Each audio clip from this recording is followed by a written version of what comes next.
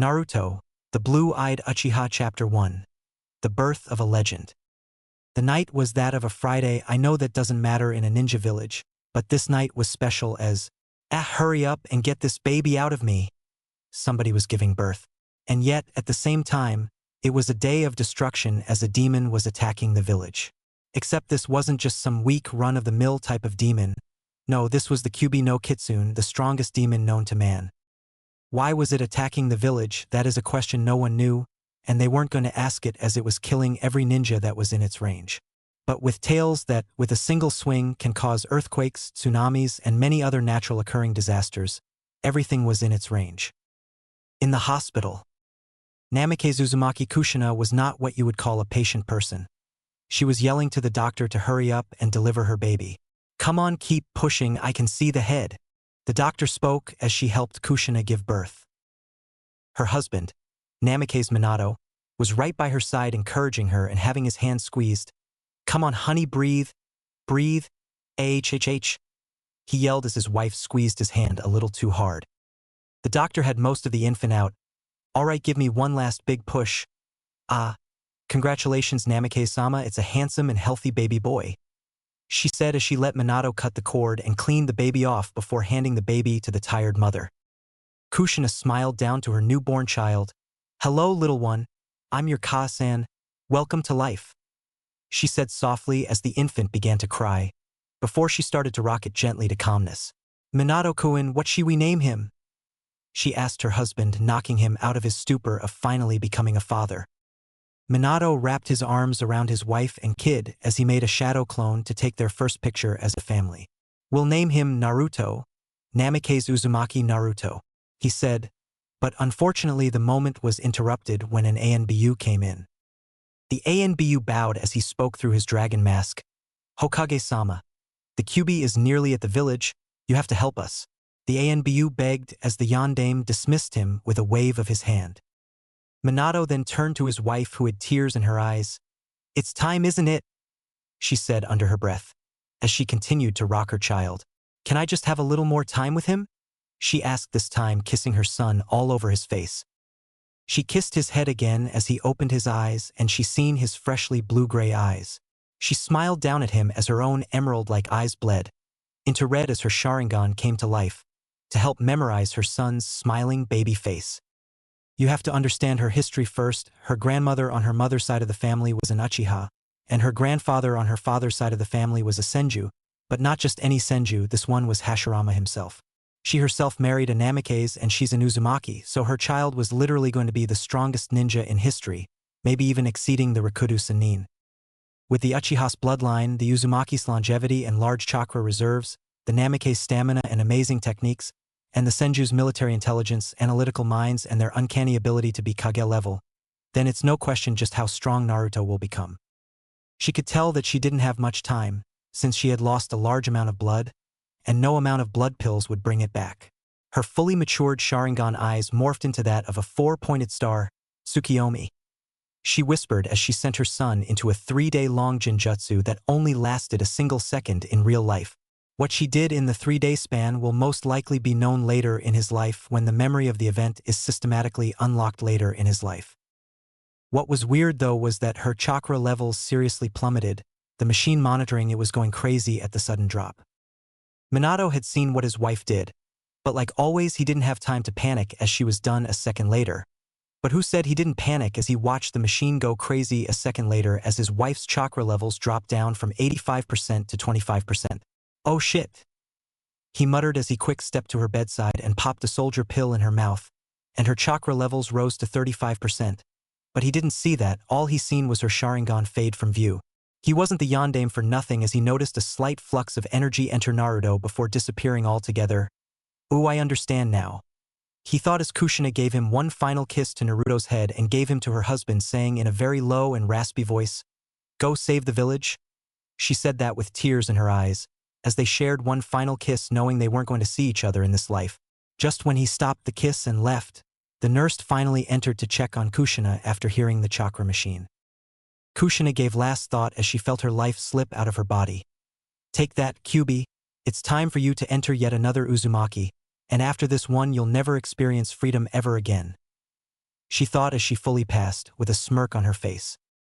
On the battlefield, the ninja of the village were still doing battle with the Kyuubi when the Yondaime appeared on top of the Toad boss summon, Gamabunta, the chief toad. The Yondaime is here, we're saved. A random Jounin yelled.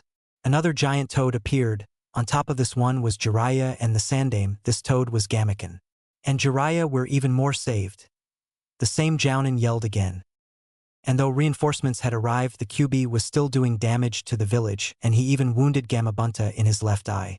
That was seconds before the retreating shinobi witnessed a bright flash of light, and when the battlefield became clear again, they only seen Gamaken, with the Sandaime and Jiraiya on his head. No Minato, Gamabunta, or even Kyuubi. It took a second for them to realize that the Kyuubi had been defeated. They expressed their immense joy at the defeat of the great Kyuubi no Kitsune. And it was all thanks to the Yondaime, and speaking of the Yondaime, hey, where's the Yondaime?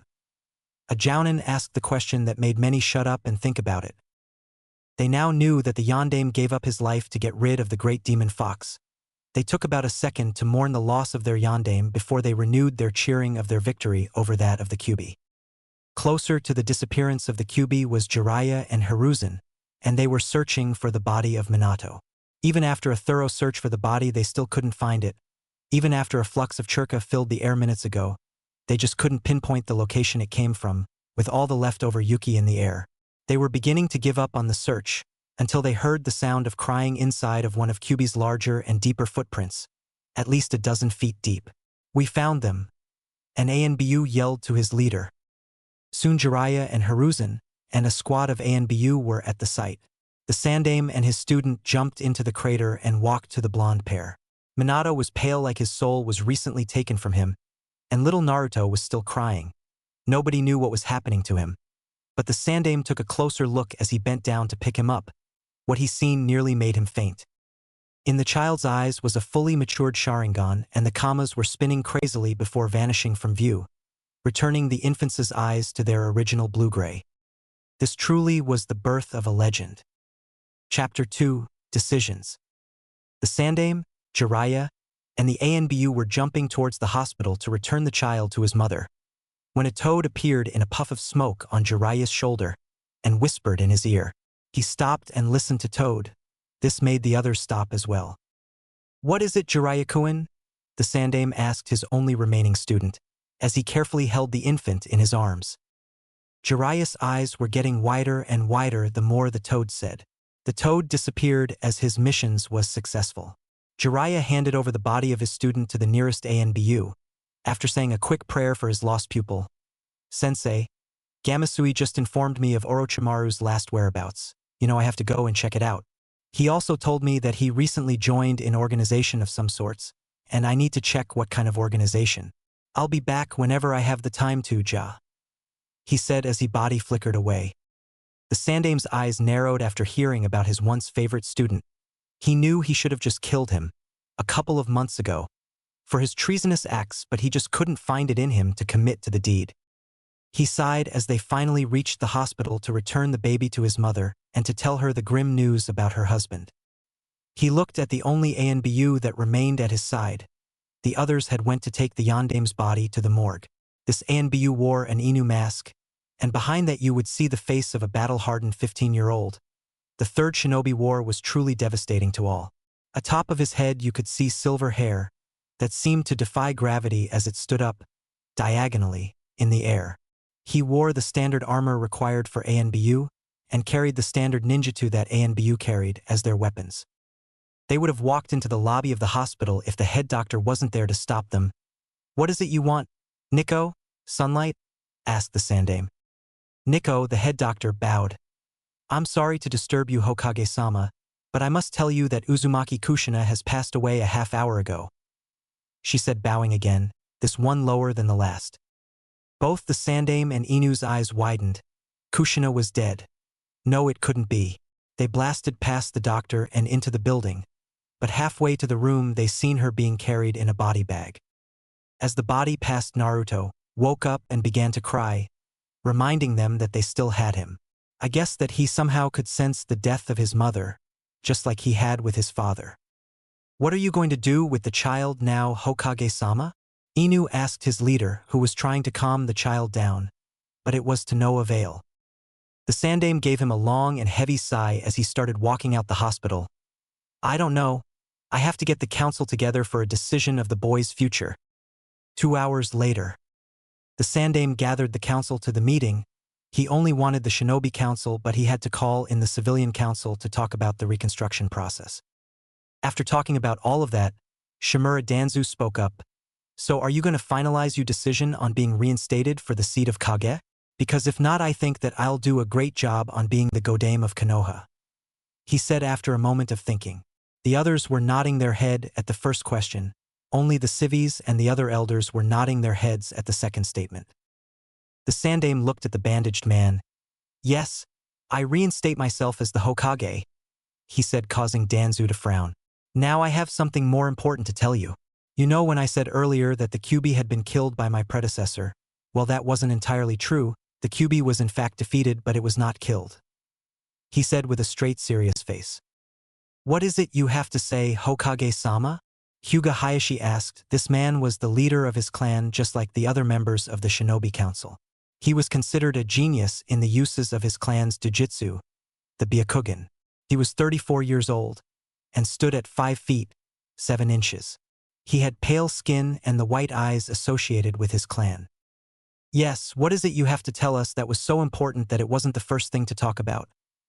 Asked Uchiha Fugaku with a tone that told everyone he was irritated that the meeting had to continue. He was the leader of his own clan and also the leader of the village's police force, so we all could understand why he was acting this way. He was 35 years old and was 5 feet 3 inches. He had lightly tanned skin and black eyes that would turn red and show his clan's jujutsu, the Sharingan. He also had a 3-year-old son he named Itachi, who was already showing that he had skills in the ninja arts. The Sandaime lightly glared at the two. Well, I would have told you if you hadn't interrupted me. Now, like I was saying, the Kyuubi wasn't killed, but it was sealed into a newborn baby. As he said that, Kakashi entered the room with Naruto in his arms. It took a moment for the information to register in their minds, before some of the room's occupants started yelling for the death of the baby Kyuubi. Haruno Tsukumi's banshee-like voice far surpassed that of the others as she yelled, Hokage-sama, I beg of you. You must kill that demon. It killed my entire clan. He voice screeched loudly, shutting everyone up, and also making Inuzuka Tsum and her ninja dog cover their ears. But everybody didn't really care about the pink-haired family of banshees. Every person in that Kami-Forsaken clan was just as loud as she was, even the old people. One person spoke up. I mean, no disrespect, Tsukumi, but who the fuck cares? Mitokado Hamura asked, shocking everyone at the explicitity, as they all looked at him. What? He asked again. He was part of the Elder Council with Danzu and his old teammate Udatane Koharu. Before the Sandaime could talk, laughter was heard in the room. It was loud and boisterous.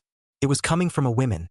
She had wild and spiky brown hair, red fong marks going down each of her cheeks and brown eyes with a slitted pupil. Going further down, you could see her jounin flak jacket and brownish shirt, hiding what I believe to be small D-cup breast. She stood at 5 feet 5 inches, and she was 23 years old. She was Inuzuka Tsum, and sitting next to her was her companion Kuramaru. He was a gruff and rough-looking dog. He had an eye patch over his right eye and was tall enough to reach Tsum's waist. He had a bluish coat on top of his body with a white coat for his underbody. Man, for an old bastard, you sure can make jokes? She said, laughing more. The weak Ki coming from Tsukumi wasn't affecting her in any way, but the Ki coming from the Hokage made her stop laughing. She chuckled weakly as she said, Sorry, Hokage-sama. Continue, please. She said, adding the please for an added measure. Sarutobi nodded at her, accepting the apology. Now, Tsukumi, I'm sorry, but I can't kill this child, he said, raising his hand, stopping her retort. I can't and won't kill this child because he has the strongest lineage this village has ever produced. I'm sure you all remember the Uzumaki clan? He asked the council, watching them nod their heads. Well, this is the heir to that clan, but not only that clan, he is also the heir to the Namikaze clan, he added, watching their reactions. The room was yet again sent into an uproar, many saying liar and others saying where's the proof. It wasn't until Aburame Shibi spoke up. You're right, I can see the resemblance. It's as clear as day. Who else in this entire village has blonde hair like that? If you take away the whisker marks on the boy's cheeks, then you have an exact replica of the Yandame Hokage. The man spoke, shutting up everyone with his general logic. This man stood at 5 feet 8 inches. He was 30 years old.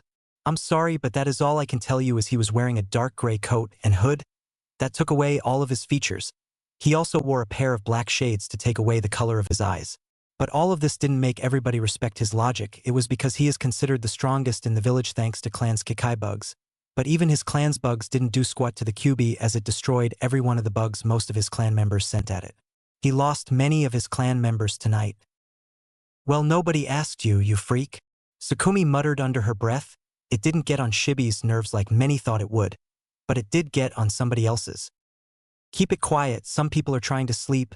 This whole meeting is troublesome, the man said as he tried to attempt to go back to sleep. He was Nara Shikaku. He had black hair and a pineapple-like style, lazy brown eyes, and wore a jounin flak jacket and some kind of deer fur over it. He also wore some mesh under this with a black shirt going over that. He stood at 5 feet 7 inches and was 27 years old. Both of his teammates were on either side of him, Akimichi Chusa and Yamanaka Inoichi. Chusa was a large and kind man that was always eating. He wore some kind of armor and had a single purple squiggly thing on each of his cheeks. He was 27 years old and stood at 5 feet 6 inches. Yamanaka Inoichi was also a kind man that could be fierce when he wanted to, just like any other ninja in Konoha. He wore the regular jounin outfit and had some kind of faded blonde hair in a long ponytail. He stood at 5 feet and 11 inches and was 27 years old. These three men made up a special group called Ino Shikacho. They were put together in the Second Shinobi War and were made famous with their impressive teamwork. Everything to you is troublesome, Shikaku, both Chusa and Inoichi said. The Hokage cleared his throat to get the attention on him again. Well, if all of you are done interrupting this meeting, I would like to continue. Now where was I? He asked himself.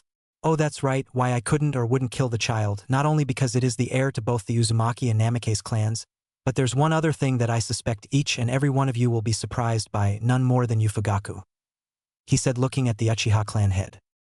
This made the Uchiha confused, as he didn't know anything that could really surprise him. What is it, Hokage-sama? He asked, feeling anxiety of the moment. The Hokage tilted his hat down, shadowing his eyes as he spoke. It's the real reason why I want kill the child. It's because he has the Sharingan, he said.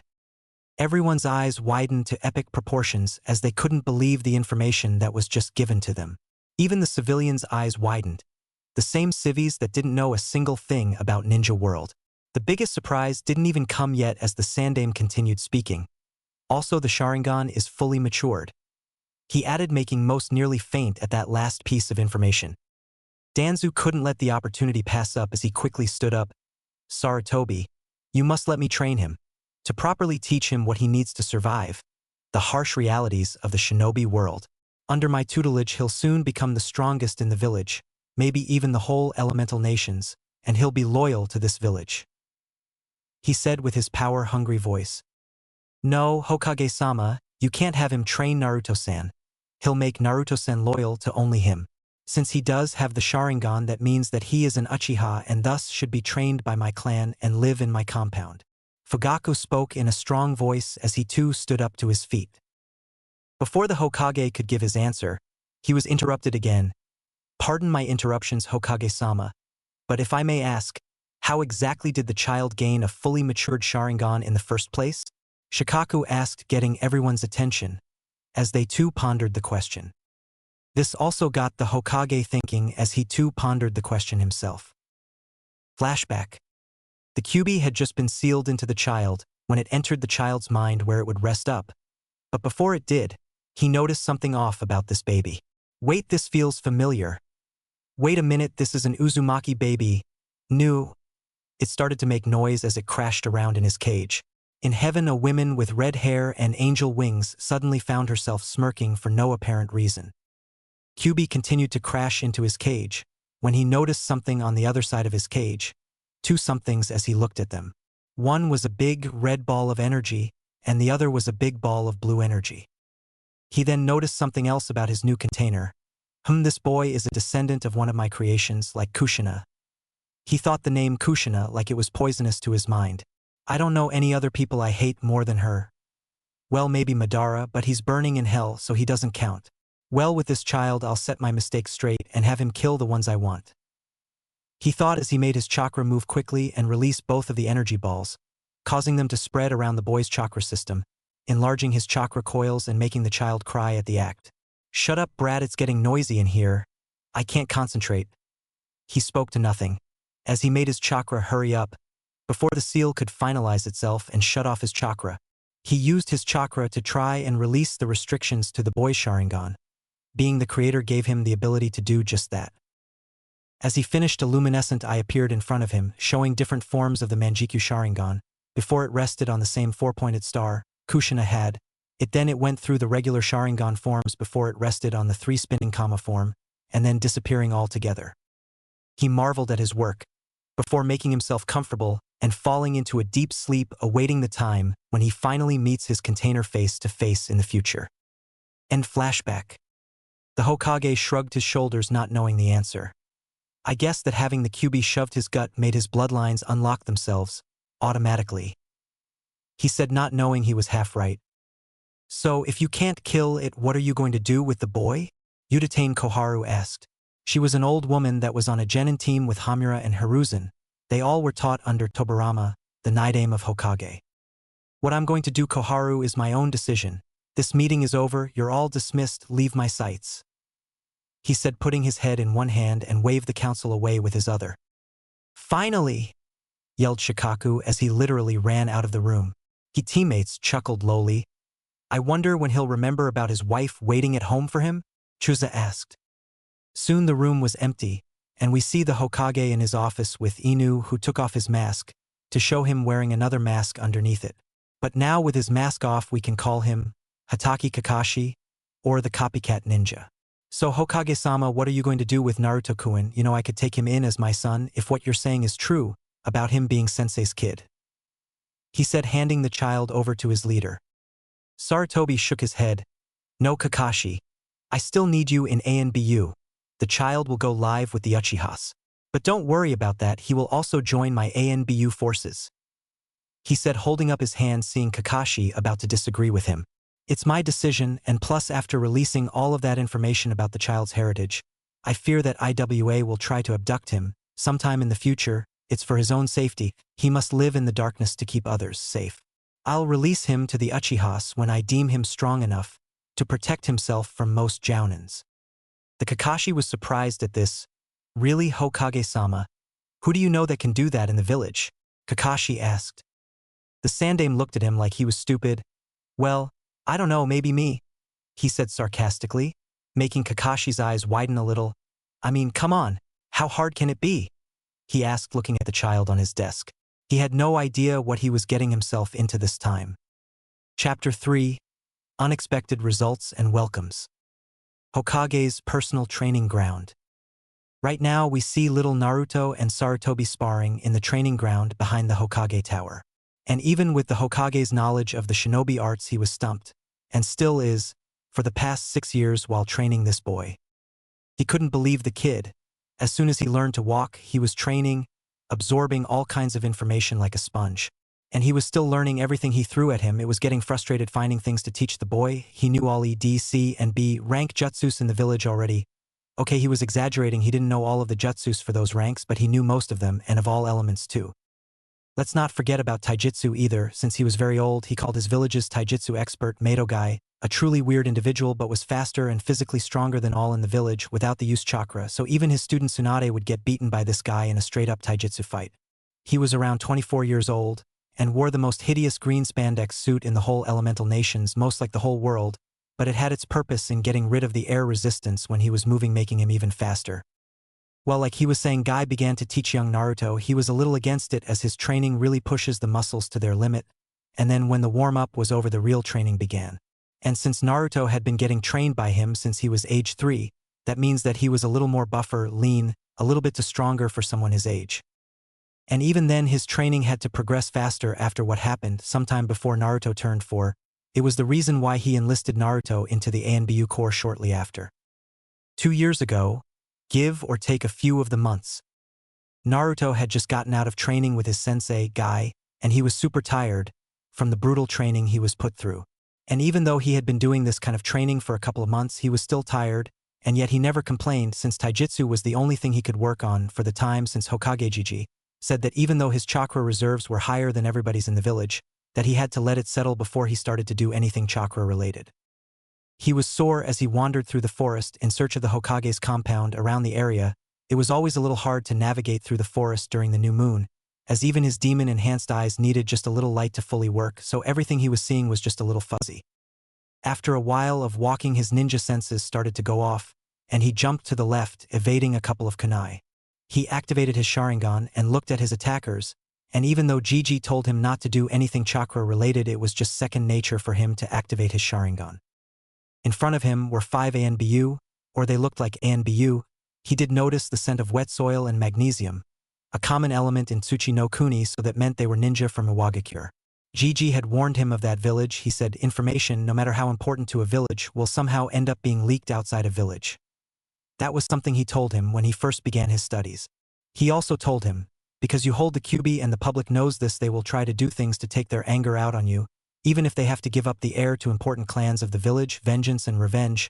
It's very important not to have these emotions corrupt your mind, you understand, Naruto-kun? He had asked him. Well, look at what we have here. It looks like the son of the great Kuroi no Senku is all alone, and with no one to protect him. Come on guys, let's take care of him for a while. The man in the middle said, indicating that he was the leader of the squad. The man on the right side of the leader began chuckling. Yeah, and by take care of you, he doesn't mean we're going to sit down to a nice cup of tea. He means we're going to beat you up, he said, laughing hysterically. The leader looked at him. Thanks, Jackal. You're the best subordinate I have ever had, he said sarcastically. What, I thought I was the best? That's not fair. I work way more than he does. A very tall and muscular man said from behind the leader. No, Raccoon, you're also my best subordinate, the leader said.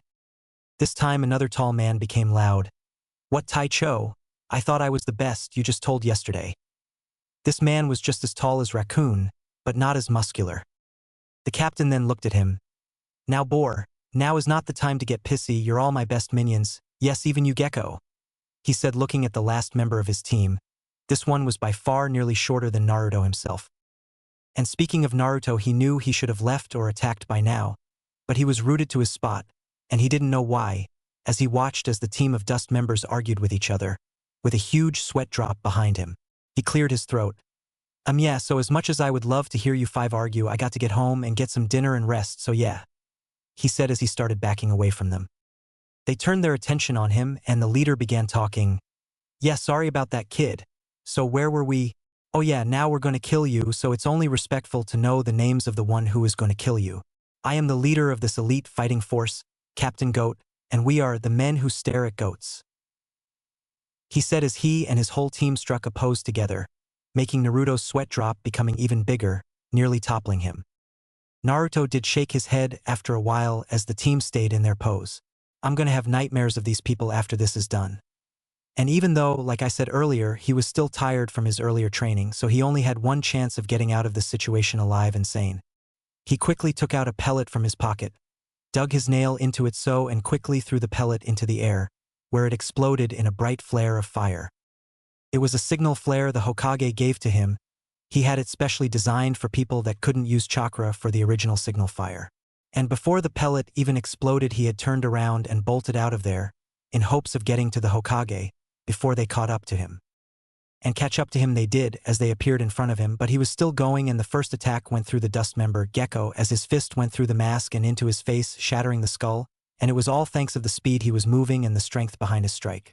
This was his first kill, but he didn't have time to be devastating at taking a life as the others responded. Jackal sent a punch at his face. Boar tried to sweep him under his feet, while Raccoon coming from above with a downward strike, using both hands clenched together, making a much larger single fist. And everything was timed perfectly, from getting punched, then swept, and then pummeled into the ground, except he was a regular person as he had his Sharingan, which predicted the whole thing, so he simply jumped backwards where Goat was waiting for him. But back to the other three, they had crashed into each other. Boar was hit with Raccoon's attack, and his leg snapped, nearly making him scream in pain, and if it wasn't for his pain tolerance training, he would have Let's not forget about Jackal. Raccoon's attack had went through his shoulder and continued on to Boar's leg. He was the one that screamed. Now back to Naruto. He was trying to avoid the captain's strikes, and it was only because of the Sharingan that it was happening. He was quickly getting more exhausted as time went by. He was also fortunate that he remembered about the others, and while they were arguing with each other to watch where they were going, he quickly sent a kunai at their heads. 2 out of 3 wasn't so bad, as Raccoon had dodged his, seeing it coming. And now it was 2-on-1, and they got their break as fatigue fully set in for Naruto as he couldn't dodge the recent snap kick from Goat. And that was when the beating started. They started kicking and punching him in all places as they were doing damage to his little hard body.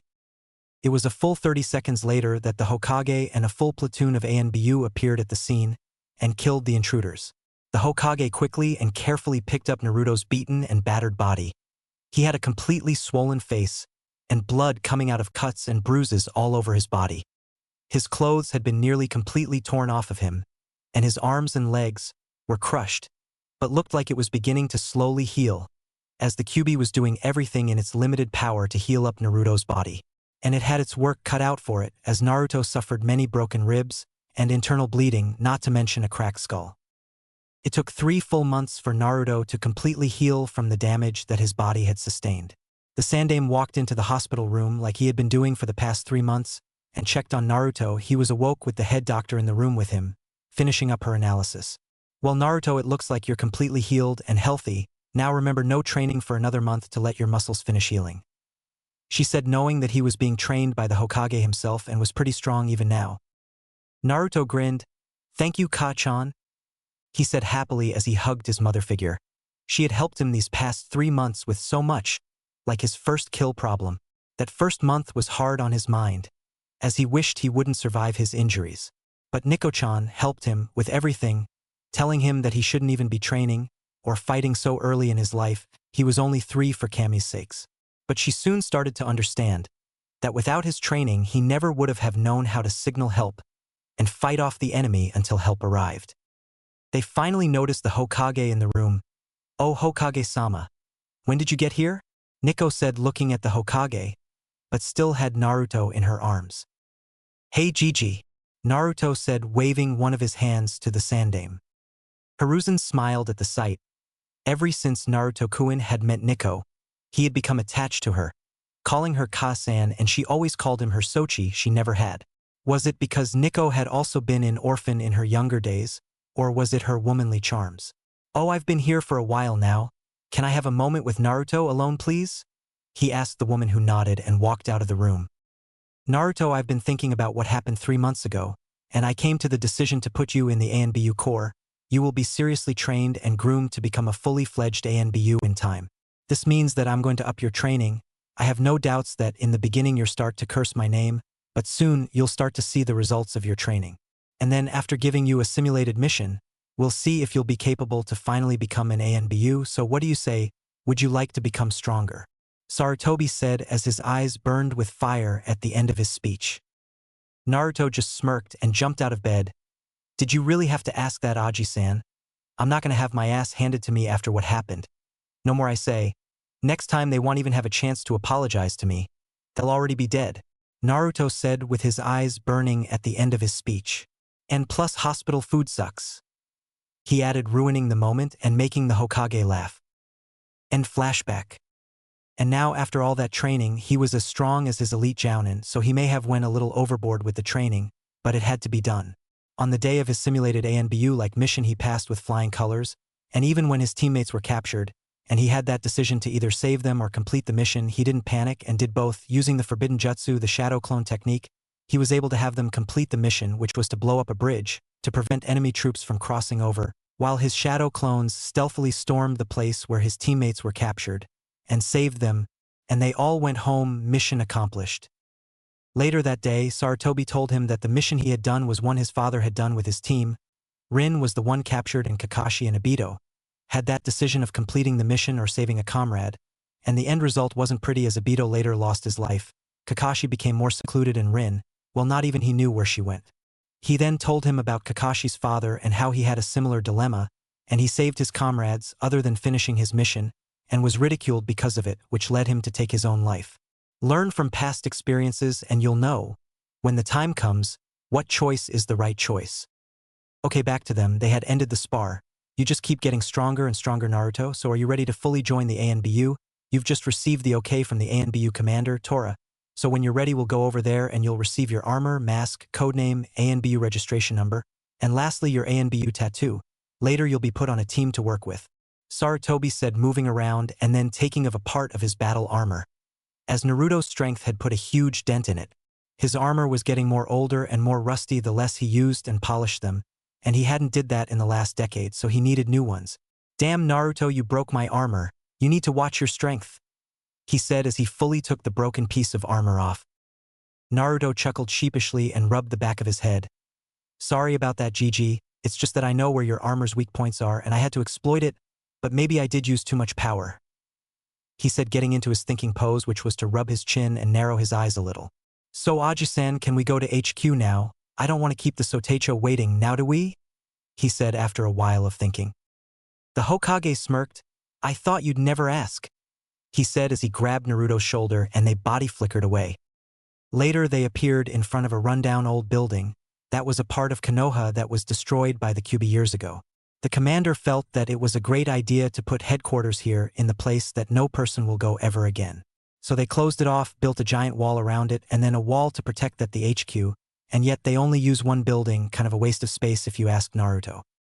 The Hokage opened the door and they met darkness. After walking in that darkness for what felt like hours, but was only a couple of minutes, Sarutobi opened another door, and then they entered the real HQ after going down the elevator that was in the previous room. It was there that they felt more eyes on them. There were ANBU everywhere in the large and spacious room, some with their masks on and some without. The ones without were people he most likely already seen, so they wasn't worrying about putting their mask back on, because if what they heard was true, then the kid will join them in secrecy pretty soon. They entered another room where someone was waiting for them. It wasn't the commander, just someone else, Usagi, if what he could make out of the person's mask. Alright, we already had your measurements, so here goes your armor you'll wear whenever you done your ANBU mask, the woman said as she gave Naruto his armor. Naruto then went to a changing room and changed into his armor. It was deep black colored, a nice color if you asked him. Must have been specially made by the Hokage, since the others he had seen had something looked like light gray. He walked out in his armor, and the Sandaime nodded his head in approval. I knew black was going to be a good color for you, he said as he handed him something else. Here, this is what you'll wear when you're undercover and what not, he said as he handed him a black cloak. Naruto nodded and put it on over his armor and kept the hood off. After that, Sarutobi and Naruto entered another room. This one was completely dark, save for a couple of spotlights, showing dozens of masks behind protective glass. Naruto knew what he had to do, so he walked around, looking for a mask that would fit his personality, and he saw the perfect one. It was a kitsune mask, and he picked it. An ANBU appeared out of nowhere, wearing an Saru mask. So you picked the kitsune mask. Did you know that this mask has not been picked ever since the Kyuubi attack, and the only one that had it later killed himself because he was representing such a monster? He asked the boy. Don't answer that, of course you don't know, she said after seeing Naruto's confused face, and got the mask for him. And Naruto put it on, making it stick with chakra. He was also getting the feel for it, like checking the weight it had, and if he could see clearly through it. He liked what he was seeing. As he activated his Sharingan for a quick second to check with it, he deactivated it and took off the mask and put it slanted on his head and nodded to the man. The Hiruzen then spoke from behind him. Okay, Naruto, your ANBU registration number will now be 01TA8579N6, he said, writing it down in the ANBU's registration manual. They left and entered another room. This room was round and had a balcony going around it, and in the middle of the room was a chair that he knew was where he would get his ANBU tattoo and become a full-fledged ANBU, a rookie, but an ANBU nonetheless. Up in the balconies were the entire ANBU corps, and they were there to witness the induction of their youngest and most known member. Everyone in the ANBU corps knew about the young blonde. He was the son of the 4th Hokage and Uzumaki Kushina. Those two were legends in their lifetime, and even to this very day, legends they remain. They also knew about the Sharingan he had since birth. Inu Kakashi wasn't going to be the only one in the corps to have a Sharingan now. Naruto sat in a chair when somebody sat down in the chair next to him. He sat down some items next to him. This was the ANBU commander, Tora. It was customary for the ANBU commander to finalize any inductee by tattooing the ANBU symbol of their left shoulder. Give me your arm, boy, he said in a stern voice. Naruto held out his left arm, and Tora took some blood from it and put Naruto's blood in the bucket of ink and mixed it around. The wound then closed up with a little vapor coming off of it. After properly mixing the blood with the ink, he held it up to Naruto's hand. "Put some of your chakra in the ink," he said again, as Naruto did as he was told. He watched as his chakra fused with the ink, and yet the man kept the bucket up to his hand. "Now add some of the Kyuubi's chakra in there," he said, and Naruto struggled, but accomplished the task of adding Kyuubi's chakra into the bucket and watched as the ink bubbled for a while before it settled. The man nodded and proceeded to give him a tattoo of the ANBU symbol. Naruto didn't scream or wince at the pain, because somewhere in his subconscious he knew that this was a test to check his pain tolerance. And if he couldn't handle it, then the tattoo wouldn't get complete and he'll be kicked out of the ANBU before he could even start. The man finished the tat and stood up. "Congratulations, you are now ANBU," the man said with his gruff and stern voice gone. It was replaced with a deep and yet easygoing voice. He began to speak louder as he was talking to the whole corps now. "I want you all to welcome our newest member, Kitsune. Know that because you are the Jinchuriki for the Kyuubi that you will not be treated in any less way, and receive the same kind of respect from all members, am I right, everybody?" he said as the ANBU all around began to cheer for their newest brother. The man turned back to Naruto. "Now you have your first mission." Naruto looked back to the man. "What is the mission, and I'll see that it is completed quickly and successfully," he said as he stared the man in his eye. The man smirked at the kid's determination. "Your first mission is to swear your loyalty to the Hokage," he said, watching Naruto nodded and turn around facing the Hokage. Naruto stared at the Hokage, activating his Sharingan, and bowed on his knees. "I Namikaze Uzumaki Naruto aka Kitsune, member of the elite ANBU Corps, swear allegiance to the Hokage of Konoha Corps. I swear to protect and serve this man and achieve anything and everything I am told." He finished talking and stayed on his knee and left his head bowed. The Hokage looked at him. "Raise your head," he spoke in a commanding voice, and watched as Naruto did as he was told. He then took out a scroll and unsealed 4 swords, a katana, nodachi, kodachi, and a ninjutsu. He laid them on the floor and said a simple phrase. "Choose wisely," he said. Naruto looked at each of the swords, knowing that whatever sword he picked will be his weapon until his death. Or if he ever leaves ANBU, but that'll never happen, right? He picked up the katana, knowing that even though he was short now he'll grow taller, and be able to use it properly. He took his sword and strapped it to his back under his cloak, making the handle stick out at the top. It was like the sword was a Zanbato compared to the kid, as it was nearly taller than he was. Sword, 3 feet. Naruto, 3 feet 4 inches. Tora walked up to the kid and clasped his hand on his left shoulder. "I would like to personally welcome you to what we jokingly call the Brotherhood," the man said as he and the rest of the ANBU all laughed heartily at the joke. It didn't take Naruto a long time before he too started laughing. A week later, Naruto and Sarutobi were walking to the latter's office after their afternoon training. They entered to see Uchiha Fugaku, and he was sitting at his desk waiting for them. "Oh hey Fugaku-san, is it time already?" he said as he sat down in his big comfy chair, sighing as he did so. The man nodded as he looked at Naruto, standing beside the Hokage. "I can't believe this is the first time I actually get to meet you, Naruto-kun. It's nice to meet you," he said, putting out his hand for a shake. Naruto looked at the hand weirdly before shaking it. "Not to be disrespectful, but who are you?" he said, causing Fugaku to laugh a little. The Hokage looked at Naruto. "This is the man I was telling you about just now. This is Uchiha Fugaku. He is adopting you into his family, the Uchiha clan. Their compound is where you will now be staying and trained. No buts, we talked about this also. Since you were born with the Sharingan, this man feels that you should live with others that have the Sharingan, and they will teach you how to use your Sharingan properly," he said, holding up his hand to prevent Naruto from saying but. "But Gigi, I already know how to use my Sharingan properly," he said, activating his Sharingan and making it spin very quickly. "Fine," he said as the Hokage didn't budge in his decision. He turned to Fugaku. "So do I have to call you Tusan or something?" he asked the man, making him laugh again and shake his head no. "No my boy, you don't need to call me your father, but you will be staying in the same house as my family, though my wife will love it if you called her Ka-san," he said as the Sandaime finally gathered the papers he was looking for and gave them to Fugaku for signing and jotted down his final approving. Naruto's new name was Namikaze Uzumaki Uchiha Naruto, and he had a new home to go to. After Naruto also signed his name, the one before and the one after, he left with Fugaku. They walked through the village, many looking at them curiously, because they wanted to know why the demon was walking with the Uchiha clan head.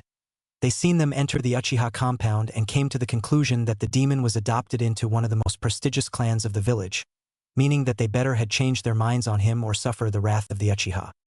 Naruto had only been in public a couple of times in his short 6 years of life, and out of all those times he liked this one better. The other times he would always be glared at, even if he was with the Hokage of the village, and even if he was the son of the Yondaime, though he didn't think they knew that detail, just the demon part.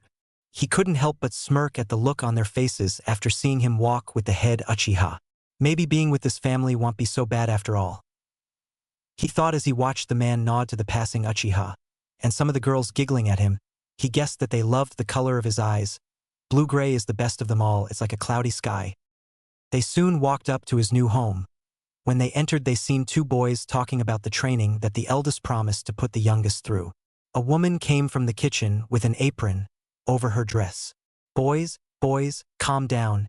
Your father will be here any moment, and you don't want him to see you two argue, she said to her two sons, as the eldest poked his younger brother in the forehead. Too late, said a voice from the doorway. I'm already here with a new addition to the family. Go on, introduce yourself, he said to the boy, lightly moving Naruto in front of him. Naruto sighed as he was moved. He waved his hand. Hi, my name's Namikaze Uzumaki Uchiha Naruto, and I was just adopted by this man here. So I hope you'll respect me as I'll respect you, he said to the family. Makoto nearly squealed. Hi, I'm Makoto. You can call me Ka-san. And these are my sons Itachi and Sasuke. You can call them your brothers, said Makoto. She was a beautiful woman, around 29 years old, a medium-sized D-cup breast. She had long black hair that reached her shoulder blades. She wore a brown dress and had a beige apron over it, which she just took off. She was wearing any shoes as that was some kind of tradition in all households.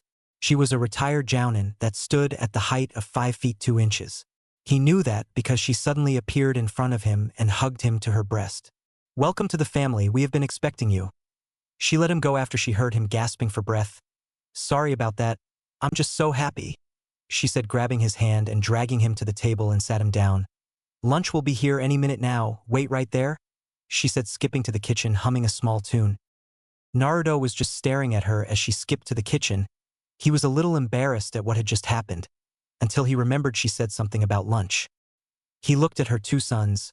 What is she making for lunch? Is it dango? Naruto said eagerly. Itachi spoke. No, she's making udon.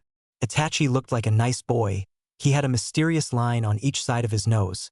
He was wearing the clan's regular high-collared dark gray shirt and black shorts.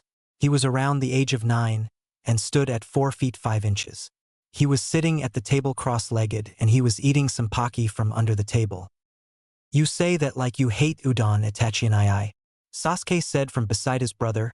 Sasuke was Itachi's younger brother. Around the age of 5, he was still rubbing his forehead where Itachi had poked him. He too wore the high-collared shirt. His was black and he wore light gray shorts. His hair was unlike his brother's, which wasn't spiky like his.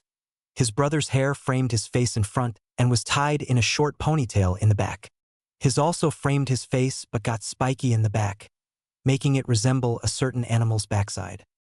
I do like it, I was just answering his question, Otudo. Whatever. So Naruto, do you have anything you like other than dango? He asked him, curious about his new family member. Naruto went into his thinking pose.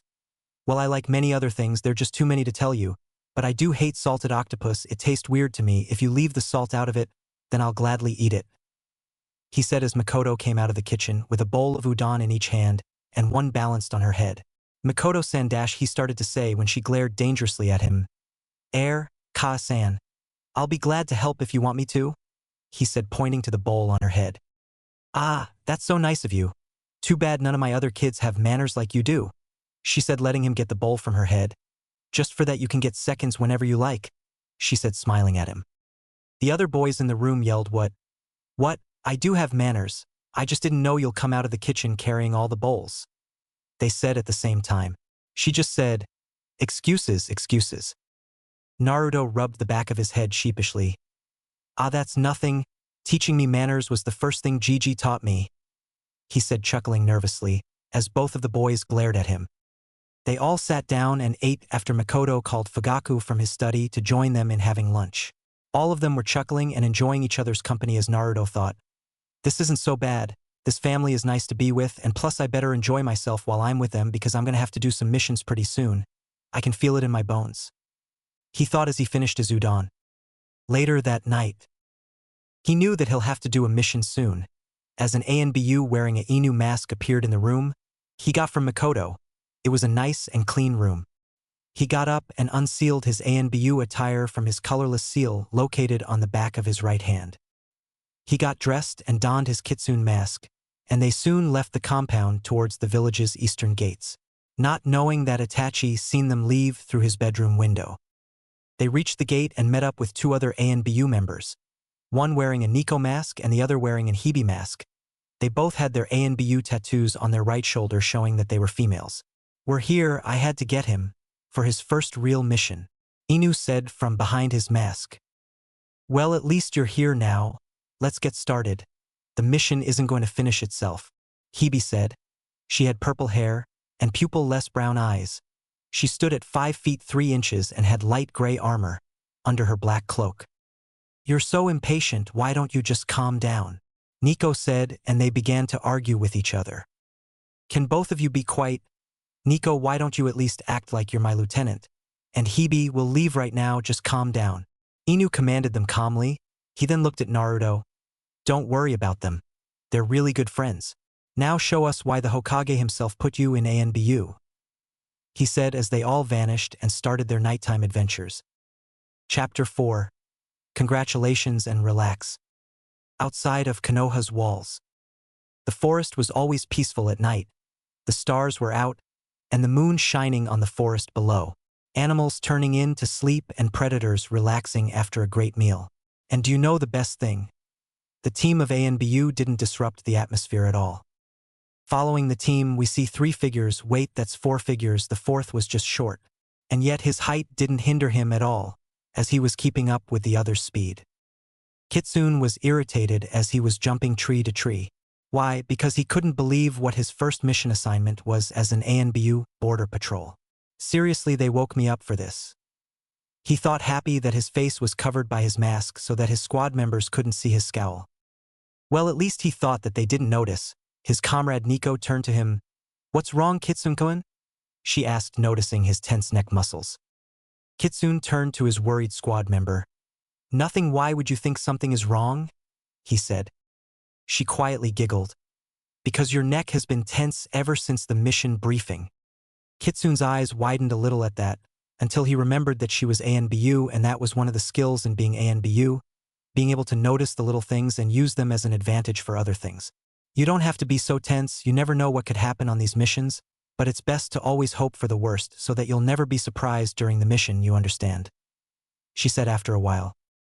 You know, she is right, Kitsune-kun, but she left out the most simplest detail in being an ANBU. You have to always be on your guard when on duty. You can never relax until you are off duty. So for now on, be prepared to be awake for many nights in a row. Hibi said, slightly turning her head and looking in his eye holes for a brief second, seeing his activated Sharingan eyes. Girls, quit pestering Kitsune, this is his first mission. Border Patrol is always an ANBU's first mission. It's to prepare them of long nights of sleep and being on guard and some other stuff I forgot. Inu then gave a deep reminiscent sigh. I remember my first mission. I was asleep for days after it. He said, holding up his hand, signaling his subordinates to halt.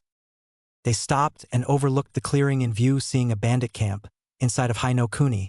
Now that was something they couldn't have that.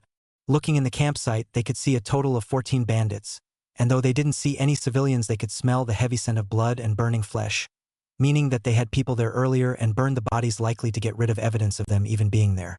Okay, these goons must be eliminated. They cannot continue living if this is what they're going to do with their lives. He then looked at his rookie ANBU.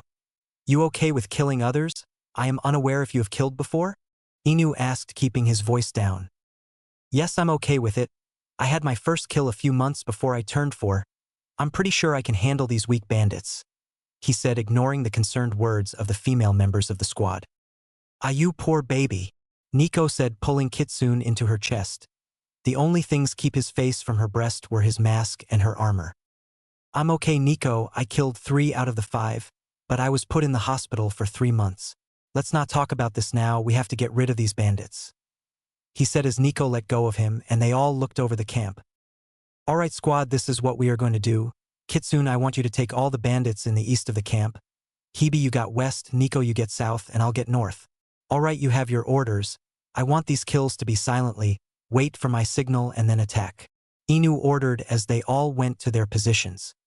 Kitsune went to the east of the camp, and if you divide the camp up correctly, then that means that he has 6 bandits to kill. No, wait, 7. The food was being served in the east, and they were eating. Fortunately for him, their backs were turned to the forest, meaning he could easily kill them all when the signal was given. Nico went to the south, the area where only 3 bandits were. This area was where the tents were, and her targets were busy sleeping after having a busy day. Hebe went to the west where 3 bandits were. These bandits were towards the middle using the light of the fire to play poker, and from the looks of it they sucked, they all were getting bad cards. She sighed at Kitsune having the most bandits on his side. Lucky brat, she thought. Inu stayed in the north and watched as the leader was coming up with a plan to attack the nearby village again, and this time take more than just money and women. Maybe I should kidnap the mayor's daughter and get some money and food out of that, and he'll get her back after I had my fun with her, the bandit leader said loud enough for Inu to hear. And speaking of Inu, he held up his hand in view of his team, in the open palm position, and when he closed it, the attack started. The team of ANBU launched into the clearing stealthily and killed the ones they were assigned. Kitsune threw multiple kunai at his targets, and before you know 6 were down, he only threw 6 because he wanted to do this personally. He ran up to the remaining bandit just as he noticed his comrades were falling to the ground. He was about to yell out to the boss when his throat was cut, and all that came out was the gurgling sound of him drowning in his own blood, before quiet set in. Nico ran through the tents quietly, slitting the throats of the bandits. Hebe jumped high in the air, landed on the table, and while the bandits looked surprised, she spun in a circle and decapitated all of them with her ninjutsu. Inu just dropped from his perch and sliced the leader down the middle with his own ninjutsu. The met in the middle where Hebe was sitting on the table, without an ounce of blood on her. She leaped off and landed in front of her comrades. "That wasn't so bad, but I still don't like that Kitsune-kun got the most bandits to kill. It's so unfair," she said, crossing her arms. "I'm sorry, Hebe-chan, is there something I can do to make it up to you?" Kitsune asked him, not seeing or hearing the rest of his teammates waving their hands in the no motion. Hebe just gasped happily. "Sure there is. The minute we get back to the village, you can treat me to some dango," she said, moving her mask to the side a little bit, and kissed him on the cheek and started skipping away happily. Kitsune just stood there in disbelief. "What did I just get myself into?" he asked out loud. The others shook their heads. "She's going to stick to you like glue now," they both said, and followed Hebe out of the clearing. 6 a.m. The next day, the team returned after a short time doing border patrol.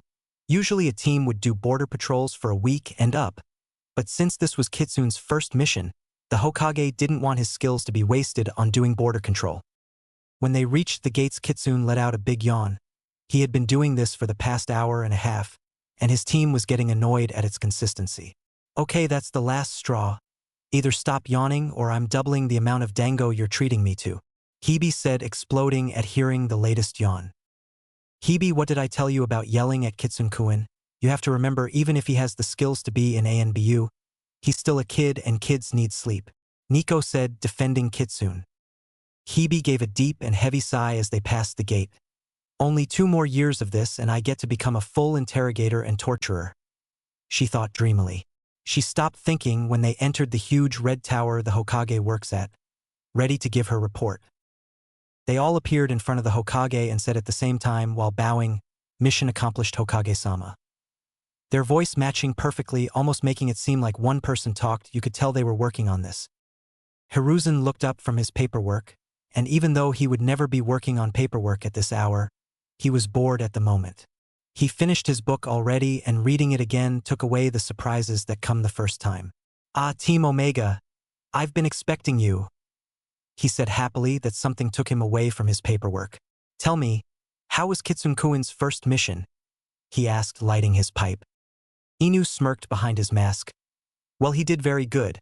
We encountered a bandit camp a couple of miles away from the northern border, and quickly dispatched of them. Yeah, with Kitsune-kun taking most of the kills, that's why he has to treat me to dango after this meeting. Hebe said, crossing her arms, causing Kitsune to chuckle nervously and rub the back of his head at having to be reminded of that. Sarutobi chuckled, as did the other members of Team Omega. Well, I feel sorry for you. Now Kitsune-kun, take off your mask for me, please. The Hokage said, as Kitsune did, and Naruto's face appeared, wearing a very bored face. You did great, Naruto-kun, congratulations, he said, smiling at his young charge.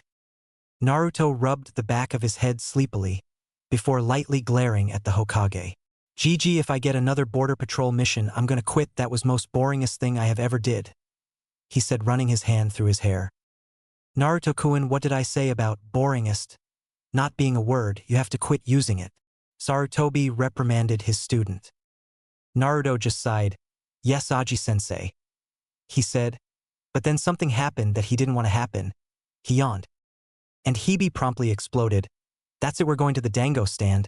You guys could take care of the rest of the report, right? She said, taking off her mask, revealing a face that made Naruto's face turn red. It was the most beautiful thing he had ever seen, and he had seen some beautiful faces like Niko-ka-chan, Mikoto-ka-san. There was one when the Hokage took him to the Hyuga compound to have tea and learn proper manners. It was the Hitom-chan, the Hayashi's wife. And even when he was given his genjutsu lessons from Yuhi Kurinai, the genjutsu mistress herself, it didn't matter if she was only a chunin. With the genjutsus she knew, she could probably take on some of the most strongest, weak-minded shinobi in the elemental nations. She had eyes that were similar to his Sharingan, and they had the same hypnotizing ability. You could really just get lost looking into her eyes. Of course, you would think that just because he's only 6 that he wouldn't know what he's talking about. I only have this to say, age isn't nothing but a number. Now maturity is what he is looking for, and Hebe's revealed face showed a whole lot of maturity. Everybody was staring at Naruto, who was staring at Hebe. He had been doing this for the past minute or so, and it has been creeping Hebe out. A kid! You there? Hello? She said, snapping her fingers in front of his face. Only then did Naruto get out of his trance. Hawa, oh sorry, he said, rubbing his head in embarrassment. He didn't have any more time as Hebe put her mask back on and started dragging him to the window before body flickering out, and to HQ to change their clothes before going to the dango stand.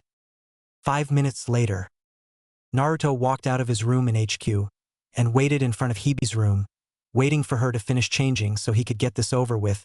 He didn't like giving up his dango for someone else's sake. But when Hebe walked out introducing herself as Mitarashi Anko, he said out loud, "But for you, I will make an exception." She made a face that showed her confusion before perking up. "Well, come on, let's go get me some dango," she said, grabbing his hand and dragging him outside HQ, before body flickering out and appearing in a nearby alley. There were barely anybody outside, and the ones outside were only opening their stores and getting ready for their day with a morning walk or run. As Guy stopped in front of them, "Naruto-kun, my youthful student, how's the life treating you? I bet it's pretty youthful, am I right?" he asked. "So how about we get some morning training done? Anko-san, you can join too," he said, grabbing both of their hands and sped off into the distance. 5 hours later, Anko and Naruto slumped their way into the dango stand at 11 a.m. When they walked in, they seen a girl with familiar purple hair and Kurinai eating dango. "Oh, here they are, Nai-chan," the purple-haired girl said. Anko perked up a little at seeing her friends and walked over there, and Naruto followed, yawning as he sat down. Anko let it slide as she too yawned after seeing him do it. "I'm never training with Guy ever again," Anko said, taking one of the dango skewers off the plate in the middle of the table. Naruto looked at her sleepily. "Ah, Anko-chan, at least you finished the warm-up. That's great. Not many people can say that trained with Guy-sensei and passed the warm-up," Naruto said, proudly letting out another yawn. "Waitress, can I have a cup of coffee, please?" he asked. She looked at him funny. "Kid, we don't serve coffee to minors," she said, walking away. Naruto sighed. He called her over again. "Waitress, can I please have a cup of coffee?" he said, his eyes turning red for a while before going back to normal. She perked up. "Sure. How would you like to have it?" Naruto smiled and said, "Surprise me, please?" She nodded and went on her way. He looked at the table's occupants and found them looking at him. "What? I don't feel like having any problems today, and not getting served coffee, just because I'm a kid was definitely going to be a problem, he said, putting his head down. Go on, Anko-chan, order all the dango you want, as long as you save me some, he said, waving his hand in the air, waiting for his coffee. You know, Yu-chan, we should have seen this coming, Anko said, ordering herself about 3 dozen skewers of dango and a bottle of sake. I mean, he just go off of an all-night mission and then gets dragged into training with Guy for the past 5 hours. I'm surprised I'm not passed out, Anko added. Yeah, I heard about Guy. He calls himself Konoha's green beast. I hear he's wicked strong and incredibly fast, and yet even with all that he has no sense of fashion, Kurenai said, taking a bite out of her own dango. The waitress came back and tapped Naruto on the shoulder, waking him up instantly. Here you go. I got you black, with sugar and cream, she said, putting his coffee down. Naruto thanked her and gave her a 50 yen tip for the 10 yen coffee. She thanked him and went to her next table. Naruto took a sip from his coffee and looked around the table.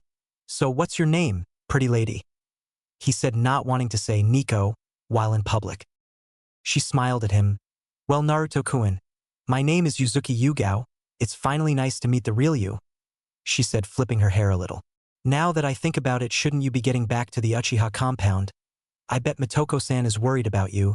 She doesn't know anything about.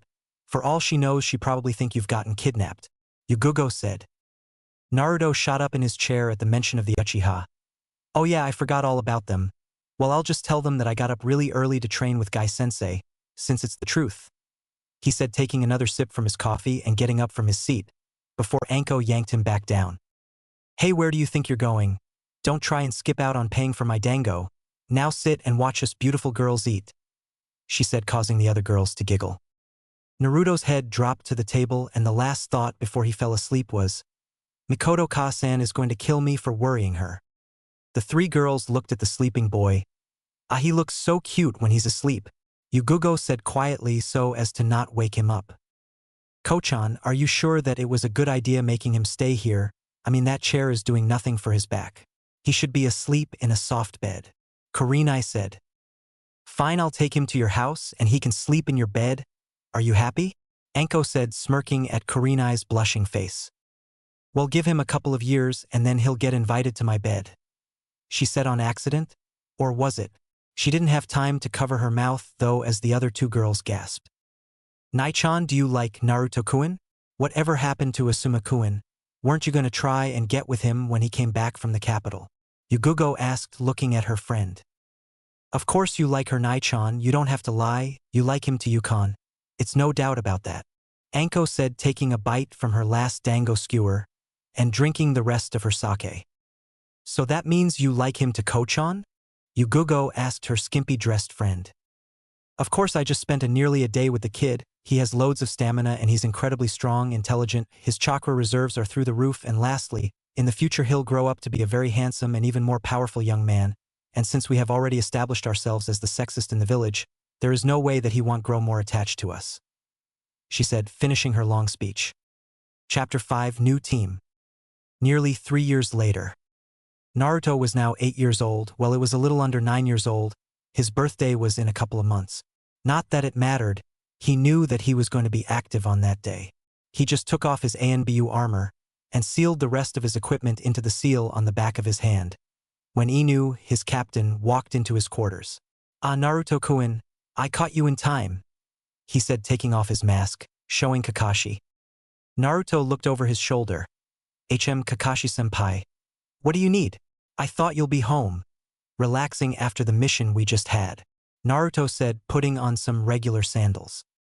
Oh, I am going to be. I just came here to get you first. The Hokage has something to tell the entire corps, he said, leading Naruto into the squad room. It's like a living room where some of the individuals in the ANBU could go to just hang out when they don't want to go out in public for reasons no one cares about.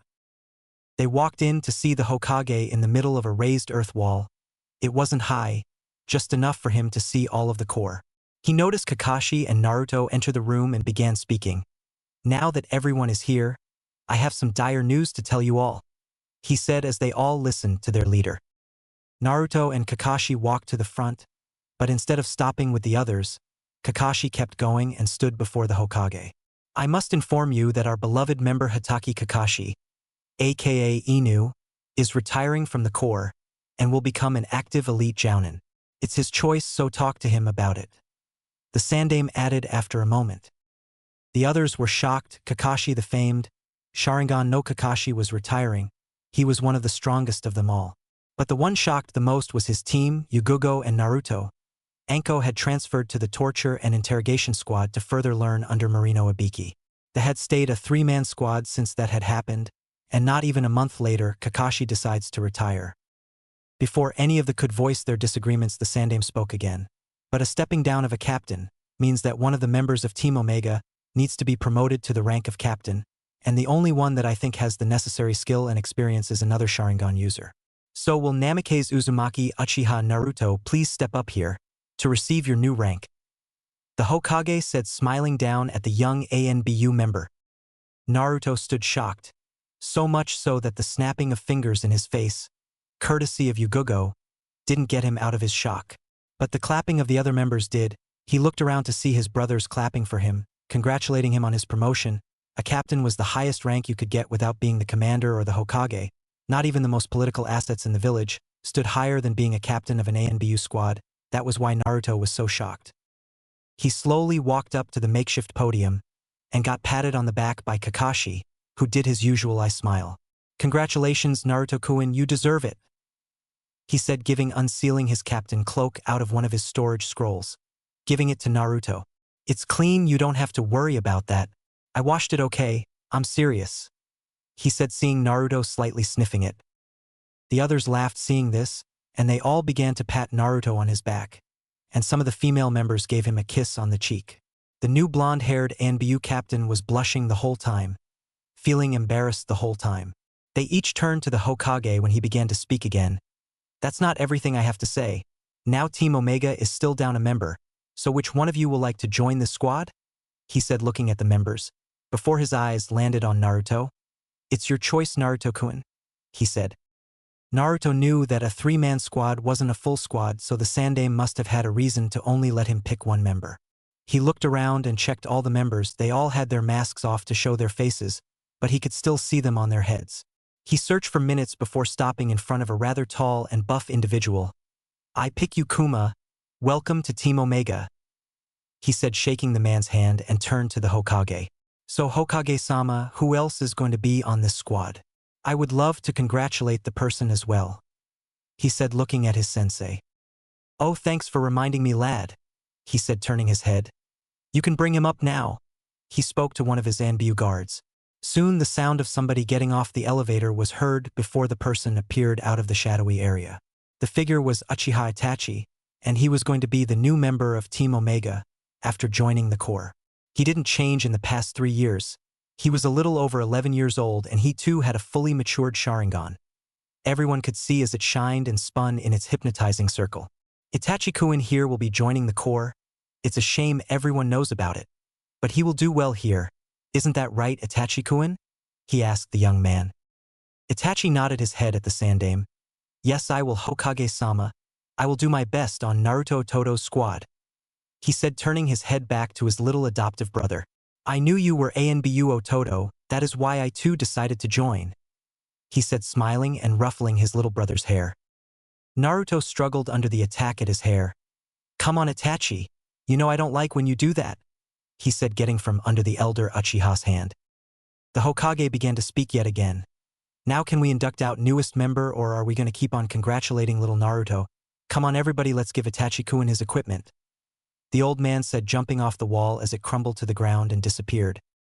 A half an hour later, Itachi walked out of the last room, dressed in all of his new ANBU armor. It was similar to the others, dark gray. He picked a ninjutsu for his primary weapon and chose a weasel mask, making everyone chuckle since his name meant weasel. He wore his ANBU tattoo proudly as he walked out the room. So what are we going now? Itachi asked out loud as he stood in front of his new team. That's easy. I have an assignment for you four, a voice said as Sarutobi walked by them. I have gotten word that one of our neighboring countries, Nami no Kuni, is being taken over by a tycoon by the name of Gato, the CEO of Gato Incorporations.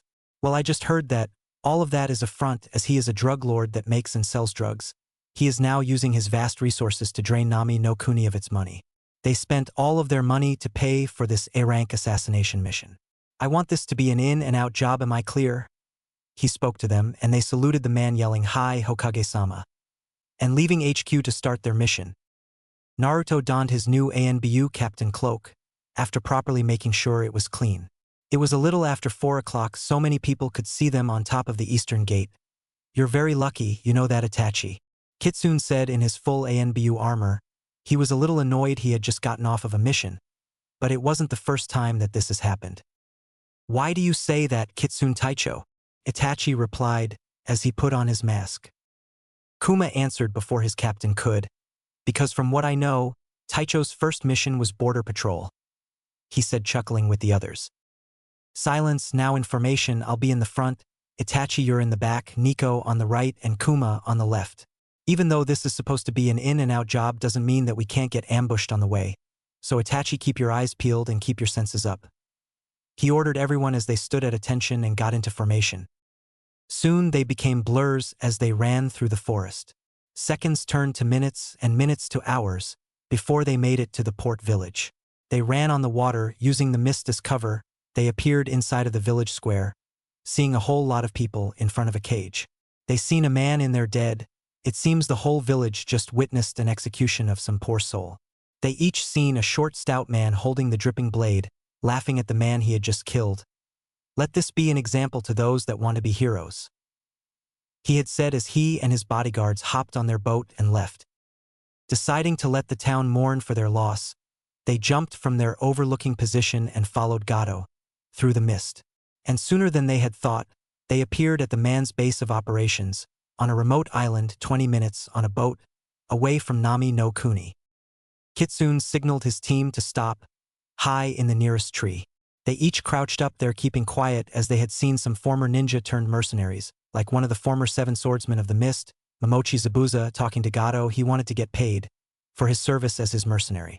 Gato denied him his pay and told him that somebody was trying to build a bridge that will no doubt ruin his plans for the village. They each wanted to attack them right now, but knew that they had to do it when the short man was alone. Kitsune turned to Kuma.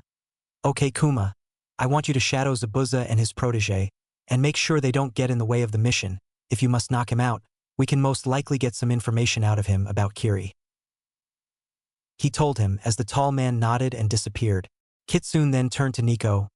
"Nico, I want you to find a safe way inside of the building. If you must kill a couple of mercenaries to make the area safe, please do so," he told her as she nodded and vanished from her spot. "Wait, about me, Taicho?" Itachi asked Kitsune. Kitsune turned to the newest ANBU. "Well, Itachi, we're going to find our own way inside the building," Kitsune said as he used some chakra to his feet and launched himself on top of the building, with Itachi following shortly. He then flared a small amount of his chakra, and Nico appeared in front of them. "Let's go, we're going through the roof," he said, moving to the roof's door, and his finger started to get very hot. They knew this because when he pressed it against the lock it melted off. He opened the door and they ran through the base, and in a show of perfect stealth, did Kitsune pass right by Gato and chop his head off, right after he had opened the door to his vault to check his money. Itachi from behind Kitsune quickly took out a storage scroll, after seeing what was going to happen with his Sharingan, and sealed the head. Nico killed the 2 guards by Gato before they could even realize their leader had been decapitated. Kitsune turned to Nico. "Seal the money. With it the village's financials will raise. Great job, Itachi, that was a nice catch. You'll go places with that kind of quickness," he said as Nico sealed the money in a scroll. After Nico appeared from the doorway, they began to leave the same way they came. Now on the roof did Kitsune flare his chakra again, and this time Kuma appeared with Zabuza draped over his shoulder and a little boy around the age of 10, hooked under his arms. "Mission accomplished, Kitsune Taicho," Kuma said as they left the base. They ran across the water and soon appeared on land, and now with the mission over they decided to take a little break in the little port town. Naruto pulled out a scroll that had the name of the man that paid for the mission. It was the bridge builder Tazuna, no known surname. It had his address and who was living with him. He was around 55 years old and had a daughter around the age of 25 years old, and she too had a child named Inari around the age of 4. They appeared at the resident and knocked on the door, and the women answered the door and screamed seeing them, thinking they were going to take and kill her next. Katusan spoke, "No need to fear us. Ma'am, we just came to tell you that you don't have to worry about Gato any longer." He spoke, calming the women down. "So you're finally here, but you're too late. Kaiza is dead," she said as Tazuna came walking down the stairs with a bottle of sake in his hand and started to drunkenly comfort his daughter. "Am I to assume that you're the super ninjash that kills the lil bastard?" Tazuna asked drunkenly as he took another gulp from his bottle of sake. The team nodded. "Yes, sir. Like I told your daughter, you don't have to worry about the man anymore. The village will expect further pay for this good deed we did," Kitsune said, nodding his head at Nico as she unsealed the money and it all dropped to the floor. "This is the money that was taken from Wave. Rebuild your village, make your bridge, and come to the village anytime in the future if you have any other problems that threatens your country that you yourselves can't handle," Kitsune said as they left the house and began their journey home with their prisoners. An hour and a half later, Team Omega appeared back on the main road of the village. They stopped in front of the gatekeepers, new Chunins Hagane Kotetsu and Kamizuki Izumo. Kitsune and the others showed their ANBU passes and entered the village. "Izumo, this may be the easiest job we could have ever gotten," Kotetsu said, slapping the back of his partner. Izumo just agreed with his friend and they shared a big laugh. Izumo then spoke after looking at the ANBU passes. "Yeah, it sure is. But don't you ever wonder about the Chunins that had this post a couple of years ago? I heard that they suddenly disappeared one day. It was the talk of the village for a couple of months. And what's even scarier is that their bodies were never found," Izumo said. Team Omega shook their head at the rumor, and Kitsune knew he should go, but he just had to say something. "What are you talking about? Sora and Ike retired from their ninja careers due to the madness of being at a village gate for countless years. I wonder how you two will turn out," he asked as he began to chuckle and vanished from his spot, with the rest of his team following. "What, that's it? The quit? Maybe they didn't have what it took to watch a gate, huh, Izumo?" Kotetsu said, leaning back in his chair, as Izumo hesitantly agreed with his partner, thinking about village gate madness. Hokage Tower. They appeared in the tower, bowing as Kuma put the bodies down and joined in the bowing. Kitsune took his mask off, making it tilt on his head, and spoke. "Mission accomplished, Hokage-sama. It was easier than I originally thought it would be," he said, standing up and giving the Sandame the scroll containing the head of Gato as proof of the kill. "Also, Kuma here was so kind to capture some important people. We have here Momochi Zabuza and his student. As you can see, they are knocked out and have been for quite some time now," he said, moving the Hokage's attention to the bodies on the floor by drifting his arm in the direction of the bodies. "Good job, Naruto-kun. I knew it was a good idea to support you on being captain of this squad. So how did Itachi-kun do on his first mission?" he asked the short squad leader. "He did an excellent job on taking orders, and if it was up to me, he'll do an even better job on giving them. In time, of course, he is very advanced in his Sharingan, like any other prodigy would, and he's a seriously quick learner. He takes initiative when he needs to," Naruto said, giving the Hokage a quick report of his adoptive big brother. Sarutobi nodded his head and looked at Itachi as he too took off his mask. "So Itachi, how is it taking orders from somebody much younger than yourself?"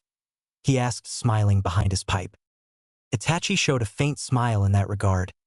"At first, I thought it was going to be annoying, taking orders from my little bro," he said, rubbing Naruto's head again. "But it was very different than I had thought it would be. He gave orders like he was born to. He was serious all throughout the whole mission. And when it was over, we went to the house of the man that gave us the mission and returned the money. And Naruto then recommended that the man do what he was going to do, and even come to us if their country was in trouble again. The only word that I could properly describe it would be inspiring," he said, smiling down at the younger Uchiha. The old man smiled at the team again and looked at the other new member. "How about you, Kuma?" he asked the large, buff man. The man kept his mask on, since Itachi and Naruto were the only ones known as being in the ANBU Corps, not by other villagers but by the council. "It was the same as Itachi's, except I knew his reputation in the Corps. He's at the power of Hitaki Kakashi, and he's only going to get stronger. He's not at the level of his father, but in time he'll get there.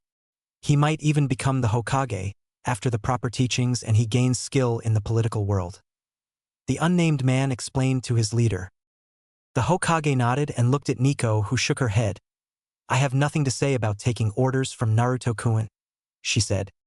The Hokage nodded and dismissed the team after telling Kuma to take their captures to Ibiki.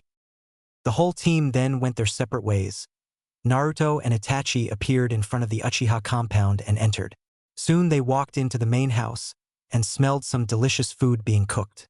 Mitoko appeared from the kitchen hearing the door slide and gasped seeing Itachi in ANBU armor. It was a good thing that Naruto knew how to change quickly, or else he would have been seen in his armor also. Itachi-kun, I thought you were going to join ANBU next week. And where have you been, mister? I don't care if you leave a shadow clone here to keep Sasuke-kun company, but I'm expect the real you here for dinner from now on, you hear me? She said, moving a wooden spoon in front of his face in an angry way. Yes, ma'am, Naruto said, but he was then hit by the spoon. What was that? She asked, as Naruto rubbed his head. Yes, Ka-san, he said.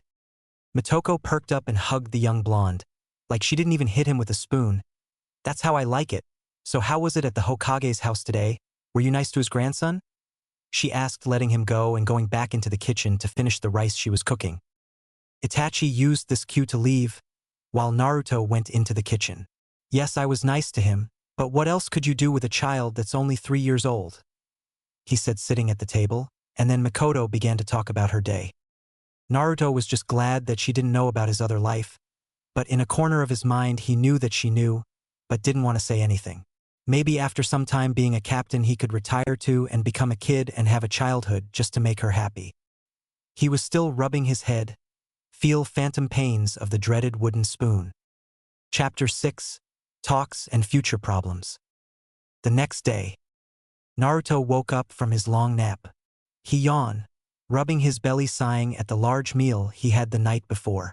He got up and took a shower, and got dressed in a pair of black shorts and put on a regular high-collared dark blue shirt. Mitoko was putting him in the academy.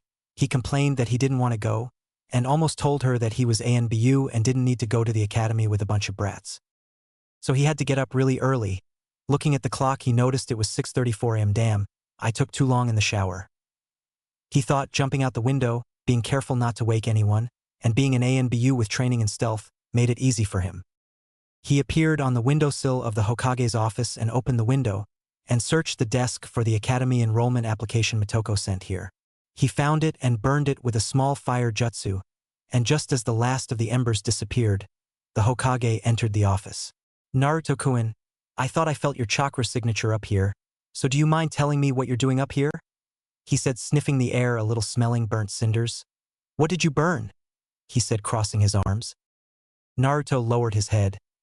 Mitoko Ka-san is thinking of enrolling me into the academy, and what I burned was the application for it. He said, telling the truth. The Hokage thought about this. Well, good, but you could have just come to me and told me of this. Now she's going to be suspicious of how come you didn't get into the academy. He said, thinking more. Hey Naruto-kun, do you want your position in ANBU to go completely public, like Itachi-kun's and Kakashi-kun's were?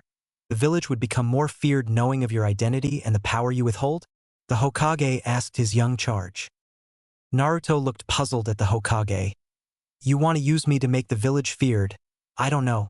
I would like to stay in the shadows where I do my best. He said, declining the offer of publicity. The Hokage shook his head, chuckling to himself. Oops, he said, digging into his robe. Naruto froze. Oops, what do you mean by that, old man? He said as his Sharingan came to life, as Ki flooded the room. That's when Naruto heard a voice. Isn't it obvious, Ninjen? The man already went against your wishes, before you even knew. The demonic voice said, shocking Naruto as he had never heard the voice before. I'm sorry, Naruto-kun, but you're already in the next issue of the bingo book. It's already shipping out to all the foreign countries and some of your information is in there. He said, taking out a bingo book and throwing it to the young boy. You're on page 53 and 54, right between Itachi and Kakashi. Naruto turned to the page and looked at what was on it. Name: Namikaze Uzumaki Uchiha Naruto aka Sure no Kage, Shadow of Death. Age 9. Eye color: blue-gray. Hair color: blonde. Rank: ANBU Captain, Kitsune Mask. Affinities: wind, water, earth, are primary with fire and lightning being secondary. Trained by the Sandaime of Konoha, Green Beast of Konoha, and the Genjutsu Mistress of Konoha. Mother, Uzumaki Kushina aka No Sure, Red Death. Father, Namikaze Minato aka Kiroi no Senku, Yellow Flash. Class, SS Class. Skills, in all categories very high ninjutsu, genjutsu, and taijutsu. Bloodline Sharingan. High chakra reserves and container of the Kyubi no Kitsune. This condition has issued the village to add another S to the class. Naruto looked at the Hokage like he was crazy, his Sharingan spinning like crazy. "Why the hell did you put all of this in here?" he yelled, wanting an answer immediately. The Hokage looked sternly at the young boy. "Don't forget just who you're talking about, Naruto. I did what I did for the village, now we are much stronger and more feared with you public," he said, calming down at the end. "Not to mention, you were only put into ANBU for protection until you got strong enough to protect yourself, which you can do fine. Now leave my office, I got work to do," he said, dismissing Naruto with a wave of his hand, which Naruto had nothing to do except apologize to his leader, while bowing and leaving the office in a body flicker. Not even a second after appearing from his body flicker to the roof of a nearby building did he hear the voice again. "You're just going to take that from that old fossil?" the voice asked in mild discontent. Deep down, Naruto knew this was the Kyubi, and decided to be respectful to the giant kitsune in his mind. After all, it is the king of all demons speaking to him. I have to, he's the leader of the village. Naruto thought simply. And yet, you're stronger than him, he did too good of a job training you. And plus I have the feeling that something is going to happen in the future, and when the time comes you need to make a decision to either stay here, where you're hated in public and respected in the shadows, or leave and you'll be feared by all. Think about the choice, kit," the Kyubi said cryptically as it returned to the depths of Naruto's mind. Naruto stood on the roof for another 5 minutes just thinking about what the Kyubi said, before he shook his head and jumped towards Anko's apartment to see how she was doing, as he haven't seen her in quite some time. He appeared in front of the door and knew not to knock as it was a little too early in the morning and she will get cranky if he woke her up. So he picked the lock as melting it would be bad, and silently entered the apartment and looked around. The apartment was a little boring if you asked him. It only contained a couch and little table, and a television, no pictures on the wall and no decorations anywhere. He heard light snoring coming from the single bedroom and quietly entered and seen one of the purple-haired goddesses in the village, sprawled out in her bed, the blankets barely covering her body. Her hair was out of its usual ponytail and it was longer than he had imagined. It looked like it could reach her shoulder blades. He looked around her room and seen a couple of picture frames with pics of her, Yugugo Korinai, and another girl he hasn't seen before. She looked about 16 years old. She had brown hair and big red fang-like marks on her cheeks, showing that she was an Inuzuka. She had a moderate-sized bust, maybe a small C-cup, and nice cute light brown eyes. This picture was taken recently. He noticed Anko and the others looked the same as they do now, so maybe a couple of weeks ago. The main thought in his mind was, why wasn't he invited to take the picture with them? Or was this girl's night out? Whatever it was, he didn't care. All he cared about was meeting this new chick. The real thought was, why didn't he know this girl? He was an ANBU dam and he should know about everyone in the village, until it came to him. He snapped his fingers and silently watched Anko turn over and make a cute sound as she did. But back at the topic at hand, the girl was Inuzuka Hana, daughter of the clan head, Sum. "I love being an ANBU," he thought as he turned around. He walked to the door and exited the room, closing the door silently as he did, for what he was about to do would most likely wake her up. A little after 8:00 a.m. Anko finally woke up and opened her door. When the scent of some delicious breakfast invaded her senses, she got into shinobi mode, knowing that not only did she not have a roommate but someone was still in her apartment. She grabbed a kunai from only Kami knows where and stalked through her house, and entered the kitchen throwing her kunai as she did. She didn't expect for it to bounce off of a swirling ball of wind that was surrounding the intruder, and the only people she knew that knew how to use wind was Naruto and Asuma, and the latter was still at the capital. She barely just noticed that the intruder was Naruto. She rubbed the sleepiness out of her eyes, and looked closer at the invader, and seen his spiky blonde hair. Now, Anko-chan, that is no way to treat someone who just cooked us breakfast," Naruto said, hopping down from nothing. She scoffed. Yeah, well, Gaki, nobody told you to cook this delicious, smelling meal. She speaking slower as she smelled the food on her kitchen table. Her stomach growled and she blushed slightly as she rubbed the back of her head. Sorry, I haven't had anything to eat since you brought in that missing Neen, Zabuza. He hasn't even talked since we got him. Not even Ibiki can make him utter a single sound. I even told him I was going to cut his balls off if he didn't say anything. She said, not seeing Naruto shiver in slight fear. He sat at the table with the rest of the food. And did he talk? Naruto said, dividing the food up equally and sitting down. He just cooked an omelet that had some ham and herbs in there with a side of hash browns and bacon. She nodded, after saying, Itade Kamasu with Naruto. Yeah, he said, don't cut my balls off and that he needed them. She said as they both laughed. Now that I think about how exactly did you capture someone like Zabuza in the first place? She said, taking a bite of her omelet. Naruto stopped mid-bite. I never even asked Kuma how he did it. He thought as he looked at Anko and shrugged his shoulders. Maybe we should ask him later? Naruto suggested after finishing his meal, and Anko agreed as she too finished her meal. That was a great breakfast. Thank you, Naruto-kun. Anko said, giving him a peck on the cheek, watching Naruto blush and rub the back of his head in embarrassment.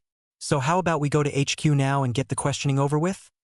She asked, walking to her room, to change into her regular clothes, since all she was wearing was a pair of bra and panties over a robe.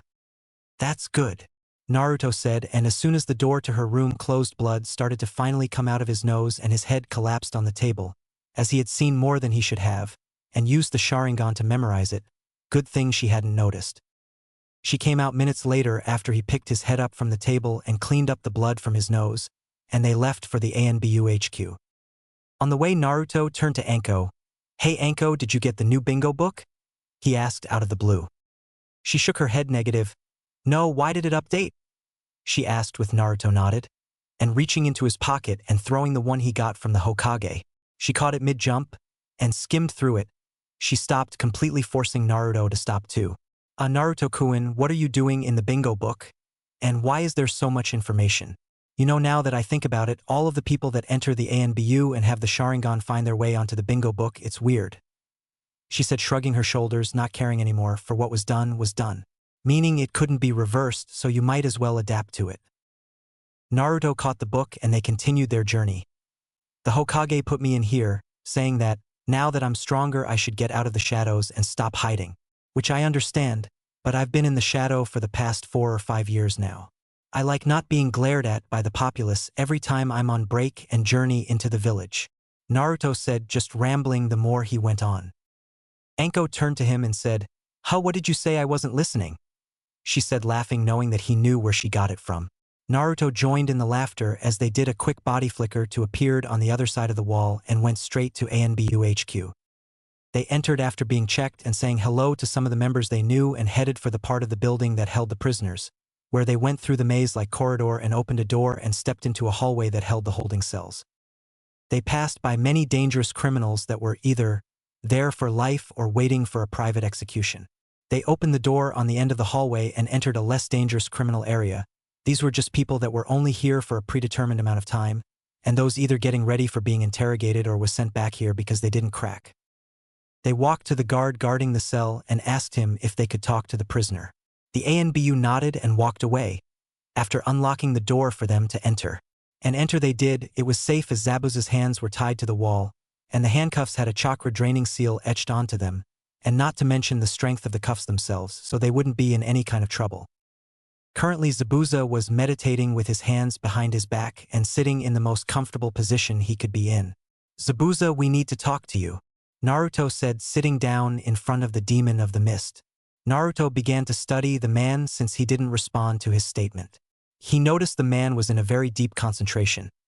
I noticed you seem to be reinforcing your mind to prepare yourself for when Inoichi-san comes to take a look at your mind, to gather information about your country and anything else he feels like looking at. Naruto said, seeing a slight twitch in the left eye of the man. He had been removed of his weapons, obviously, and his original clothing. He was now wearing a simple gray full-body jumpsuit, and simple cloth wrapped around his feet. And now that Naruto thought about it, he had come in with somebody.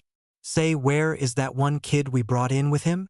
Naruto asked Anko, not turning away from the man, and he was guaranteed a more noticeable twitch from the man, who then opened his eyes. "Where is Haku?" he asked simply with fire burning in his brown eyes, looking straight into Naruto's own blue-gray ones. Naruto wagged his finger in front of the man's face. I'm the one that's going to answer the questions, but if it'll help you cooperate, then I'll tell you, are you going to cooperate with me?" Naruto asked, stopping his finger wagging and looking straight into the older man's eyes, just as he was doing to him. He could have used the Sharingan to make him cooperate, but where was the fun in that? They continued to stare into each other's eyes before Zabuza lowered his eye level and nodded to the boy, hating that he had to do it, but he just had to know where the boy was. Naruto gave a small smile and spoke to Anko. "Anko, tell the man where the boy is. I imagine that he'll be pleased," he said, standing up from his crouch and shook his legs to get rid of the aches and pains. Anko also smiled. "The kid is in a way better, more furnished jail cell. We felt that since he was only a kid, he should be put into a more livable area. You're lucky that Naruto-kun here discourages using pain to get information, or I might just have chopped your balls off," she said, laughing at the end, making the two males in the room shiver at the statement. Naruto pushed the thought out of his mind and crouched back in front of Zabuza. "Now let's get this started with, first question. How exactly did Kuma capture you yesterday?" Naruto said with curiosity in his voice. Zabuza got a little annoyed at hearing the question. "Well, at first, I walked away from Gato and felt the slight use of a body flickered, and immediately knew someone was shadowing me and my charge. I was then trying to lead the follower into an open area where I could properly deal with it, but I felt another pulse of chakra, and the man appeared in front of me with Haku under his arms, and threatened that I come with him or else he'll kill Haku. When Naruto heard that, he grew angry with the muscled man at the tactic he used. It sounded a little like how root ninjas would perform, and if the man was on his team, he must have been ordered to watch either him, Itachi, or both of them by their leader Danzu. He didn't have time to tell the man to continue, as he did a second later. After hearing that, I struggled for a solution on what to do, until I gave myself up, as the ANBU did have a kunai on Haku's neck. After giving up, I watched him put his kunai away, and lunged for Haku, but an earth clone appeared from under me, grabbing my foot before I could fully get off the ground. I tripped and fell on the floor and was then knocked out with a chop to my neck, and next thing I know, I'm waking up here," Zabuza said, finishing his story, reluctant to tell them that he fell on the floor. Naruto heard laughter in his head, and knew that the Kyuubi was rolling on the floor laughing loudly because his head was starting to hurt. "Shut up, please. I can't concentrate," Naruto thought, adding the please when it suddenly got quiet. A chuckle was then heard after. "It was wise of you to say please, Ningen." Naruto shook his head and turned to Anko. "Go get Ibiki and get him to handle the rest of the interrogation. I'm going to gather my team for some team sparring. You want to watch?" he asked as they walked out of the cell.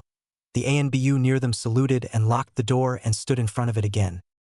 Anko nodded, and they went separate ways to gather the team, with Naruto telling Anko to meet them at Training Ground 43. Since Naruto was already in HQ, he searched for Kuma, and found him in the ANBU's personal training ground. "Kuma, gather your equipment and meet me at Training Ground 43. He said, simply, not seeing Kuma nod as he turned around and body flickered out of HQ. Knowing that Anko was getting Yugugo, he went back into the Uchiha compound and checked the sun for a quick time estimate. It looked around noon. He looked around and noticed people looking at him and wishing him a good afternoon. He noticed something though. Not many people were in the streets, only kids and some old people. He shrugged his shoulders, thinking it wasn't his problem, and body flickered to the main house, where he lived. He entered just as Fugaku was leaving, and they ran into each other with him falling on his butt. "Ow," the blonde said, rubbing his butt. The older man slightly glared down at him and fixed his formal kimono. The glare became more cold at noticing Naruto's blonde hair.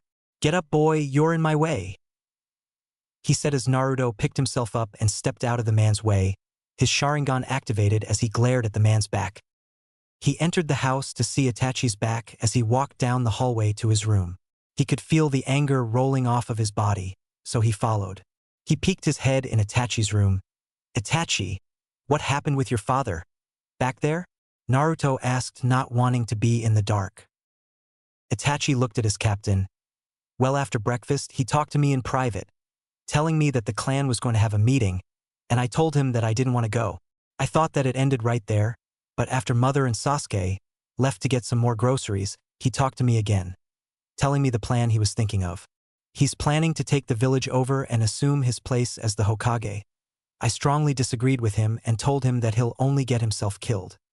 He then explained to me that it wouldn't happen if I was to become a spy and give up the weaknesses of the Hokage Tower and the Sandame's living quarters to assassinate the Hokage. Itachi said in anger as he began dressing in his ANBU armor, as he wanted to get a mission to calm down. Naruto shook his head and stared at the roof. And I expect that you declined that offer as well, Naruto said, looking briefly at Itachi, seeing him nod his head. So what are you going to do? Naruto asked his subordinate. I'm going to report it to the Hokage and follow whatever order he gives me, he said, strapping on his boots and standing up, and after opening his window jumped out, with Naruto following. Naruto turned to the older Uchiha. Itachi, do that later. Now we're going to training ground 43 for an exercise I have brewing up in my noggin, Naruto said as he jumped off course to where he knew training ground 43 was. Itachi stopped on the next roof and stared at the Hokage Tower in the distance and glanced behind him and looked at the retreating form of Naruto. He sighed as he turned around and followed his captain. Chapter 7, Exercises and Meetings. Clearing in Training Ground 43.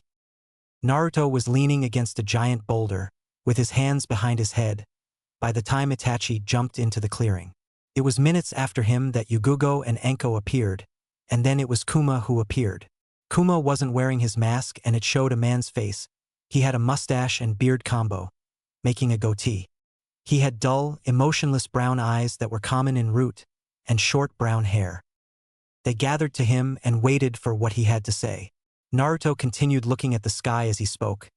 As you all most likely know, my identity in ANBU has been recently exposed by the Hokage, and after some time thinking about it, I came to understand why he did it. Naruto began his speech as his team and Anko listened on quietly. Naruto shoved himself off the rock and looked around. I now believe that he is making the village more feared than what is used to be before the unveiling. Anko has already seen my page in the bingo book. Now I am to believe that you have seen it by now, he asked, looking at his team, watching them nod their heads. I seen it when Anko came to my apartment, Yugugo said, crossing her arms. Naruto nodded his head. Good, now today I have a little exercise planned for the evening. It's going to be a 2-on-2 fight, with the teams switching up every now and again. That part will be played by Anko, who will call out 2 numbers of whoever she wants on a team, Naruto said, handing out some numbered papers. The rules are simple, no weapons and only taijutsu. Naruto had 1, Yugugo had 2, Itachi 3, and Kuma 4.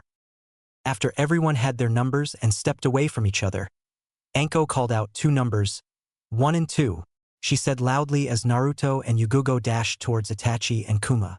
They split apart and rushed after their separate targets. Naruto reached Kuma and sent a punch at his chest. Kuma quickly sidestepped it and grabbed the arm and threw Naruto into the air. While in the air, Naruto threw down a smoke pellet that exploded outwards and a heavy smoke covered the area. He landed just in time to see Kuma jump out of the heavy fog and try to kick him in the side. Without using the Sharingan, he predicted that this would happen and was already in the motion for a jump. As the leg passed under him, he used it as leverage as he sent a kick of his own at Kuma. The kick connected as Kuma was sent flying backwards. With Yugugo, she sent a punch at Itachi, who dropped to the ground to dodge it and went for a leg sweep. The purple-haired woman slightly jumped over it and sent a kick at Itachi as she did it. Itachi barely tilted his head back enough for the kick to safely pass his head. While in the motion of going backward, he rolled and sprung in the air and landed on his feet, just in time to grab the punch thrown by Yugugo. He then threw her over his shoulders, and she was sent flying in the air. Anko then called out, 2 and 3, so Yugugo, while in the air, turned around and when she landed on the floor sent a punch at Naruto, who had just kicked Kuma away. Naruto's danger senses went off and jumped away from the punch. Nice dodge, Naruto-kun, she said as she ran to Naruto. Naruto nodded and dodged another punch and a kick before he sent his own. It missed the middle of her midsection, but connected with the side of it. Yugugo used the spin the punch caused and roundhouse kicked Naruto in the side of his shoulders. Naruto was sent skidding on his feet for a couple of feet, before he stopped and rushed toward the ANBU female. With Itachi, after throwing Yugugo, he heard the numbers being called and rushed to the flying Kuma. While Kuma was rolling on the ground, he jumped in the air and sent an axe kick at the brown-haired man. Kuma stopped himself from rolling, just in time to put up his arms to block Itachi's axe kick. He didn't push him off like some people would. Instead, he quickly grabbed the ankle of the eldest Uchiha and slammed him to the floor beside him. He then got up and threw him across the field. Itachi groaned after being slammed into the ground, and while in the air, he activated his Sharingan. So when Kuma came after him, it was a piece of cake to counter and dodge his attacks. He sent a couple of his own, and soon Kuma was gasping for air after getting hit in the throat, but he didn't have time to even do that as Itachi spun and sent a roundhouse kick to the man's head, sending him across the field. After the kick connected, Anko called out, "1 and 2. Again, making Itachi curse under his breath after kicking the man. And with Naruto and Yugugo, he skidded to a stop right in front of her, after faintly hearing the numbers. He had almost crashed into the purple-haired ANBU, but she moved out of the way and grabbed his arm, stopping him from going any further. They then dashed toward the others. This time Naruto went after Itachi and activated his Sharingan, seeing Itachi's own red eyes. This was something you would want to see, as none of the hits these two warriors were throwing hit their designated target. Then something intriguing happened. Naruto connected a hit on the elder Uchiha. Itachi flew back and groaned a little as he rubbed his sore cheek. "How'd you do that?" he asked, getting up and noticing Naruto didn't have his Sharingan activated. And even though he was moving, Itachi couldn't predict where he was going to be next. Naruto smirked as he could obviously hear the curiousness in Itachi's calm voice. "It's a technique I created to counter the predicting abilities of the Sharingan. I'm not going in detail, but basically I halted my chakra from going where I was going to go next. I know it's a little difficult to understand, but don't you think I wouldn't know the weakness of my own bloodline?" he said, seeing the small indentation of a raised eyebrow from the dark-haired Uchiha. He smirked again as he spoke again. "All right, let's bring out the ninjutsu," he said loud enough for everyone to hear. "Now it's going to be everyone for themselves," he said as his hands blurred through hand seals, shocking Itachi at its speed. "Suetun, Ja no Kuchi, serpent mouth," he said as he spit out a snake from his mouth, and it sped towards Itachi, weaving through the air as it did. Itachi wasn't being idle, as he was also doing hand seals. He said, "Doton, Doryu Heki, earth wall." He crouched to the ground and slammed his hands on the ground, and a wall of earth rose in the air, stopping the serpent from doing any damage to him. And then the battle of elements started with the two Uchiha experts. With Yugugo, she dashed forward, but her punch was blocked by the recovering Kuma. She was then raised in the air, but before the man could slam her back on the floor, she kicked him under his chin. As he let go of her, she dropped onto the floor and spun on her hand, using her feet to kick his feet from under him. The man became a little agitated at always being put on the floor and quickly rolling back onto his feet and kicked Yugugo in the stomach while she was getting up. Yugugo was a little surprised at the speed Kuma was going, and she was, again, surprised when he appeared by her and punched her to the ground. The short 2 feet fall did more damage she would have thought. And then he threw another punch at her. She rolled out of the way just in time to dodge the heavy punch. They both then heard Naruto tell them they could now use ninjutsu in the fight. So while she was getting up, she was doing hand seals. "Raitun, Inazuma Ken, lightning fist," she said as she dashed towards the brown-haired man with lightning around her fist. Kuma was doing some hand seals also, but the speed Yugugo was going surprised him a little, and he didn't have time to finish them unless he didn't want to have a head anymore. He ducked backwards and only received a slight shock from the passing lightning.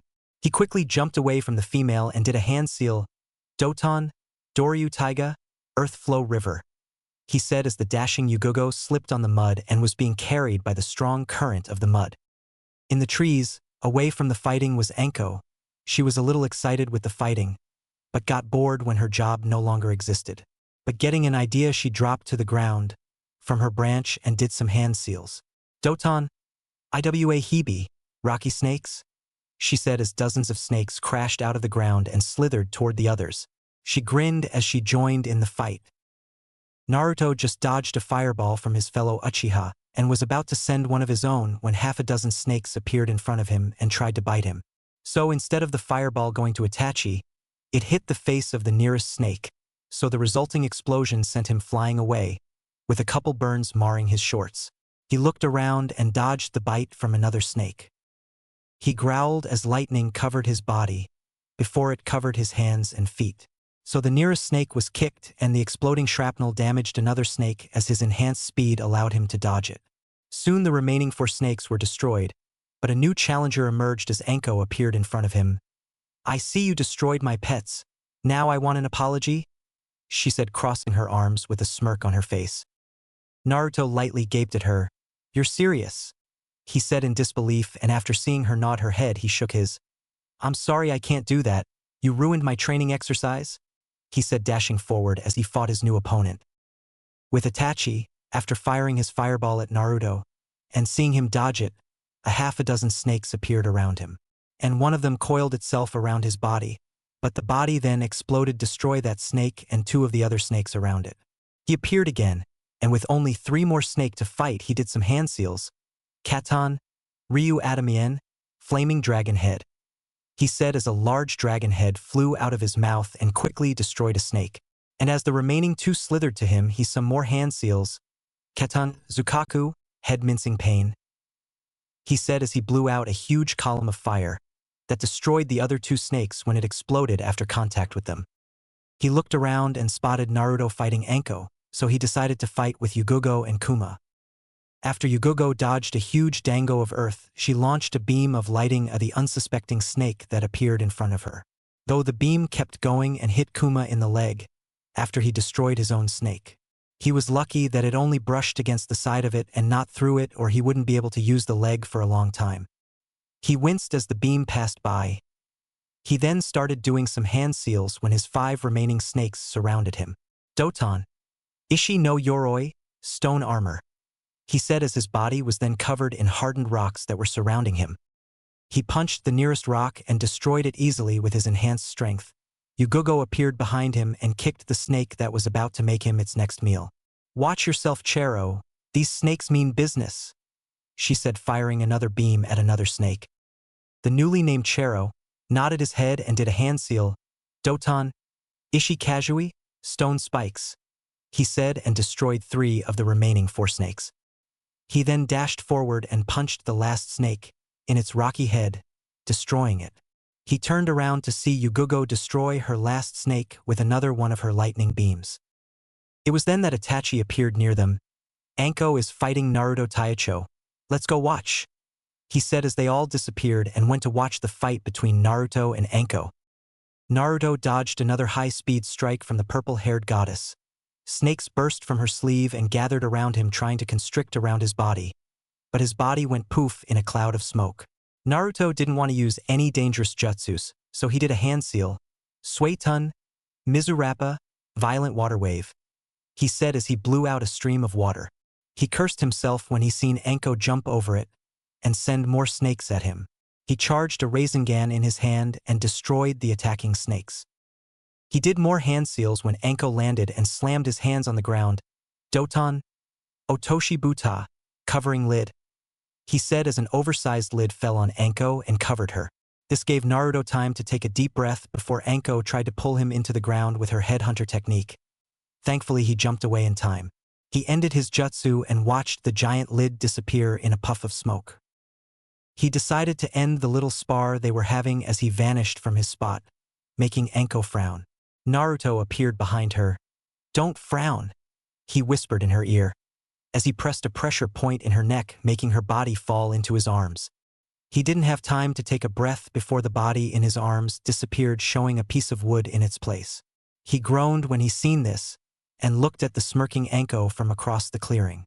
"All right, she wants to play like that, then let's play," he muttered as he quickly did some hand signs. "Katan, Yon no Ukami, Wolves of Burning Embers," he muttered as he blew out a dozen of little fireballs at the ground in front of him. And like the name suggests, wolves made of fire emerged from the embers. There was 10 wolves in total. Anko smirked and brought back her rocky snakes, and when the 2 hordes of creatures met in the middle, a massive explosion rocked the clearing, and a crater of a couple of meters wide and a half a meter deep was left in the middle. The others' eyes widened as, not only haven't they seen this jutsu, but they were surprised at the magnitude of the explosion. The fight had ended as soon as Anko witnessed the crater, as she whistled to show her surprise of the jutsu. Geez, Naruto-kun, what if that would have hurt me? Now I really want my apology, she said, walking over to him, as the others joined in. Naruto's response was cut off when he seen a hawk diving down towards him. It flapped its wings and landed on his outstretched arm. Naruto took the scroll from around its leg, and the hawk squawked loudly, making Naruto's ears hurt because of the proximity of the sound. Itachi unsealed a small piece of jerky from his scroll and gave it to the bird, and they all watched it fly away. Its mission now complete. What does the scroll say, Naruto-kun? Anko asked, looking at the Hokage's seal on the scroll. Naruto opened the scroll, looked it over, and burned it when he was finished. So are you going to tell us or not? Anko said with her hands on her hips. The council just wants to see me about the bingo book and my position in ANBU, he said as he began to walk away. He soon vanished in a tornado body flicker.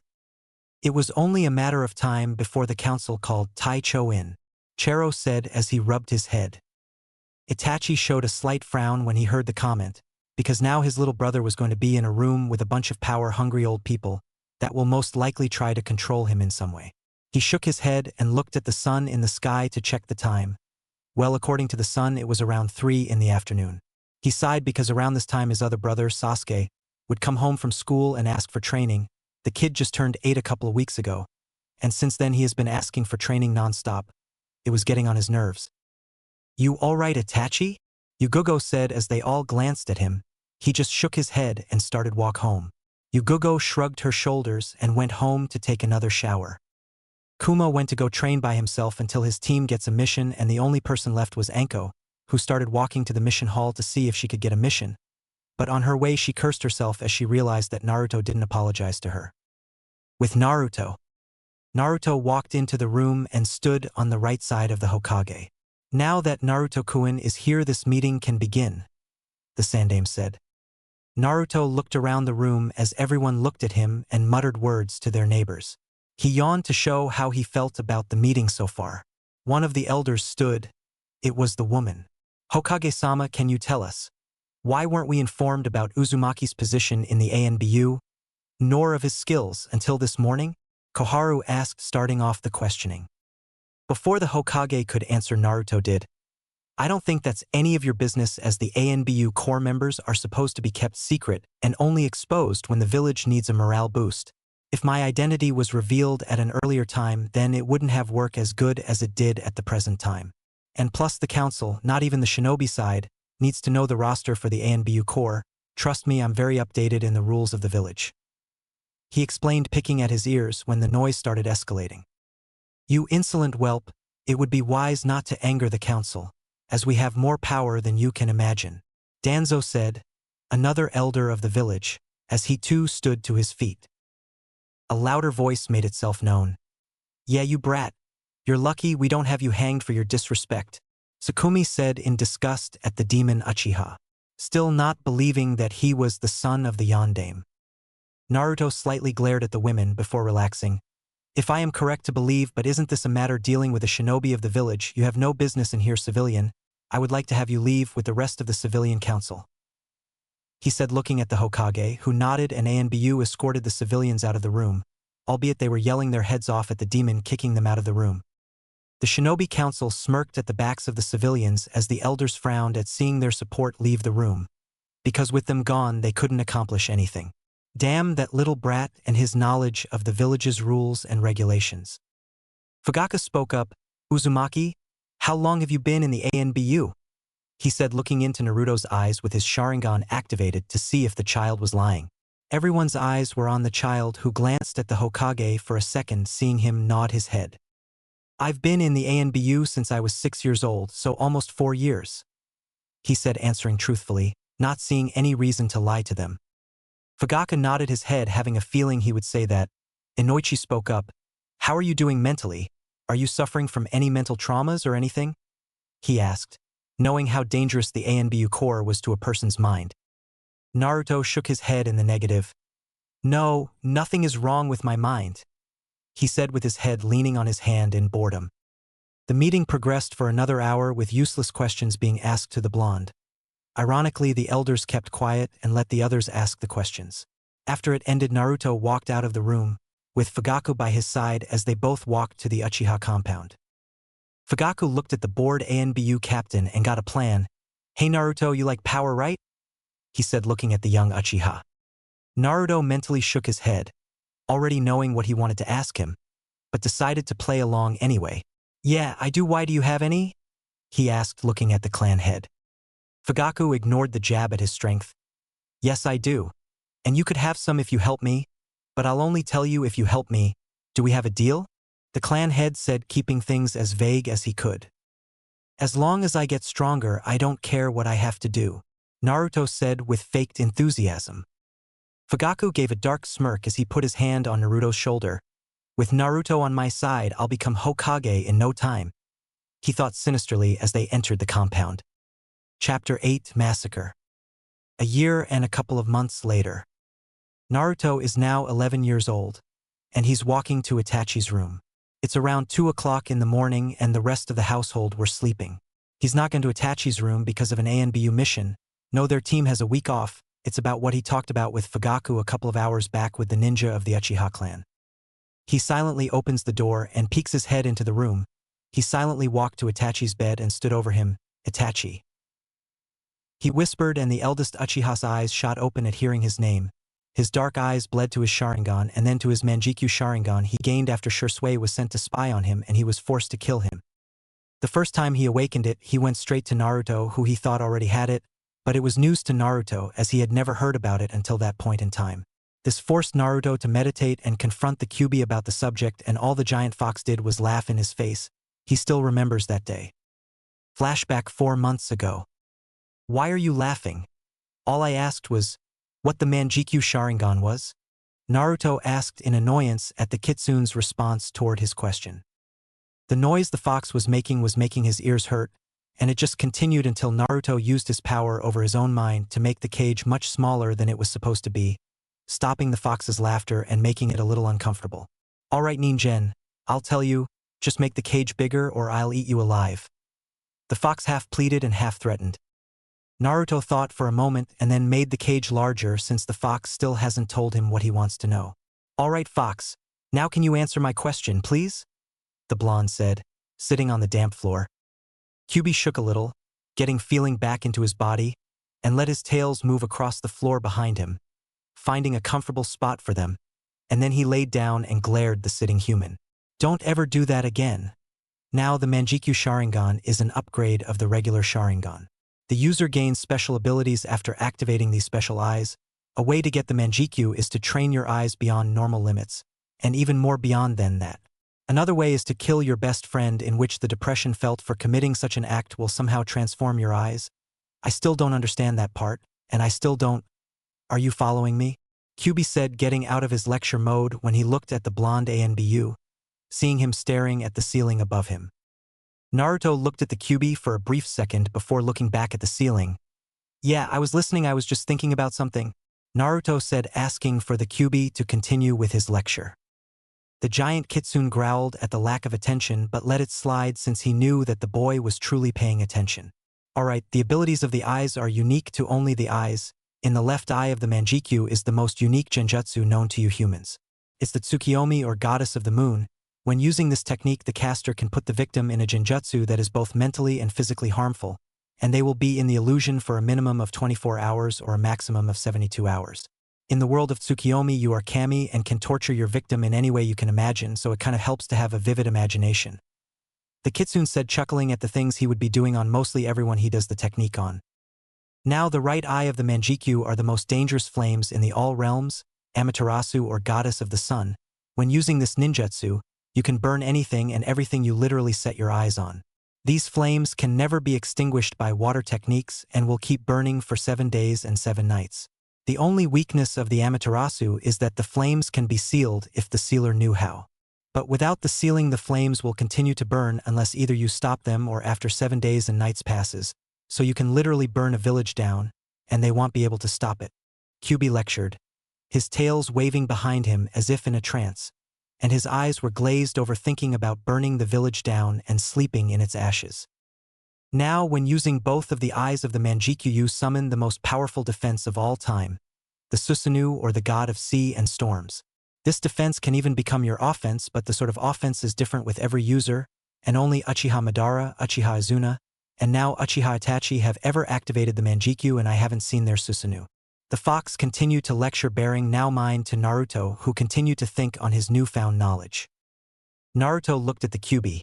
So is that it about the Manjikyu? He said, scratching his head, and began to stand up. No, it isn't all. Matter of fact, I've only just begun. The Kyuubi said, smirking as Naruto sat back on the floor.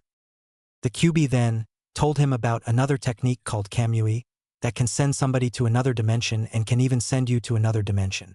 The technique can allow jutsu and even people to pass through them, but it had a weakness, and if you studied the workings of the technique for a long time, then you will find the weakness. Another technique was one that was banned by the Uchiha, and that was Izanagi. It's a genjutsu that grants the user the abilities to make wounds and disadvantages into nothing but a dream. This has a very, very, very dangerous after effect though, and that was the cost of your sight of the eye you used to cast it, and that was why it was banned. You don't exactly need the Manjikyu to use it. Now that is all about the Manjikyu. Now remember, when one activates the Manjikyu, their sight will begin to fade, and a disease will spread through the body every time the person uses it. When you learn to activate yours, that will not be a problem, since I completely terminated that part of the eye's DNA strand. He said, looking at the slightly shocked Naruto. So every time Itachi uses one of those techniques, his eyesight will get worse and he'll eventually die or lose his sight when he uses his Manjikyu? He asked, just to make sure. The Kyuubi nodded and nodded, asked another question. How will he be able to keep his eyesight and not get sick? He asked, seeing the fox show a menacing smirk on his face. In order for the boy to keep his sight is to take the eyes of another Uchiha that has the Manjikyu, and he will gain the eternal Manjikyu Sharingan, which will purge the body of the disease, fix your sight, and you'll gain a longer lifespan, not eternal but maybe another 100 years or so, or maybe 50 years. He said that last part to himself, but Naruto still heard it and slightly sweat dropped. Naruto thanked the giant fox for the knowledge, and when he was leaving he felt his eyes burning, causing him to rub his eyes furiously, and when he looked at Itachi, it made the Uchiha's face to register a shocked look. Naruto had gained the Manjikyu Sharingan from the Kyuubi, who had unlocked it, seeing as Naruto now knew about it. End flashback. Naruto's own Manjikyu sprang to life and they stared at each other until Naruto started talking. Itachi, didn't I tell you to stop using those eyes? I haven't found a way to negate the effects of the disease, he said, crossing his arms at his brother. Itachi shook his head and cancelled his Manjikyu, as did Naruto, but kept his Sharingan activated. I keep asking you to see if the Kyuubi negate the effects, but you keep denying the request. Now what is it that you needed to talk to me about? He said, sitting up and pushing the covers off of him. Naruto's once playful face went blank in an instant, making Itachi's do the same. The coup is going to happen in a week's time. I just came here to tell you the news, he said, his face returning to regular as he twisted the ends of his muscle shirt. Itachi's face stayed blank as he processed the information, until his face slightly turned to an annoyed one. Wait a minute, you woke me up at 2 in the morning to tell me the clan's ninjas were going to attack. Get out, I'm going back to sleep, he said, grabbing his covers and turning over, trying to go back to the dreamland. Naruto looked embarrassed as he rubbed the back of his head. Well, I guess I could have told you some other time, but I had to tell you now. I could feel myself being followed whenever the sun is up and sometimes when the sun is down. I think Fugaku is having me watched constantly to make sure I don't tell the plans of the assault to the Hokage. I only decided to lose the tails now to come here, he said as his face went to a serious one, sensing movement outside. The eldest Uchiha groaned silently as he was also being watched sometimes, but it was only whenever Naruto was near. He thought it was because Naruto knew the plans, and he never went to any of the meetings, since he didn't like the idea of fighting the village and trying to take over. You still didn't tell me why you couldn't tell me any other time, he said, looking at Naruto from over his shoulder. But he didn't see him. He shrugged and tried to go back to sleep. He then slightly said, about time the clone left. With Naruto. Naruto appeared outside of the Uchiha compound. He swept his hand through his hair, feeling the ninja tailing him go the other way thanks to his shadow clone dispelling. He looked around a little and started jumping towards the Hokage's office. Moving quickly and silently through the air was like second nature to him. He appeared outside the window and slipped himself in silently, not to disturb the still working Hokage, who was grumbling about extra work. Thank Kami, a distraction, the old man whispered to himself as he looked at Naruto. So what can I do for you, Naruto-kun? I don't recall giving your team a mission or anything, so how come you're not asleep like everyone else in the village? He asked as Naruto sat in the chair across the old Kage. I'm sorry for the intrusion, Hokage-ji, but earlier today I was in another meeting with the Uchiha about the attack on your person, and they discussed that they were going to attack at the end of the week. He said, bowing his head slightly in respect, and stared at the serious face worn by his leader. So they are acting, are all the Uchiha going to attack? The Hokage asked, wondering if all of them were going to attack at once or in waves. They're going to come at once, Hokage-sama. I mean, there are only 60 Uchihas total, 40 are civilians and the others are Chunins and Jounins. They literally don't have the numbers to go in waves to wear down defenders. He said as the Hokage nodded at the logic. Then you're going to have to kill them all before they could even begin the coup. A voice said as the door opened, showing a man on a cane, and walking into the room, making the two inside to wear a frown. Do you understand? Nip the problem in the bud before people's lives get in danger. The man said as he walked into the light, showing his bandages around his head and one of his eyes. Danzo, what are you doing here so late in the night, and disturbing this private meeting? The Hokage asked, glaring at the man, who continued looking at the shocked Naruto. What, you want me to kill the entire clan? That's inhuman. The civilians have nothing to do with the coup. To even think of me killing those civilians for no apparent reason is sickening for me, but as ANBU I have no problem doing what is needed for the village. He said, putting his head down. No, Naruto, you don't have to kill the civilians of the Uchiha clan. Only the active ninjas need to die, preferably the strongest of the clan, and the rest will quit, seeing as the strongest Sharingan holders are not going to be here to help them. Sarutobi said. But if he doesn't kill the civilians, they're going to eventually grow up into ninjas, and their parents will tell them how some of their relatives tried to take over the village but were killed by somebody in the night. You don't want that to happen, do you? He said, glaring at the young ANBU. Naruto started getting a little annoyed by the attention. Fine, I'll kill those that need to be killed. I'll observe them more to see if any of the civilians are aware of the plans, and if they are, then they're added to the list. The ones not aware will be spared. He said, disappearing from the office in a burst of electricity. Some of the static shocked Danzo and Sarutobi, making some of their hairs stand up. You're a fool, Sarutobi. If some of them are spared, then a coup will be in the future of this village. The one-eyed man said, turning around and heading back to his HQ to prepare some plans of his own. The old man just glared at the retreating man's back and got back to his paperwork.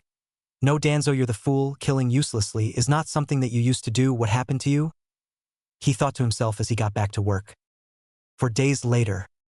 It was around 4 o'clock and Naruto was staring at the traveling Uchiha walk through their own dirt road of their compound. He sat atop a building with no one paying any attention to him, and if someone did look up, they will wave and say good afternoon or just nod at him, in which he will say hi back or nod back. According to his calculations, 10 of the civilians knew about the coup, and they were either retired shinobi or is in the family of an active ninja. Most of them were old, so they wouldn't be a challenge when the time came to kill them. He looked at the sky and thought. He was thinking about how he will kill them before they decided to attack. He was brought out of his thought when an Uchiha Chunin appeared behind him. Bowing because of his status as an ANBU, he rose a second later and started talking. Naruto-san, Fugaku-sama would like to see you. He said simply as he and Naruto disappeared and reappeared in front of the central meeting building in the center of the compound. Naruto entered and looked at all the ninja the Uchiha had waiting for the meeting to start. Fugaku looked at the young ANBU enter and smirked. Now that Naruto-kun is here, the meeting can begin. For the first order of business, I believe that we should push up the deadline for the coup. He said, looking at the Uchiha in front of him. Naruto's face didn't betray his surprise, as he had a feeling something like this was going to happen. Don't ask him how. All he could tell you is that his gut predicted something like this happening. The coup will happen tomorrow morning when everyone is just waking up. They'll too surprised about the sudden attack to do anything in time, and by then it'll be too late, since my adoptive son Naruto-kun would have already killed the old man Sarutobi, and the Uchiha will be the leaders of this villager. He said as cheering rung through the room, as some even slapped the back of Naruto in encouragement. But before the sun falls from the sky, a problem will have to be dealt with. My son Itachi is not going to be part of the coup, and Naruto will be the one to either have him join us or kill him, to prevent him from stopping the coup. He said, looking at Naruto, whose face was set in shock at the idea of him fighting Itachi. He couldn't possibly fight his brother for real, to the death like Fugaku was insinuating he would do. Not after all they've been through. He wouldn't do it, no matter what the man said. Naruto was broken out of his musing when he felt a hand on his shoulder. He looked up and stared Fugaku in the eyes. His eyes were hard and cold as steel. He knew that Hill will have to kill his son and he had no remorse about it. But beneath that steely look he could tell that Fugaku was hoping that he would be able to sway Itachi to their side. Naruto continued to stare the man in the eye who had activated his Sharingan for some reason, so he activated his own. Don't worry Fugaku-sama, the mission will be done. By tomorrow morning you will either be fighting side by side with your side or later be going to his funeral. He said as his Sharingan spun quickly, and the rest of the Uchiha cheered at his very short speech. 5 hours later. Naruto stood atop the entrance arch of the Uchiha compound. Beside him stood Itachi. They were both dressed in their ANBU uniforms. Naruto had put on a bandana to hide his blonde hair. Naruto looked to his partner in crime. Let's not worry about the consequences now. Let's just get this over with and do it quickly and quietly. He said quietly as Itachi nodded and they sped through the compound. They soon split up and killed the ones they needed to in their sleep. But sooner or enough a scream was heard and many woke up and walked outside their homes to find the problem, only to scream again as bodies were on the ground, covered in their blood. 10 minutes ago. In an unknown location, a man stood bathed in shadow. It looked like he was on top of something because there were 5 people below him. They were bowed but dressed as ANBU, the only difference were their blank, white masks. Remember the warning soldiers, I want each and every one of them killed, and if they interfere kill Naruto and Itachi, something about them intrigues me. Bring back all the heads you can carry. He said as the 5 men disappeared to complete their mission. Back to real time. Naruto sped through the compound slicing the backs and fronts of all those that stood in his way. He killed a couple of civilians that wasn't aware of the coup that was going to happen in the morning. But he paid it no mind. As an ANBU he was used to killing those that weren't supposed to witness something that was not supposed to be witnessed, and massacring the Uchiha clan was not supposed to be witnessed. He jumped and threw some kunai and shuriken at other ninjas and civilians in the street. With Itachi he was practically doing the same thing, staying on top of the buildings and just throwing kunai and shurikens at the people below, keeping up his speed as he went by. They soon met and were surrounded by 8 of the remaining active ninja of the Uchiha clan. They disappeared shocking the Uchiha, and before they could signal the position or attackers of the compound they were killed by kunai, shurikens, and their standard issue blades. Naruto and Itachi then felt various chakra signatures all around the compound and they each heard more screams and looked at each other, before Naruto cursed, "Oh shit! No, that bastard didn't," he said, confusing Itachi as he sped off. Naruto appeared in front of a root ANBU and quickly sliced into the man, but only got the man's arm. The root didn't show that he was hurt and tried to punch Naruto with his other arm, but he was silenced by Naruto, who swung his sword and killed the man by cutting his head off, after dodging the punch. Itachi appeared by Naruto. "Is that a root ninja? What is he doing here?" he said, looking at the head of the ninja rolled off the roof and to the ground below. "I don't know, but I have a pretty good reason. Good thing too, because now I have the perfect excuse," he said, confusing Itachi again as he sped off to take care of the rest of this little group of executioners. Naruto sped through the streets looking at all the dead bodies in the streets. He sighed, thinking that all this could have been avoided if somebody didn't interfere with his mission. The sounds of screaming were getting shorter and shorter, meaning that most of the people have already been killed and now the assailants were just looking for the rest. Itachi appeared beside Naruto. "Naruto, we have to get to my father and take care of him," he said as Naruto nodded and they began to run towards the main house. They appeared and witnessed Fugaku fighting with 3 members of Root. Makoto was fighting with him and they see Naruto and Itachi. "Naruto-kun, Itachi-kun, where have you been? Help us fight these murderers," Makoto said, kicking a Root member a couple of feet away to get some breathing room. Naruto shrugged and dashed towards an unsuspecting member and stabbed his sword in the man's back. He quickly pulled back and swung his sword and sliced the man's head off. Another Root member was about to throw a kunai at the panting Makoto, but Itachi blocked the kunai and quickly blew out a stream of fire, and the close range caused a small explosion and Itachi flew backwards and quickly righted himself in the air and landed on his feet. His face had some ash on it. Fugaku killed the other Root member and walked to his wife holding his bleeding side. "Honey, the bastard got my liver, cough cough, take care of the kids," he said, falling to the floor just in front of his wife, causing her to cry out and quickly go to his side in despair. Sasuke then ran out of the house and seen all the dead bodies of the Root members and his father, who he ran to. "Tusan, wake up, Tusan," he said, shaking his father's body. He looked at Itachi and Naruto. "Ni-sans, you have to help too, San," he said, shedding tears as he continued to shake his father's body, hoping the man will wake up. Itachi walked up to his brother. "Ototo, it's useless, he's dead. The man he was fighting stabbed him in one of his, let's say, death spots," he said, wondering how to explain to his brother while keeping the graphic words out of the explanation. Naruto looked as the family hugged together and stared at the 3 root members that was littering the floor around the house. "Hey, wasn't there 5 of these guys?" he said, putting up a hand and counting off the dead ones on his fingers. "Let's see, there was the first guy to die, and then these 3, so what happened to the other chakra signature I felt in the beginning?" he asked himself before he felt a short chakra spike behind Makoto and Sasuke. Itachi felt it too and quickly grabbed both his mother and brother and jumped to the side, avoiding the spikes of earth that were quickly rising out of the earth.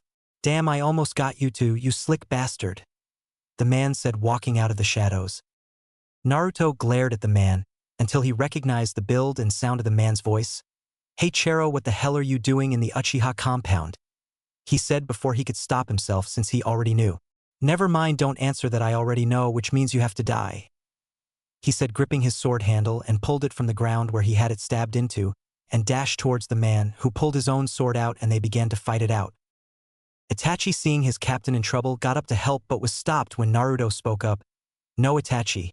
This is my fight.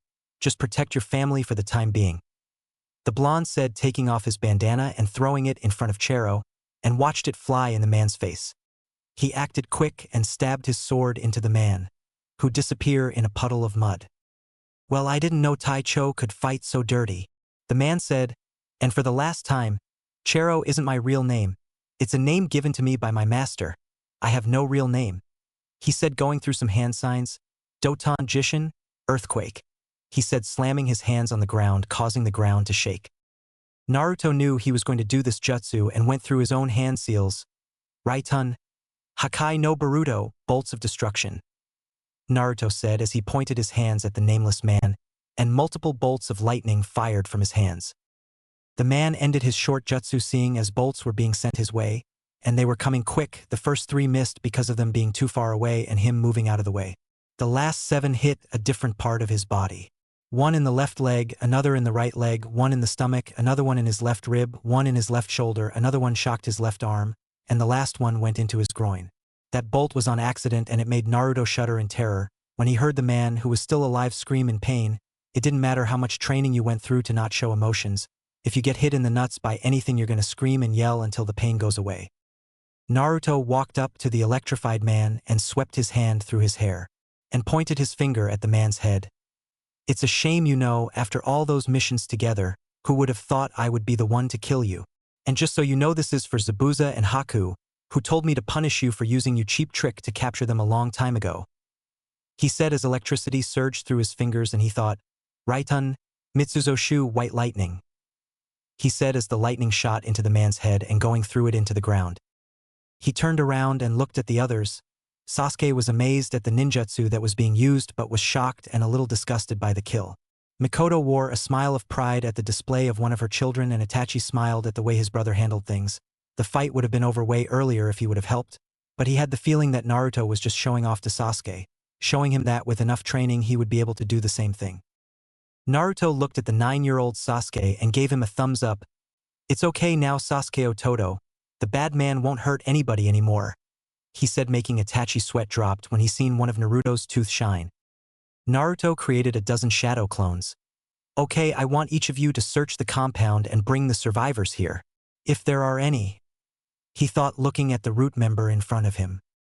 15 minutes later. There was 5 survivors out of 60 members of the Uchiha clan. Sasuke, Makoto, and 3 other clan members. 1 was a boy the age of 7. The others were twins girls the age of 4. The new 3 were brother and sisters, and the boy was protecting his sisters. The boy was named Daisuke. One of the girls was named Mai, while the other was called Kai. Mai had a ponytail while Kai didn't. Another difference was that Mai was dressed in the color dark blue while Kai was dressed in the color dark gray. Daisuke was wearing gray shorts and a dark blue high-collared shirt. It was obvious that Makoto was the only surviving adult of the Uchiha clan, and now had to take care of 3 more kids. You don't know how ecstatic she was about raising more children. She loved raising kids is what I'm trying to say. Makoto hugged the children one more time and led them into the clan house. She looked at Naruto and Itachi, who were watching Sasuke show the little kids around. "Hey, now that I think of it, why are you two dressed in your ANBU armor so late into the night?" she asked, looking at both of them curiously. Naruto spoke up first. "I was going to the Hokage Tower to see if I could get a quick mission," he said, "and I got Itachi to see if he wanted to come with me, for extra protection." He said, not telling a full lie, since he did get Itachi and killing the ninja of the Uchiha clan were their mission. They just didn't go to the Hokage Tower. The woman shrugged her shoulders. "Oh, okay. Come in the house. Take a shower, go to sleep, and I'll have breakfast ready for you in the morning," she said, walking inside the house. After she went inside the house, 3 squads of ANBU and the Hokage appeared in front of them. Naruto report. Sarutobi said. The mission was going along smoothly until Root appeared and started recklessly killing everybody, making noise and drawing attention to themselves to draw in their prey. They were effective until me and Itachi encountered them fighting Mikoto and Fugaku. I had killed one before and killed another when I got here. Itachi killed another that was about to kill his mother. Fugaku killed the 4th but was killed in the process. The last one, Kuma or Chero, or I don't even know what to call him anymore, was the last one to be killed, and I did it. After that, I created some shadow clones to look for survivors and found 3 children, all brother and sisters, 1 boy the age of 7 and 2 twin girls the age of 4. They just went in the house with Mikoto and Sasuke, who also survived along with me and Itachi. Naruto said, scratching the back of his neck while he yawned, which was rare because he only did that when he was super sleepy. The Hokage nodded his head and looked around. "Okay, I want all of you to clean this place up," he said, commanding his ANBU, excluding Naruto and Itachi. "So with the job done, if anyone asks, it was 5 rogue root members that committed the act, you two understand?" he asked both of them, to which they each nodded their heads. "I don't know about you, Naruto, but I'm taking a shower. I'll see you tomorrow at breakfast," Itachi said, walking to his house. Now it was only Naruto and Sarutobi. "You know what, Hokage Gigi? I've been in ANBU for the last 5 years. I'm tired of the endless missions and the timely hours. I think I'm going to retire and become a jounin like Kakashi and Ai-san and Gai-sensei. I think Itachi would be perfect to take my place as captain of the team. He deserves it and is ready for it," the blonde said, sweeping his hand through his hair, and yawned again. "I understand, Naruto-kun. I was going to have you retire from the ANBU after this mission anyway. The paperwork is already filled out. As of tomorrow morning, you will be Namikaze Uzumaki Uchiha Naruto, elite jounin of Konoha. You can go enjoy your last night as an ANBU captain." Chapter 9. Time has passed. 3 years later. We see our main character Naruto. Now the age of 14, he was walking along a dirt road. He has been relaxing the past 3 years, not relaxing as in not training, but relaxing as in his missions weren't as hard as they used to be in ANBU. He now stood at 5 feet and 3 inches. He was wearing a black muscle shirt under a gray padded ANBU-like vest. Over that he wore his standard jounin vest, which he changed the color to a very dark gray, nearly black. He wore some fingerless gloves that went past his elbows, and over his right arm he wore an ANBU-style forearm bracer, and on the back of the gloves was a metal plate that had the Konoha insignia on it. He wore some regular black cargo pants, and a gray belt that hung loosely around it. He wore black boots that had little spikes on the bottom. He kept his ANBU katana in the new house he inherited from his father after turning 11, and obtained a new one that he wore on his waist. The scabbard was red, near the bottom was white tape that wrapped around it, the handle was wrapped in designless red tape, and the guard was a plain black circle. He wore his headband around his neck and tied the back of his hair in a ponytail. On his right arm was his ANBU tattoo, and on his left arm was a seal that resembled a swirl that held his kunais.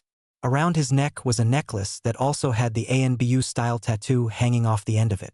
/N. Look at my profile picture to get a better look at him.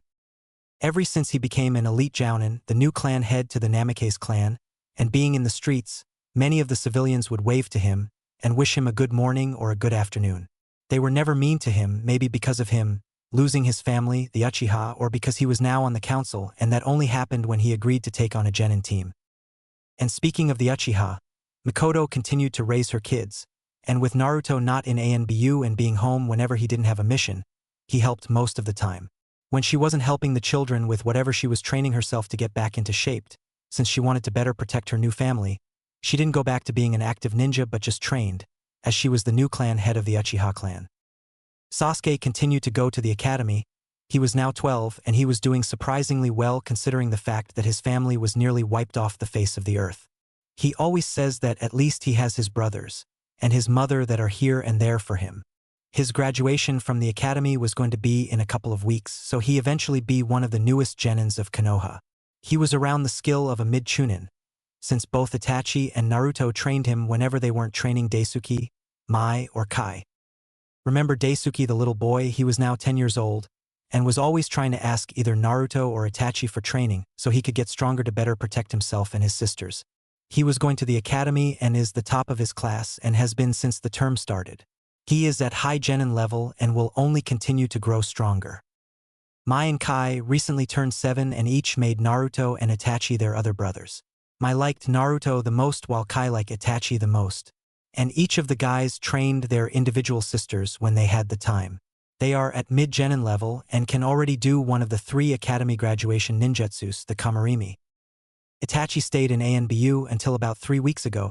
He had been on missions, left and right after Naruto gave him the title of captain of the team.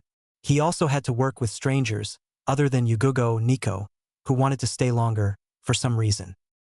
And speaking of Yugugo, they recently went on a date. It was a nice moonlit walk through the park, after having dinner at one of the most expensive restaurants in the village. The ironic thing was they could both afford it easily with their ANBU salary. Anko continues to work with Ibiki and the interrogation and torture section of ANBU, and Kurenai is looking forward to trying out for the Jounin exams. Remember the picture of that one chick in the bedroom of Anko Inuzuka Hana? Well, she was introduced to Naruto about half a year ago. She had thought he was cute for his age, which was about 12, and was dumbfounded with the fact that he was a Jounin, while she was 17 and wasn't even a Jounin yet. She was now 18 and decided to stay a Chunin since she loved working with animals and being a veterinarian for them. He looked to the sky and thought, and now that he thought about it, she was the only one that was a Chunin without trying to go up a rank like Kurenai was. I'm going to have a girl of every rank excluding Genin. He thought, chuckling to himself. Is anything wrong, Naruto-sensei? Said a voice behind him. He turned to see his Genin team. They were 14, showing that they were from the last batch of Genins from last year. They were so surprised to see that their sensei was their exact age. There were 2 girls and 1 boy on his team. One of the girls had dark bluish hair and dark blue eyes to match. She was 4 feet 8 inches and she had a slim build. She wore a simple dark blue shirt and black pants, with dark blue sandals. She had her ninja pouch on the back of her left hip and her shuriken holder on her left leg, showing that she was left-handed. Her hair was short and barely reached her neck. Her breasts were a large B-cup, and she wasn't a fangirl, which was the most important thing to Naruto. Her name was Sakana, fish, AI love, and you guessed it right, she loved sushi. And after every mission was complete, she would ask to go to the sushi place to celebrate. She was the team's ninjutsu specialist and helped with the strategies. The other girl had silver hair and pupil-less white eyes, showing she was a Hyuga, and Naruto still can't understand why her hair is silver. She was 4 feet and 7 inches and also had a slim build. She wore some dark gray pants and a dark gray shirt. She wore black sandals. Her ninja pouch was on the back of her right hip, and her shuriken holder was on her right and left legs, showing she was ambidextrous. Unlike her teammate AI, her hair was long and reached the middle of her back. Her breasts were a small C-cup. Her headband was around her forehead, over her cursed seal, meaning that she was in the branch family, and when Naruto learned that she was going to be on his team, he told the Hyugas that they should not activate her cursed seal under any circumstances or they'll face his wrath.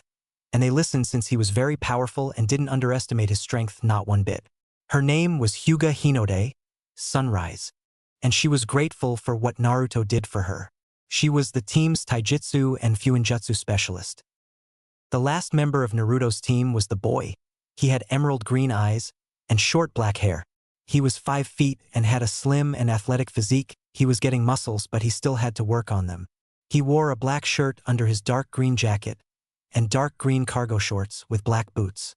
On the front of his boots were slots for his hidden knives, and when he added chakra to them, the knives would come out and he would kick people and it would hurt a lot.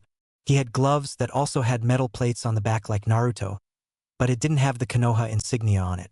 He wore his headband around his right arm, and his name was Chikyu, Earth, Heichiai, Fierce. Believe it or not, but he was the team's genjutsu and kenjutsu specialist. They all could do Tai, Gen, Nin, Fuin, Ken, and strategies excellent, but their favorites are what they have listed. AI's elemental affinity is water and wind, Hinode's elemental affinity is lightning and fire, and Heichi's affinity is fire and earth, so they all have all 5 of the elemental affinities. How convenient for Naruto, because now he could pass down most, if not all of his knowledge to his students. All of their skill level is around high Chunin, and they're continuing to grow in strength. Naruto looked at his silver-haired student.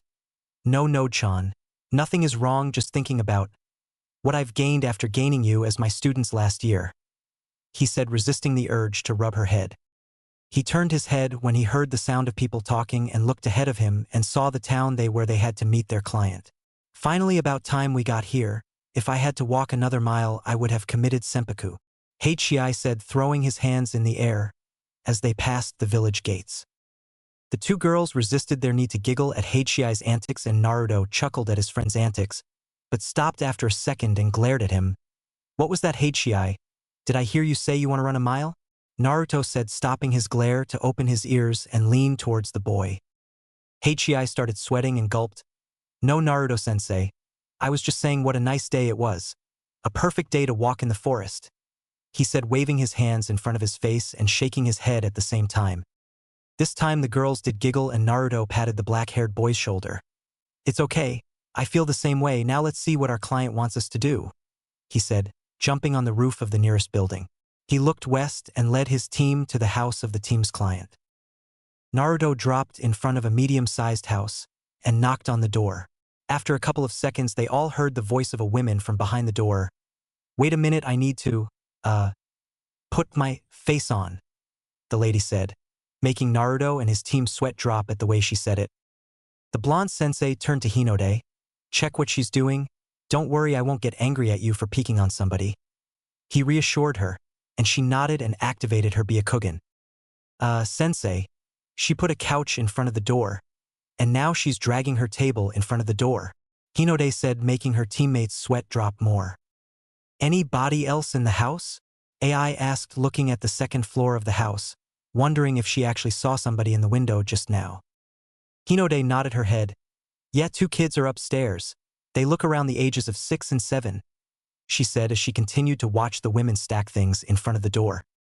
Heichi grew tired of the woman's actions and knocked on the door again. Don't worry, ma'am, we're ninjas from Konoha and we just want to finish our mission quickly. We are not going to hurt you, he said, making Naruto nod his head in acceptance. They waited there for another minute before they heard the sound of moving furniture and a couple more minutes before the long series of unlocking of the locks, making Naruto and his team sweat drop at the amount of clicking they heard. AI leaned toward Hinode. You would think she lives in a vault or something, she whispered, making Hinode giggle a little. Oh, you have no idea, Hinode thought as the lady cracked the door open a little. Did you say Konoha ninjas? She asked slowly and stuttering in the beginning. The ninjas nodded their heads and the lady swung the door open fully. Well, why didn't you say so? Come on in. I have much to tell you about, she said, her bashfulness gone and her bold and prideful behavior coming to the surface. The team of shinobi face faltered but got back up a second later, dusting themselves off, and entered the house. They each gasped in shock and surprise. Even Hinode, who had already seen it, was still surprised how the house looked from the inside. The house was filled with paintings and even sculptures made of fine basalt, obsidian, and other various materials, and even some metals. It was absolutely beautiful. Naruto stopped looking at the priceless paintings and sculptures and turned to the women. These are beautiful and expertly created. Did you do them yourself? He asked as his students continued looking at the art. She smiled and nodded her head. Why? Yes, I did, she said until she realized something.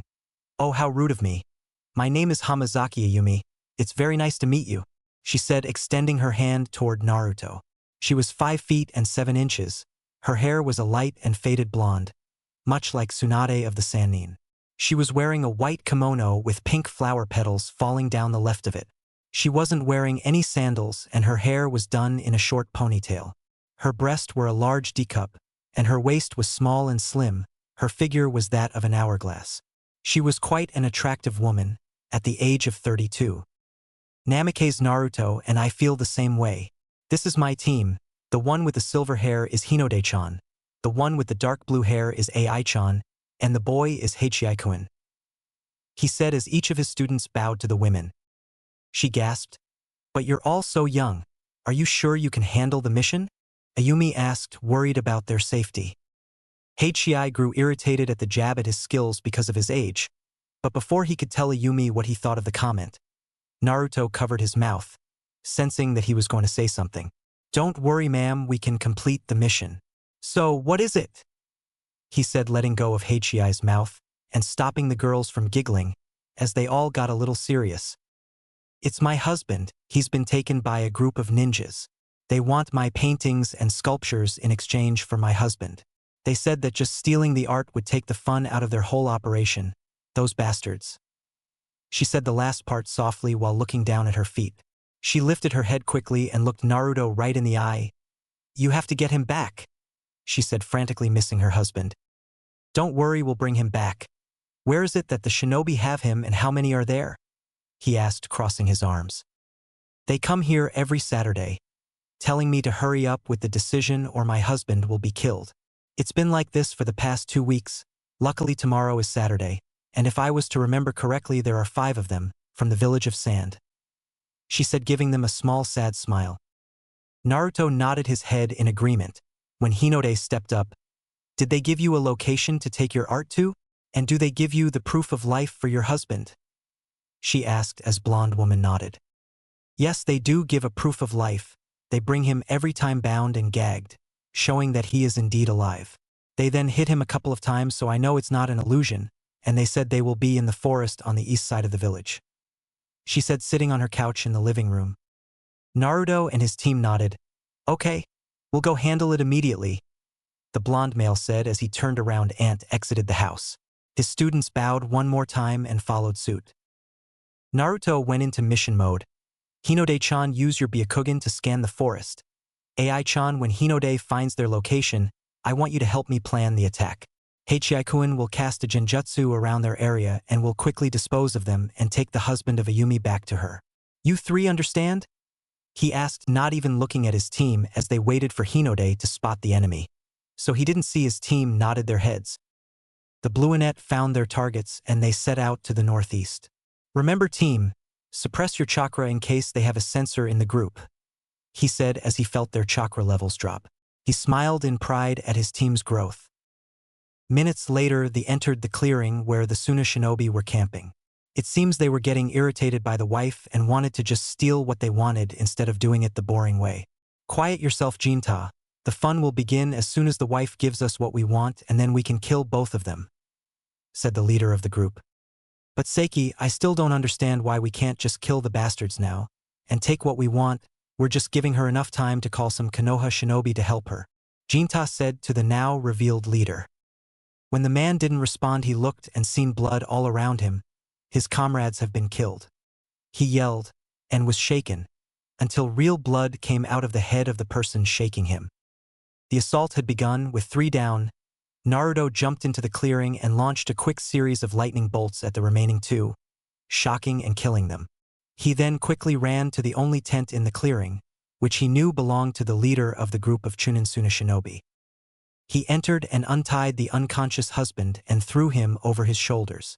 Exiting his tent, he nodded to his concealed students and they ran back to the village with their package in possession. 3 hours later, they made it back to the village after giving Ayumi back her husband, and was rewarded with a painting, which was sealed in a scroll and kept by Naruto, who promised to give the painting to the one that would win their next team spar. The team walked into the office of the Hokage and Naruto gave the mission report to the man. "Excellent, that's another completed mission for your team, Naruto-kun. You trained them well," he said, puffing on his pipe. Naruto bowed a little to show his respect. "Thanks, Gigi. Just wait, these 3 will soon become the next legendary 3. The blonde said with pride as his team blushed at the praise given to them. The room was filled with the laughter of the Hokage. "I believe your declaration because at this rate, in just a half a decade they will be close. Not there but close. After all, the Densetsu no Sannin were trained by yours truly," he said, puffing out a ring of smoke. Naruto laughed. "As was I mean, if Jiraiya trained my father to be Hokage, then I could too," he said, chuckling along with his grandfather. "So where's Itachi and I? Is he on a mission or is he on break? He asked the leader of the village after his team left to go home and shower. He is on a mission. You're going to have to find someone else to train with my boy, the old man said, as Naruto nodded and left the room in a swirl of wind and water. In the streets. Now Naruto was walking in the streets with no thought in mind. He wanted to train at the exact moment, but he was hungry. How could I solve this problem? He thought to himself, as he scratched his head. I think you just got your answer, Kit, the fox said in his head. And just at that second, a kunai flew through the air, slicing in his right cheek. He didn't stop his walking as he knew it was Anko looking to have some fun.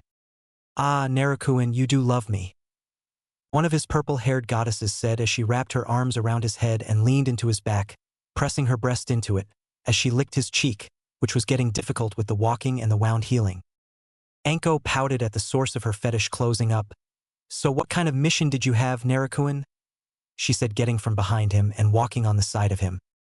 It was just some ninjas wanting something, but didn't want to take it by force. The idiots wanted to do some kind of ransom drop-off thing, so me and my team just killed them and gave the woman her husband back, Naruto said as they neared the dango stand they would meet on occasions. Naruto looked around the shop and found Kurenai sitting by herself with a cup of tea in her hand. She looked up and smiled seeing Anko and Naruto. It took you too long enough.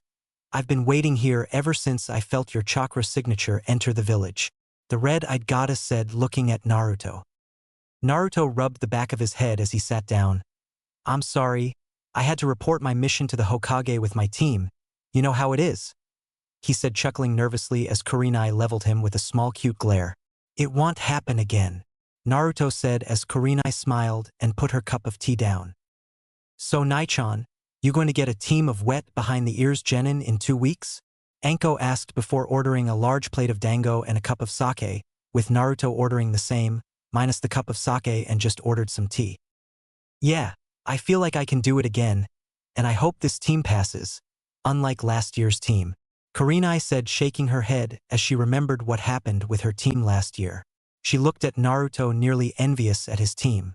So Naruto, how is your team? She said. Naruto nearly shivered at her tone. They're alright, they're getting stronger and I'm thankful for that. Hinode is absolutely excellent with her Byakugan.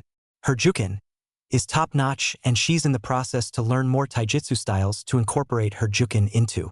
Her skill in Fuinjutsu is rapidly rising now that her speed and accuracy in drawing the seals has increased. In less than a decade's time, at this pace, she'll be an expert.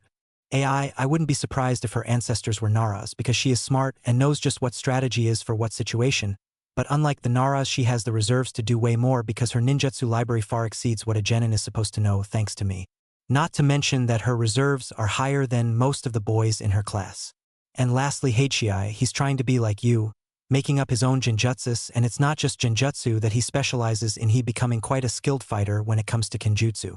Naruto said gloating about his students without even knowing he was gloating about his students. But they did hear a sense of pride in Naruto's voice as he spoke, so he must have known what he was doing. Alright, we get it, your students are skilled, you can stop your bragging now, Anko said with her hands in her face and Kurenai shooting him a big glare, causing Naruto to gulp and apologize by taking her hand and kissing the back of it and apologizing as he did. So Nai-chan, you want to have a quick spar with us after lunch? Anko asked with Naruto nodding his head and giving her the baby fox eyes jutsu. And he already knew that she couldn't resist his eyes and smile when she nodded her head. Great job, Kit. I have trained you well, the Kyuubi said, nodded his head with a sense of pride. The blonde-haired thanked his furry demon, and after lunch they each got up and walked to the nearest training ground to begin their training. Chapter 10: Genin Teams and Dangerous Criminals. 2 weeks later. It was now the aftermath of the graduation exam for the senior academy students. Some passed, some failed, some quit before they even tried the first test. It's safe to say the parents weren't happy to hear that from their son or daughter. Irika was standing in front of his students, feeling proud of himself for preparing them for their future as shinobi of Konohagakure. But beneath his proud feelings was annoyance at the behavior of his students. They were being so noisy it was grating on his nerves. He looked around the classroom and spotted only 4 students that would survive in the ninja world. Let's see, only Nara Shikamaru, Aburame Shino, Hyuga Hinata, and Uchiha Sasuke have a shot of surviving in this world. And maybe Inuzuka Kiba if he listens to the right head, and also maybe Akimichi Choji if he focuses on his training instead of hanging around with Shikamaru and watching clouds with him. Irika was thinking and couldn't think further, because the noise just went off, setting him off.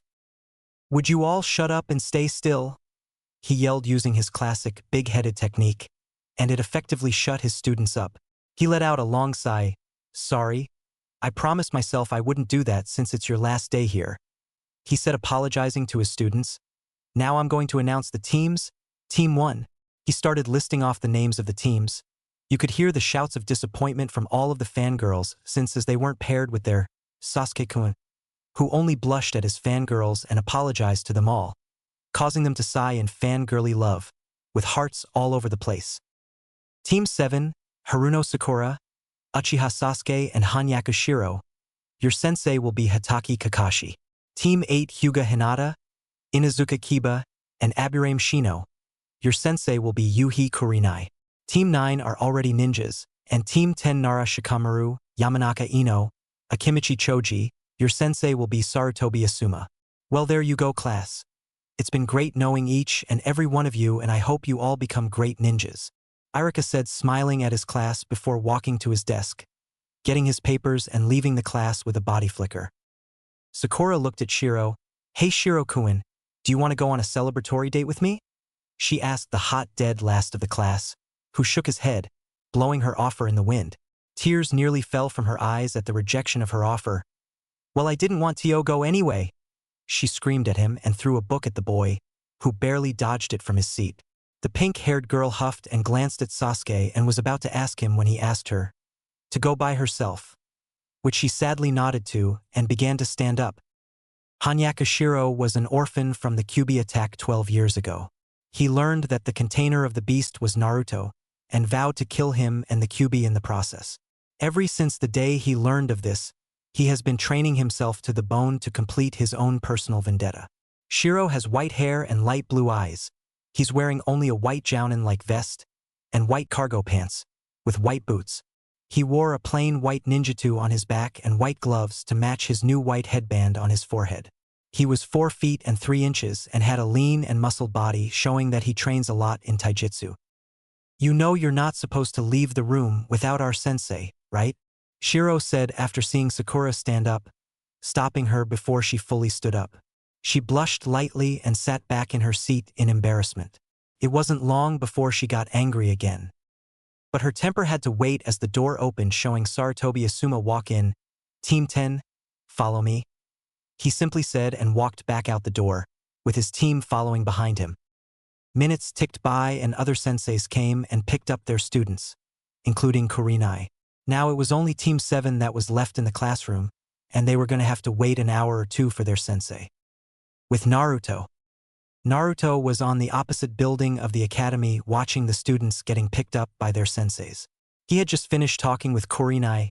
She was a little nervous about taking another team, and Naruto just took away her fear by telling her that it'll be all right, and just like that her fear was gone. When she left, Kakashi appeared behind him.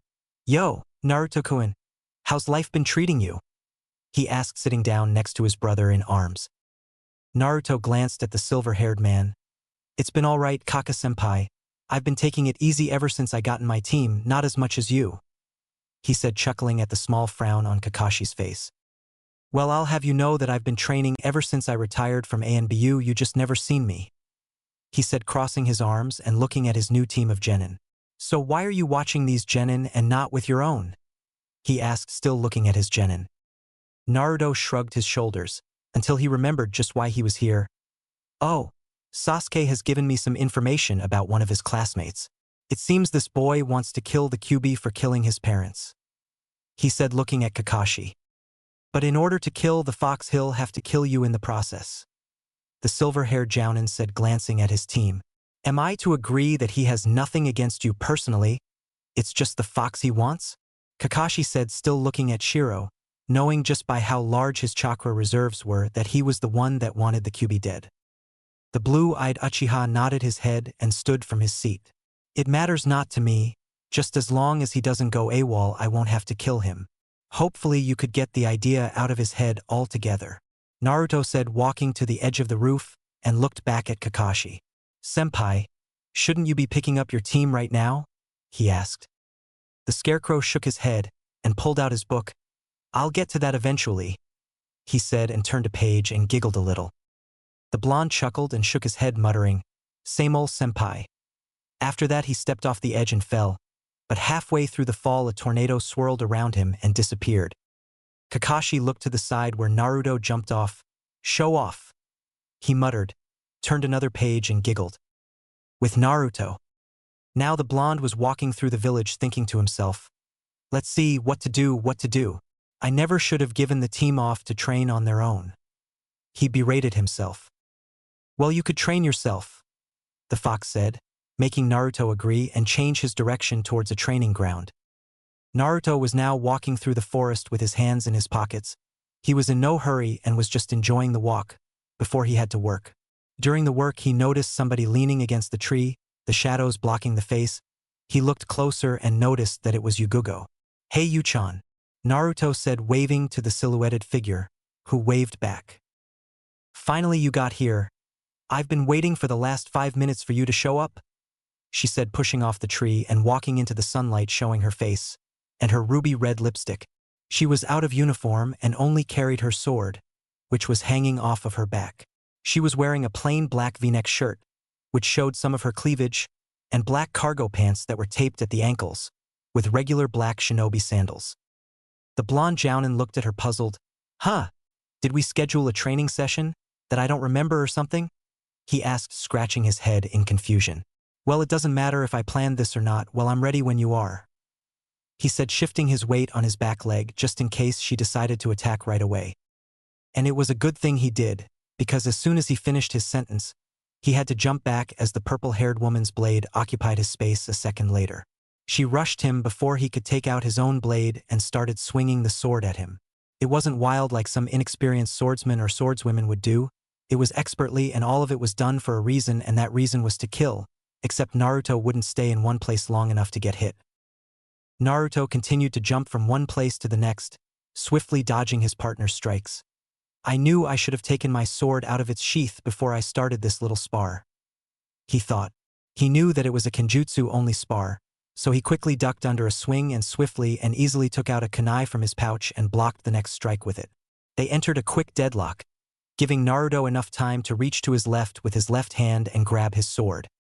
Yugugo ended the deadlock by attempting to kick Naruto in the stomach, but he anticipated the move and moved his waist to the side and spun around the woman and positioned his blade at her neck. "Yield, this match is over," he said in a monotonous tone. This made Yugugo chuckle. "Sure, I would yield as soon as you do," she said, making a movement with her eyes, making him look down. He now could see her own blade at his crotch. When Yugugo seen his eyes widen in surprise, she smirked an evil smirk and started moving it closer and closer, making him sweat more and more.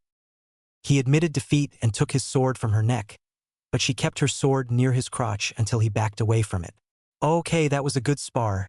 Let's do this again some other time," the blonde said, rubbing the back of his head after seeing her giggle at winning the spar. He grew a little annoyed at the constant giggling. "Fine, we'll have another go right here, and this time I'll win," he said, getting into a kenjutsu stance, with Yugugo doing the same.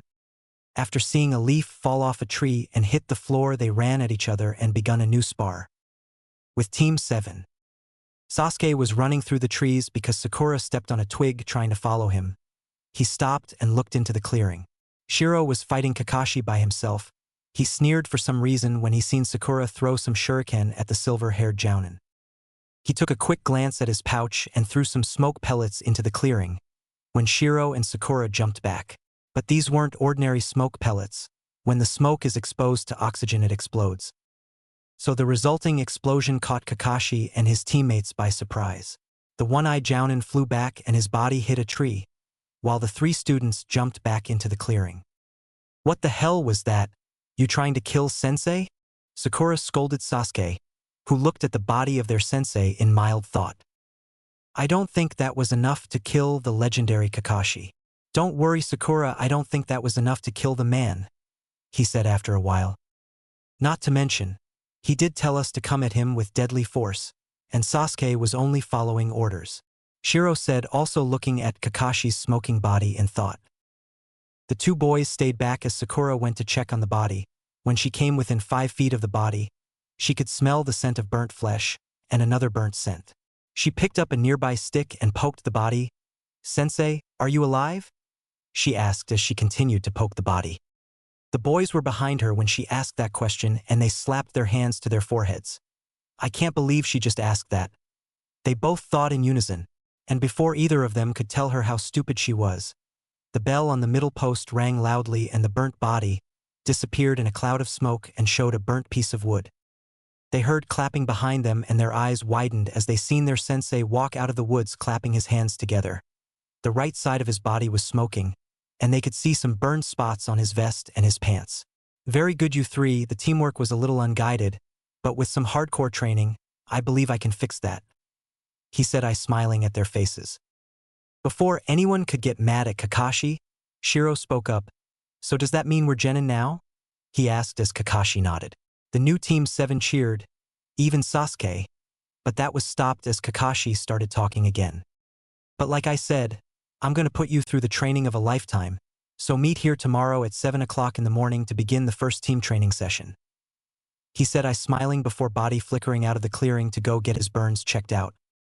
After that, Team 7 split up to get ready for the next day, after getting something to eat because they were starving. With the Hokage, Sarutobi was sitting in his seat, smoking his pipe while looking at some important documents laying on his desk. He puffed on his pipe again and spoke up. Jiraiya-kun, I haven't heard from you in a long time. To what do I owe this visit?"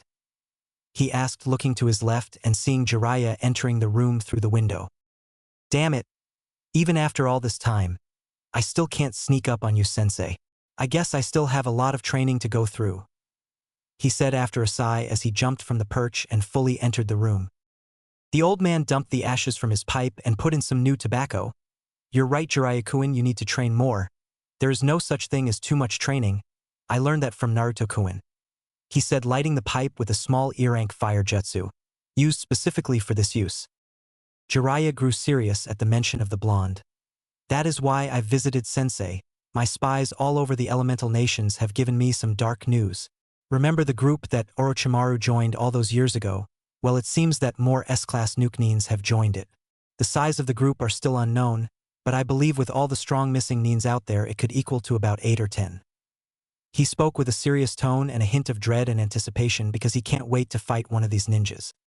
Just which Nuke-nins are in the group and what is their reason in forming such a large group of dangerous criminals? The Hokage asked, sensing an upcoming headache. "They only told me 3 members and that's all the information they could get. Obviously Orochimaru is in the group, and that alone is terrifying for us. Another is Sunazakasuna no Sasori, Sasori of the Red Sand. And we all know how dangerous his poison and puppets are. And the last known member is Kiri's own Kiri no Kaibutsu, Monster in the Mist, Hashigaki Kisame. Legend says that he has the chakra reserves and strength to match a legendary bijou. And they're targeting the Jinchurikis around the elemental nations. Their reasons are unknown, and I don't think they ever will be," he said, dropping the bomb on the old man, whose face showed a small hint of fear at the small list of dangerous shinobi in the group. The old man looked down at his desk, his hat shadowing his face. "And do you know the worst part?" the old man asked in a monotonous voice, creeping the toad Sannin out a little. The white-haired Sannin resisted the urge to answer the man's rhetorical question. "The worst part is we don't know who else is in the group and why they chose that specific group of people to target," Sarutobi yelled with killer intent pouring out of every pore in his body. So much of it was there that most of the village felt it. It wasn't enough to bring the Jounins to their knees. It's only because it was so sudden and full of anger that some of the weaker ninjas and civilians missed their next steps and nearly fell. The old man calmed down and stood from his seat and looked out the window, watching as the villagers looked towards his office in slight fear and confusion, before they started going on with their daily lives. "My spies has also said that numbers 6 and 7 have gone missing from their villages. We can only believe that they have been taken by this group," Jiraiya said. The Hokage sat back in his seat and emptied his pipe and put more new tobacco, but didn't light it. He looked at his student. "Do you know what this group is called?" he asked, seeing Jiraiya nod his head. "Then tell me the name." he said with a hint of exhaustion in his voice. The name is Akatsuki, and they have been seen wearing black cloaks covered with red clouds, Jiraiya said, just as the door opened and Naruto entered the office. Gigi, what's the problem? I never felt your KI cover the village before? He asked, hoping his grandfather figure was all right. Sarutobi let a small smile show on his face. Well, you know my student Jiraiya here? He said, nodding towards Jiraiya, who was in shock at how much Naruto looks like his father. He had only seen his picture in the bingo book, and he was only a kid then. Well, he just basically told me a bunch of S-class nuke neens are after you and your Jinchuriki brothers and sisters, he said, frowning after giving the information. Naruto thought for a little bit before smirking at the adults in the room. I say bring them on. I've been looking for someone strong to fully test my skills on, he said, shocking the older ninjas. What are you talking about, brat? These shinobi are dangerous criminals that might have ways of disabling your demon inside of you, Jiraiya said. Well, it's a good thing that I don't use it a lot. Of course I know how to use my demon. I just never met anybody that needs to be overkilled, he said, casually scratching the back of his ear. Jiraiya's mouth was gaped open in shock until he closed it, chuckled and looked back at the Hokage. You know what, sensei? I'm starting to like this brat, he said, rubbing Naruto's head, who squirmed under the man's hand. Sarutobi only chuckled. That's Naruto-kun for you. He never backs down from a fight with someone that wants to fight him. Now that I think about it, weren't you sparring with somebody a few minutes ago? He asked Naruto, who thought for a while until his face went pale with fear. Oh shit, I'm so dead, he said, panicking. What happened? Jiraiya said in confusion. Only Sarutobi was showing a small smirk. I left Yugugo handcuffed to a tree, he said, about to body flicker out the office, when Jiraiya started giggling. Handcuffed, you say? He said, and took out a little booklet and started scribbling in it. This made Naruto groan. I forgot. My father did mention being trained by a pervert, he said, body flickering out of the office. Chapter 11, Mission Time. 2 hours later. Naruto sat in a dango shop with Kurenai, Anko, Hana, and Yugugo. The other 3 women sat together giggling. Come on, Yu-chan. I said I was sorry. Come on, forgive me, Naruto pleaded to the purple-haired ANBU lieutenant. The lieutenant sat there unaffected by the Jounin's pleading, until he got up and started rubbing her shoulders, feeling her knots and causing the woman to moan a little under the massage. You know, I read something in one of my medical books. While giving someone a massage, by using chakra, the knots unloosen faster and the pleasure skyrockets off the charts, Naruto explained, but the explanation wasn't heard by Yugugo, only the other 3 women. After a couple of minutes of massaging, Naruto started talking. So am I off the hook? He asked, watching her nod her head, causing Naruto to smirk. See, I told you massaging her would get you off the hook, Kyubi said from Naruto's head. The blonde scoffed silently and stopped the massaging when he felt a hand on his shoulder. He turned to see the waitress, who was blushing a little. Sorry to disturb you, Namike-sama, but I came to give you your bill, she said, handing him the bill and causing him to stop massaging. He took the bill and looked it over. After a while he shrugged, not caring that he had to pay for their lunch. He was just glad that he didn't have to take them all shopping anymore, which the other girls weren't happy about. He was about to speak when he heard a voice. Naruto-sensei. Naruto turned around to see his blue-haired student, AI. Hey AI, what are you doing here? I thought you loved fish more than dango, he asked, seeing her nod her head. Yeah, I do like fish more, but I wanted to try dango, and decided to come here, and I saw you here, so I might as well join you. So are you going to introduce me, or what? She said, walking up to his table, looking at each of the women. Naruto's eyes frantically over the ladies. Okay. Worst thing that could happen? Anko corrupts her. The others aren't as bad as she is.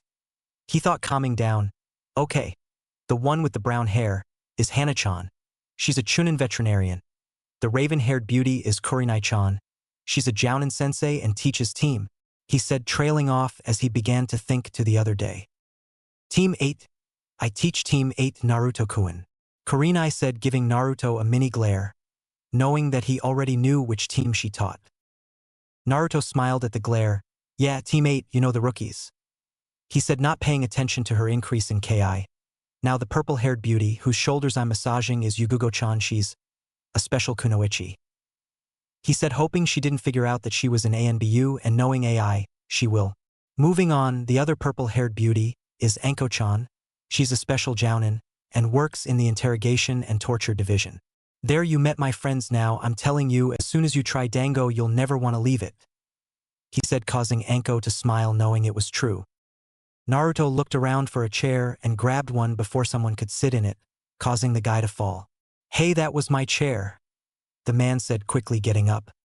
The blonde watched AI sit down before looking at the man. What, you weren't sitting in it? And plus, don't you think you should cut back on the dango? You're a little fat, Naruto said to the overly fat man in front of him, causing the girls to snicker, except for Yugugo, who was a little upset that Naruto stopped massaging her shoulders. The man went red in anger and embarrassment and stormed out of the shop. The blonde turned back to the table. Now AI, try this dango, he said, getting back to massaging Yuchan's shoulders and nodding to one of the dango that Anko didn't even eat since she was full off of dango and sake. The blue-haired genin picked up a dango stick and ate one of the 3 dumplings and nearly squealed at the taste.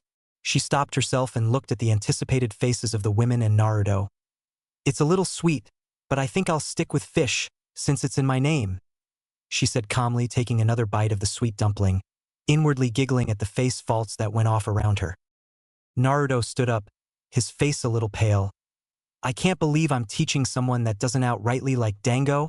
It's unheard of, he said, mumbling to himself. For that I'm raising your training. In 1 hour I want you in our training field.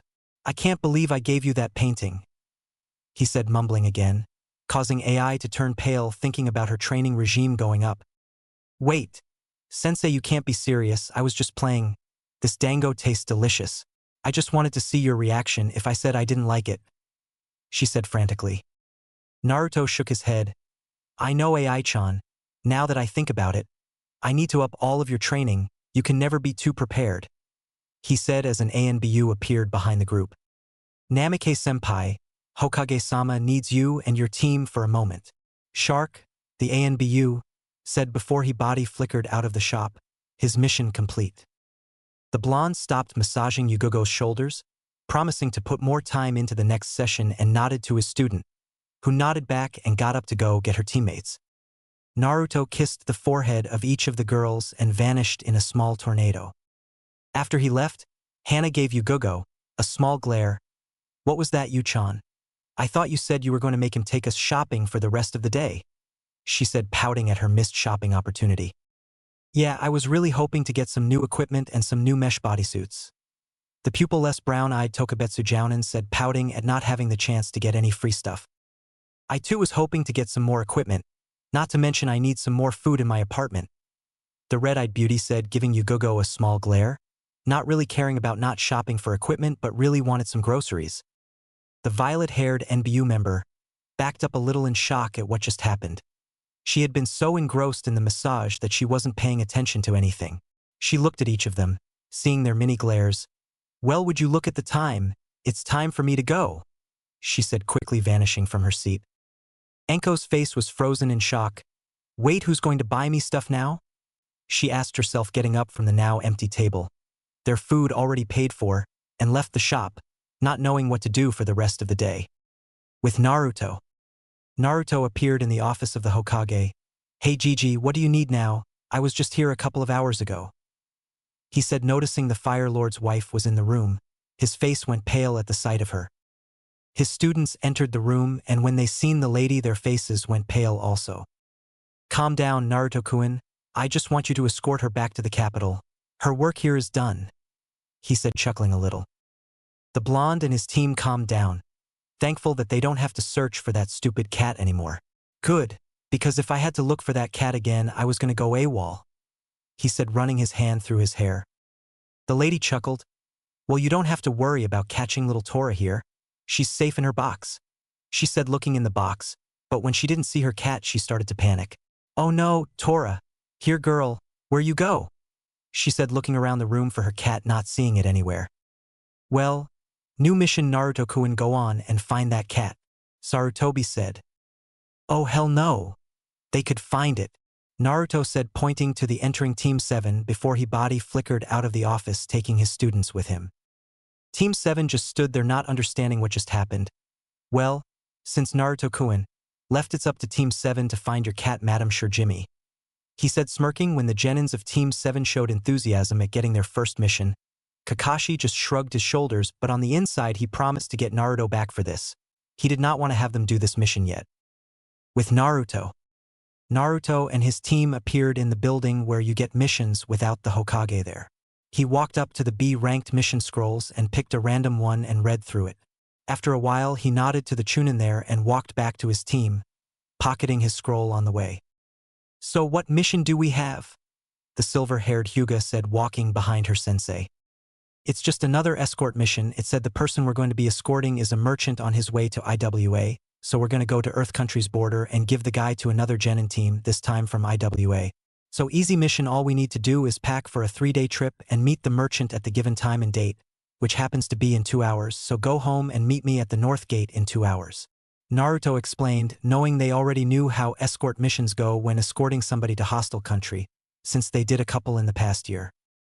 Naruto sighed after seeing his team leave. He looked at the sky and shrugged his shoulders. I might as well find this guy.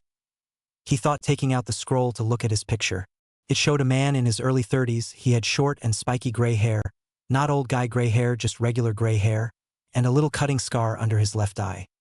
The blonde pocketed the scroll and started walking to the North Gate. He nodded to the people who nodded at him and waved at the people who waved. He seen Asuma and his students in front of him and decided to say hi. Hey Asuma-Nizan, Naruto said. The smoker's eye twitched as he looked over to Naruto. What did I say about calling me Nizan? Asuma said, puffing some smoke above Naruto's head. Naruto gave him a big grin. You said to never call you Nizan? Which is why I'm going to keep doing it, he said, smirking a little. So this is your team? Naruto said, glancing at the genins. The chain smoker nodded. Yep, the girl is Yamanaka Ino, the lazy boy here is Nara Shikamaru, and this is Akimichi Choji, he said, not wanting to say what was in his head. The genins waved to him, with Ino winking, noticing how handsome he looked in his current attire, into everything sunk in. Wait a minute, you're a jounin, but you're around our age. Did you even go to the academy? The blonde-haired girl nearly screamed, noticing his jounin flak jacket. Wait a minute, what's that? She said, looking at the tattoo on his shoulder. Naruto didn't have time to say what it was before the girl grabbed his arm and started inspecting his tattoo. She traced the tattoo's design and scratched her head in confusion with her free hand. Naruto substituted himself with Shikamaru and started scratching his neck. That's my ANBU tattoo. You remember, Asuma, I was in the corp a couple years before you went to be the daimyo's bodyguard, Naruto said, pointing to the man's sash. The genin were surprised. Even Shikamaru, who thought everything was a drag. I have no idea how someone your age could become an ANBU, what a drag. The pineapple-headed boy said, sighing, with the others nodding their heads. The male blonde scratched the back of his head. I'm just awesome like that, Naruto said, doing a big foxy grin that showed his large canines.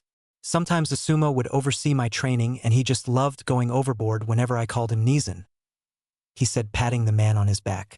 And now all that training paid off. Now I can whoop his ass if he even thinks about doing that stuff again, the blonde said, grinning, activating his fully matured Sharingan for a brief second. Asuma chuckled. I'm thinking about it right now, he said, inhaling some smoke, but before he could blow it out in Naruto's face, Tora, our lovable feline, came out of nowhere and jumped on his head and jumped off, causing him to accidentally swallow the smoke and start coughing. Team 7 ran by after the cat, each one shooting Naruto a glare. Knowing that it was his fault they had to chase the stupid cat. Naruto only grinned at them. Kakashi casually walked by, looking at the coughing Asuma. He swallowed some smoke? The white-haired jounin said. Yep, I told him to stop inhaling so much of it, but you know Asuma-Nizan. So having fun with that cat, Naruto said, smirking. Oh yeah. Watching these kids run after this cat has been the most fun I had in ever, Kakashi said sarcastically. They've been at this since they found it just outside of the building licking itself, the scarecrow said, turning a page in his porn. Naruto chuckled and looked at the sky. Well, I believe it's time for me to get to my team. I'll see you later, Kakanizan. See you later, Asuma-Nizan. It was nice to meet you three, the blonde jounin said, vanishing in a burst of electricity. Some static remained in his spot for a couple of seconds before vanishing. Asuma stopped coughing. That kid is such a show-off, the smoker said, taking out another cigarette, while his students smacked themselves in the forehead at seeing him take out another cigarette. What? You act like it was the cigarette's fault I started coughing. You seen that damn cat jump on my head, he said, lighting the cigarette. Well, I'll be going, Kakashi said, poofing away. With Naruto. Naruto appeared, on top of the gate with the wind blowing through his hair. He looked at a nearby tree and smiled. Then an ANBU appeared beside him.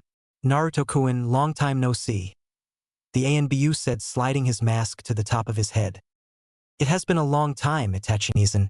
I thought you were off duty. Why are you in uniform? The blonde said, looking at Itachi's attire. I am off duty, but I don't feel like being off duty, so I assigned myself gate duty, he said, looking down at the sleeping Chunin. Naruto looked down as well. Well, it's a good thing you decided to do this, or we might have been invaded with these clowns watching the gate, Naruto said, laughing, noticing a merchant fitting his described picture walking towards the gate with a wagon full of various items. Well, there goes my client. My team should be here in a couple minutes. I did teach them to be earlier than the given time, he said, remembering how Kakashi is with everything that doesn't need his immediate attention. After a couple of minutes of talking with Itachi about his mother and the kids at home, Ai, Hinode, and Heiichi showed up meeting with the client. Hey, do you know where Sensei is at? He should be here by now, the emerald-eyed boy asked, scratching his earlobe. Hinode pointed up at the top of the gate where Naruto was still conversing with Itachi. Even though he's naturally suppressing his chakra, he isn't doing anything else to hide his presence, she said, waving at her sensei, who waved back. Well, can you bring him down? I would like to meet the man that's leading this mission, the gray-haired man said, fixing the shoulder straps of his backpack. Ai nodded. Hey sensei, the man wants to meet you, she yelled, noticing Naruto nod his head, and Itachi leave with a normal body flicker. Naruto dropped off the gate and landing softly on the ground. Hello, I'm Namikaze Uzumaki Uchiha Naruto. I'm going to be leading this mission. I know I'm young, but trust me, I'm stronger than I look, he said, looking at Ai when she said much stronger. The blonde's words stopped the man from complaining about his age, and for some reason he could feel the power the blonde had. He didn't know how, he just could. Good. My name is Rasen Jean, the best merchant in the world, he said, going into a pose while laughing, making the shinobi around him sweat drop. Okay. Well, let's get this thing going, Naruto said as the man nodded, and they begin walking out of the village with Jean pulling his wagon. 2 days later. The group were now just a couple of miles away from the border, where they will deliver the merchant to a team from IWA. There were only 2 attacks in the past 2 days, retarded bandits trying to steal things that didn't belong to them. Well, they won't be trying to steal anything anymore. You know, because they're dead. We only have a couple of miles left. Hinode, our perimeter, he said as she activated her Byakugan. Seeing everything was clear, she nodded to him. Heiichi, you all right with that genjutsu around us? The blonde said, glancing at the concentrating teen. Well, he's busy. Ai, how about your patrolling tigers? He said, looking at the blueonette. She looked at him. Let me check, she says before giving a short and loud whistle, nearly breaking Heiichi out of his concentration. 2 tigers jumped out of his surrounding foliage. Yes, Ai-sama. One of the tigers said. These tigers were similar to every other tiger, except they were different colors. The speaking tiger was red and the other was orange. How's the perimeter doing, Akatora? She said, petting the tiger. Everything's in order. I believe our work here is done, the tiger said, nodding to the other tiger, and they disappeared when Ai herself dismissed them. Ever since she gained those tigers, she had been more grateful. Of course, her mother was proud that she acquired a summon contract. Her mother was a little jealous that she found one when she couldn't, maybe because she never tried to look for one. Naruto nodded as they approached the bordered gates, where they could see a team from IWA there waiting for them. Naruto looked closer. He noticed the genin were showing fear at seeing him, including the jounin, but the jounin looked ready to fight. As he got closer, he could see that it was Machio Gyokuseki, Boulder. His name alone signified his origin. He was a tall, muscled man with brown hair, wearing his village's personal red flak jacket proudly. As they walked up to the group, a light bulb flashed in Naruto's mind. Oh, no wonder you looked so familiar. You look just like your brother, Naruto said, trying so hard to hide his smirk. But it was hard with the Kyuubi's laughter in his mind. One of the many veins in the man's forehead grew as his anger grew to epic levels. Ki was filling the air, and the man's chakra was visible as he grew more angrier and angrier while looking at the teen that killed his big brother. "You bastard! How dare you even mention my brother?" he said through gritted teeth. Now, y'all shouldn't fight. After all, you still have missions to complete," Jin said, becoming the peacemaker in the area. Gyo's genin were becoming more and more terrified of their sensei's Ki, while Naruto's genin were relaxing behind the protective Ki of Naruto. "Jin is right, I wouldn't want to have to walk all the way to IWA to complete the mission because you went and got yourself killed," Naruto said, activating his Sharingan for an added measure. And looking at their pale faces made him smirk even more. Jin walked across the border and began walking toward IWA, hoping that Gyokuseki would follow him, since his genin were already by his side, not wasting any time in leaving. After a while, Gyo stopped releasing Ki and body flickered away in a spiral of rocks. Naruto smirked at the exit. "Well, time to go home," he said, turning around and started walking back to Konoha. "Sensei, is it true you killed the man's brother?" Ai asked while her stomach started grumbling, making her blush in embarrassment. Naruto nodded. "Yeah, the man tried to cash in on my bounty while I was on a mission and before I took you as my students. He was pretty cocky in his skill in dust manipulation. He was nowhere near the level of his father, the Tsuchikage. Oh, and the Tsuchikage was pissed that I killed eldest son, and the man's niece was even more pissed. I just loved pissing people off," he said, sensing chakra not too far away, and from the looks of it, so did his team. The chakra wasn't hostile yet, but it felt dead for some reason, not to mention one of them had very large reserves. "Okay, I could tell that they don't know our exact location, or they do and they're just messing with us. So I want each of you to run to Konoha as fast as you can. Take soldier and food pills on the way. I don't want you to stop until you get there. Understand?" Naruto commanded, showing his serious side for a second, as they nodded and did as they were told. Naruto continued walking until he entered a clearing. He stood in the middle looking around, glad at the large size of it. "You ready, Kit? I can already tell you this isn't Sasori or Kisame, so don't you dare die by these fools," the Kyuubi roared in his mind. Naruto nodded before he heard voices. "I told you the asshole would stay and fight us. Kakuzu, you owe me 20,000 yen. A rather rude man said as two figures entered the clearing, wearing matching black cloaks with red clouds. Naruto looked over the figures, knowing that they were dangerous. He noticed the pendant the shorter figure was wearing around his neck and became shocked. He remembers reading his mother's journal. Long ago she fought somebody that wore the exact same pendant, and it took forever even for her to kill him. Not even chopping the guy's head off didn't kill him. She had to set the man on fire before she walked away victorious. Naruto racked his brain for what those kind of people are. "You, the loud one, you're a Jashinist, aren't you?" he said, backing up a little and getting into a ready stance with his hand on his sword. Laughter came out of the man's mouth. "I love this kid, he knows what I am. It's too bad I'm going to have to sacrifice you to Jashin-sama," he said, grabbing the giant scythe off his back. "It's only right for you to know the name of the one that kills you. My name is Haiden. I already know you. Namikaze Uzumaki Uchiha Naruto, container of the Kyuubi no Yoko, and sure no Kage of Konoha. It was pretty stupid of your Hokage to put you in the bingo book with so much information about yourself," Haiden said, laughing. Naruto smacked his forehead. "I knew that was a stupid decision. If I ever get out of this alive, I'm going to slap Gigi upside his head," he mumbled before growling at the two Akatsuki members. "Well, you should know that information is old and I'm much stronger than I was 5 years ago, so prepare to be surprised, members of Akatsuki," he said, taking out his sword, and vanished from his spot and tried to stab the Jashinist in his head, but his strike was blocked by one of the blades in the man's triple-bladed scythe.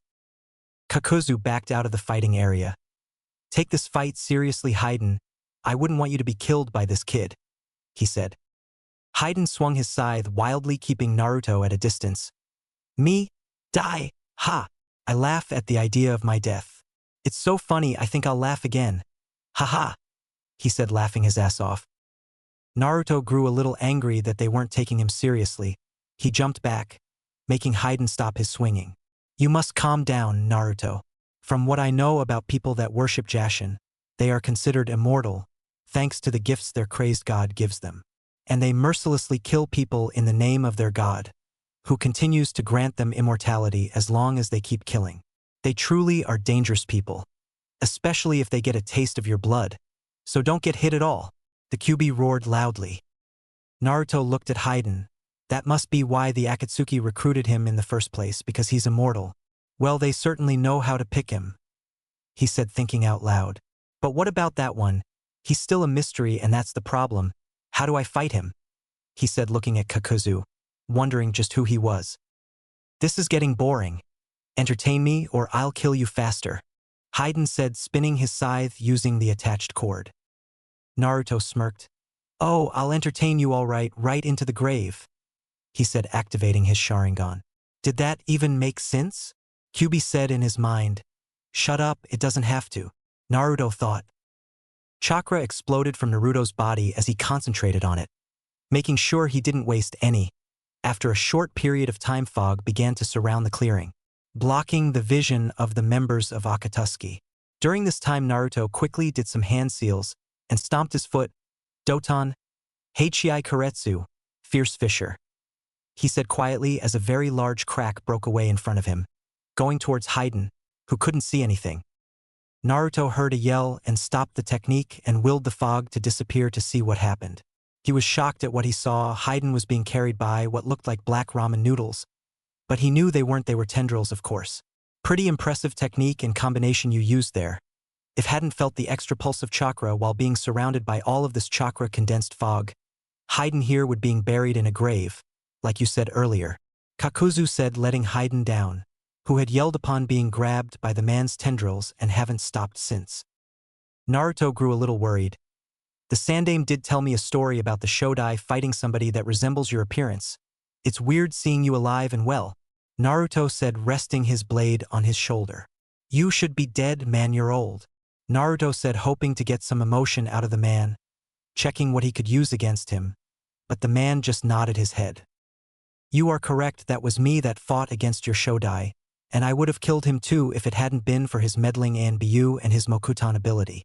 And plus, don't you just love Kenjutsus, especially the one I took from my village, the Jiangu, that's what it's called in case you're wondering, Kakuzu said, keeping his pupil-less green eyes on Naruto, while blocking out Haiden's continuous cursing. After a while, Kakuzu started talking again. You're probably wondering why I'm telling you all of this? Well, the answer's simple, you're coming with us dead or alive no matter what, so it really doesn't matter what you know, the man said, punching at Naruto, extending his arm, which was connected to tendrils that were connected to his body. Naruto jumped to the left and threw some kunai at the man, and watched as they bounced off, useless against the man's hardened skin. HN, Naruto murmured as static started dancing around his hands and feet. If regular means can't pierce your skin, let's see how my Shogeki Takina Kabushi, shocking fist, Naruto said, rocketing forward, zigzagging before appeared behind the Akatsuki member and punched him in the back. He heard something break before Kakuzu's body flew across the clearing. The blonde didn't have any time to celebrate his attack, because a scythe flew towards his head. He jerked his head back, watching the scythe pass by in front of him, his reflection in the blade of the scythe. He jumped back and disappeared when Kakuzu's fist impacted the floor, where he was not even a second ago. Naruto appeared on the other side of the clearing and noticed some fragments of something falling out of Kakuzu's cloak. Also, he could clearly see the man's pissed face from this distance. I can't believe you just killed me, the green-eyed man said before scoffing. You may have killed me once, but that's all you're getting, the man said as he started doing hand seals. I'll just have to take your heart to replace this one, and with all your affinities I should be good for a while, futon. Boryo Kudakina Kuki no Nami, violent air wave, he explained, blowing out a wave stronger than any Daitapa. Naruto's Sharingan copied the technique before he sunk into the ground, going deep as the incoming wind tore up the ground. Oh no you don't, Suetun. Kanketsusen no Jasho, rising geyser, the Akatsuki member said before a large geyser of water shot up with Naruto at the top. Naruto was not having a good time. The water was all over him and he just couldn't seem to do anything. He concentrated and a small explosion of demonic chakra went off around him, disrupting the geyser and sending him to the floor, where he had to quickly dodge another swing, this time from Haiden, who had been watching the fight between them. He growled at that annoying scythe, but smirked when he had the perfect idea.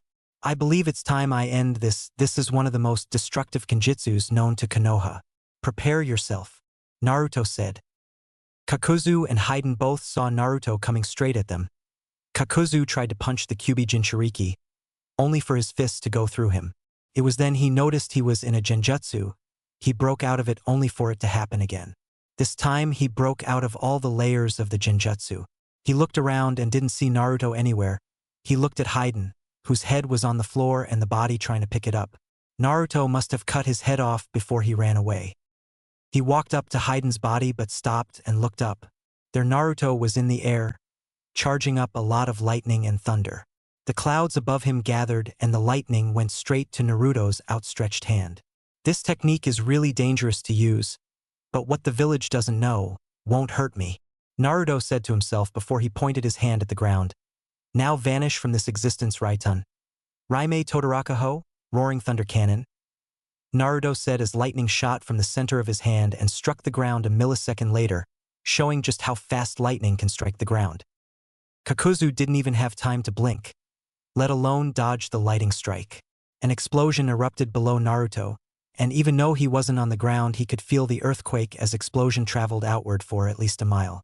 Time finally returned to normal and Naruto started falling to the floor, Kyuubi's chakra going back to being dormant as he landed in the nearly mile-wide and 100-feet-deep crater. He scratched his head. Maybe using Kyuubi's chakra was overkill. In the ninja world, there is no such thing overkill. You must do all you can to kill the other. Come on, I shouldn't be explaining this to you. You're starting to get soft. You used to be ruthless in ANBU. Maybe you should go back. I'm sure your team would understand. The demon said, getting ready to take a nap. Oh please, there was no room to be carrying while in the core, and I'll never leave my team or go back to being an ANBU. Those days are behind me. Now my goal is to someday become the Hokage. I'll then command all shinobi in the village, not to mention more respect, and I get to wear that cool hat. Naruto said, walking back to Konoha, since using that last technique damaged his chakra coils and using his chakra would hurt like a bitch. Well, at least I killed 2 members of Akatsuki, and now I'm going home and I'm taking a nice and long sleep. Naruto thought out loud, continuing his trek to Konoha. Unknown location. 2 figures were seen getting out of a meditation position. They cracked their necks and stood up. Leader Sama's going to love the information we bring him. I'm just glad we didn't try to get it personally, the taller figure said. The other figure grabbed his scythe and put it on his back, making it magically stay in position. For once, I agree with you, using that technique cuts our skill in half, but it is worthy when the time comes. Did you know I could have died back there? Me? How the fuck is that even possible? The shorter figure asked himself. The 2 figures walked to a nearby rock formation and grabbed their straw hats. Come on, Haiden. From what I know, there's a bounty near here somewhere, the tall figure said to the now revealed Haiden. Haiden groaned. I fucking hate you, Kakuzu. You and your mod-hucking bounties are so annoying, he said, walking to the right of his partner. Kakuzu glanced at the man, not showing any emotion. And your rituals aren't? He asked. Oi! Don't say anything about my rituals. They didn't do anything to you, Haiden said as they walked into the forest. You could still hear their voices as they got further and further away. Chapter 12, Return of the Kitsune. 3 days later. AI was getting worried about her sensei. It's been days since she's seen him. She knew that he was powerful, but from the feel of it, so were the 2 that he had to fight. The blue-haired genin wanted to go back, but Hinode stopped them and they continued to run to Konoha. Took them a day and a half to get there at their pace. Sensei should be here by now. It's only been 2 days. Way more than enough time to kill those 2 and get back here, AI said, glancing at the teenage Ichiraku. She didn't have a taste for ramen, but on some occasions the team would come here. I'm sure Naruto-kun would be here any second. It wouldn't be like him to desert his own team. He's probably just taking his time, the brunette waitress said, serving one of her customers. Maybe you should ask one of the women he hangs out with, Ayam said, looking at the clock, seeing that it was only 12:42 a.m. I should, but I'm just worried that he might be labeled a missing nin for not being in the village. He's still alive, that I know, It's just that what if the council of the village decides to force Hokage-sama to make him a missing nin? She asked herself, getting up from her seat. You don't have to worry about the council doing that, Ai-chan? A voice said behind the blue-haired ninjutsu specialist, making her turn around. What she seen wasn't Naruto, or even one of the women she was introduced to a couple of days ago. It was the one and only Sandaime Hokage, Sarutobi Hiruzen. Hokage-sama, forgive my earlier comment, I'm just frustrated about Sensei's absence, she said, doing a quick bow to show her loyalty. The old man just waved it off. Trust me, I feel the same, but wherever he is, I know it's going to make him stronger, the old man said, looking at the sky. Undisclosed location. Naruto was laying in a cave somewhere in grass country. He didn't know why, but he keeps forgetting about the small country. Nothing ever happened in it. He brought himself out of his thoughts when he heard something. He picked his head up just in time to see the rock hit the ground. He glared at the ceiling and stood up. He was still recovering from the battle with the Akatsuki members. Of course, he didn't receive any physical damage. The damage was all done to his chakra coils. The roaring thunder cannon was forbidden for a reason. Without the Kyuubi's chakra, his coils would not have healed as fast as they did. So indeed, using the Kyuubi's chakra with the forbidden technique was indeed overkill. Overkill, at that minute he didn't feel like he killed anything. Something was just eating at the back of his head about the whole situation. Why would the organization send those two to capture him at that moment? Of course, because I was out of the village, he said, answering his own question. But something else bugged him. Why were they so unique? Both were immortal in their own way, and now he knew the way to kill them, and judging from their skills, defeating them would be easy. Well, defeating the one named Haiden would be easy. Kakuzu was not going to be, with his Jiangu and his experience kept him alive so far.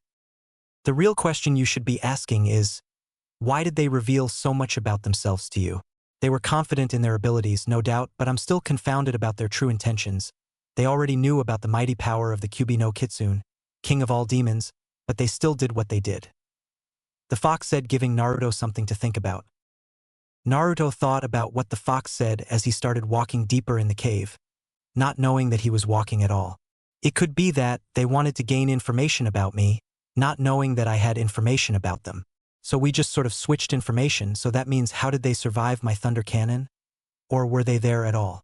Naruto whispered to himself before it came to him.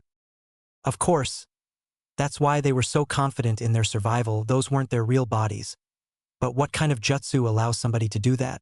Naruto said, shouting a little, causing a large amount of bats to awaken and flap around the cave, releasing some heat that Naruto couldn't understand. The blonde tried and succeeded in focusing some chakra into his eyes and looked around the cave, not seeing the mouth of it or even any other light. Wait, what's that? The retired ANBU ninja said, seeing a glint of light under what appeared to be smoldering rock. That's where the heat was coming from. The closer Naruto got to the cave, the more heated it became in the cave. Kyuubi, what's with this unusual heat? He asked, only to receive silence in return. Kyuubi, hello, are you there? He asked after he stopped walking towards the rock. He growled in annoyance and resumed his walking. Now the heat was becoming unbearable. He tried shielding his body from the heat, but he felt his chakra being sucked out of his body, making him weaker. He dropped to a single knee, just as he reached the wall of smoldering rock. He was breathing hard and his chakra wasn't coming back at all. He tried activating his Sharingan, but that didn't work either. The chakra in his eyes had long since left his body. Come on, Naruto, didn't I tell you it was a bad idea to enter this cave? I knew it was something unordinary about it the first time I laid eyes on it. He thought to himself before he picked his head up and stared at the wall, his hand unconsciously raising in the air. The Jounin didn't realize his hand was in the air until his hand touched the wall. But of course it was too late to do anything about it, as the rock grew hotter and hotter as it started sucking out his chakra at a ridiculous rate. He tried to pry his hand off the wall, but in his state he was helpless. Is this really how I'm going to leave this world? I always wanted to go out in the blaze of glory. The blonde thought before an explosion blasted him back, temporarily knocking him out. Moments later he awoke to see the sky, confusing him. He looked around and located multiple fragments of the cave. The blast destroyed the entire cave, and yet he's still alive. Or is he? He thought, pinching his cheek, feeling pain. I'm still alive. But how did I survive with no chakra in my body to help protect me from the blast? And how did such a blast destroy the entire cave? This thing is huge. He thought out loud, rubbing his ears to get rid of the annoying ringing just in time to hear the flapping of wings.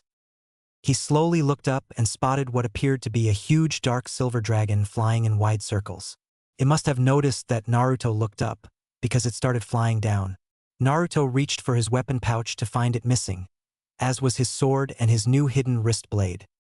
The force of the wind crushing down on him brought him out of his thoughts. The shaking of the earth told him that the dragon landed. Naruto's eyes widened, seeing the dragon up close. It was easily larger than Kyuubi, and its crimson eyes were more menacing to see. It had a wingspan of 40 feet and its teeth were sharper than the sharpest blade, as were its talons, and they all were larger than he was. Silver scales covered its body. They were probably more durable than any man-made defense. Horns was on both sides of its head, a mane of silver hair between them. It was 20 feet long and the tip of its tail had very sharp spikes sprouting out of it. It was a huge creature indeed, roughly 950 pounds. You must be the human that released me from my prison. It spoke with its deep and powerful voice. You may call me Ryujin, King of the Skies. It spoke with shocking news. Naruto steeled his nerves and pushed himself onto his knees before he slowly tried to stand on his feet. My name is Namikaze Uzumaki Naruto, Sure no Kage, and Naruto said, getting cut off by the king. Jinchuriki of the Kyuubi no Kitsune, yes, I remember that Kitsune. Does he still shout about him being the strongest demon of all time? Ryujin said, chuckling. Naruto was surprised to hear this, so if that was true then he must be standing in front of the strongest demon in existence. So does that make you the strongest demon? Naruto asked after nodding to his question, to which it nodded to his. Then I have one question. How in the world did you end up sealed? And in a cave no less? Naruto shouted out to the dragon, whose eyes sparked with fury. Listen, hatchling. There are some things that don't need to be known. He said, his giant slitted crimson eye glaring into Naruto's own blue-gray ones. So we'll leave that conversation for another time. For now, as repayment for setting me free, I'll let you summon me and my clan. I'm sure they'll be glad to help the one that set me free. The crimson-eyed dragon said, spreading his wings and bringing them back just behind Naruto. The blonde turned around to see a scroll sitting there. It was a fairly small scroll. He picked it up and opened it all the way, and only seen one name, Namikaze Shishio. Hey, the creator of the Namikaze was your first and only summoner. I never knew that. Father only said that Shishio created the Namikaze hundreds of years ago. He said nothing about how or why. Naruto thought out loud. Yes, Shishio was very gifted in everything he did. He was a complex person, an enigma if you will. But he sure made up for it in his cunning and ability with his sword. You hold some of his characteristics, his blonde hair, your sharp mind, and lastly your skills in combat. The dragon said, watching as Naruto properly signed the contract, gladly putting Namikaze Uzumaki Uchiha Naruto. For some time the god has been thinking about the Uchiha name, wondering why it was such a big deal until he remembered just it came from. His crimson eyes glared into the sky, before looking back down at Naruto, who just finished rolling up the scroll. Now, I think I have something I need to return to you, Ryujin said as light shined from his eyes, blinding Naruto. Suddenly Naruto felt the rush of chakra enter his coils, and weight in all the right places. His hand moved to his hip and found his sword and weapon pouch. His wrist had his hidden blade and it worked just fine. He looked up just in time to see Ryujin's talon, just inches away from his right forearm. Instincts told him not to move, and he was glad he listened to them. But seconds later a burning sensation filled his body. He grit his teeth together and groaned to the pain of a summoning tattoo being burned onto his skin. He stared at the burn and noticed it looked like a dragon's body. He activated his Sharingan, loving the feeling of having it activated. He looked at Ryujin, his crimson eyes boring through the dragon's own. Kyuubi wants to talk to you, he said. His crimson eyes lost its tomos and the lone pupil enlarged and became slitted. Ryujin, long time no see. The fox said through Naruto's mouth. The voice sounded deep and strong, just like the kind of the sky's own. Yes, it has. So sealed again are you? This makes it your third, no? The dragon said, making the fox boy growl. Now, I wouldn't want to hurt my new summoner because of your bruised ego. the dragon said, chuckling at Kyubi. So what is it that you wanted to talk to me about? He said, getting straight to business. Naruto's face went serious. It's just that I know how you were sealed, and the kit here will kill the descendant of the one responsible. You have my word. Kyubi said honestly and even gave the god a small bow. What is this? Are you finally showing me the proper respect as a demon lord should?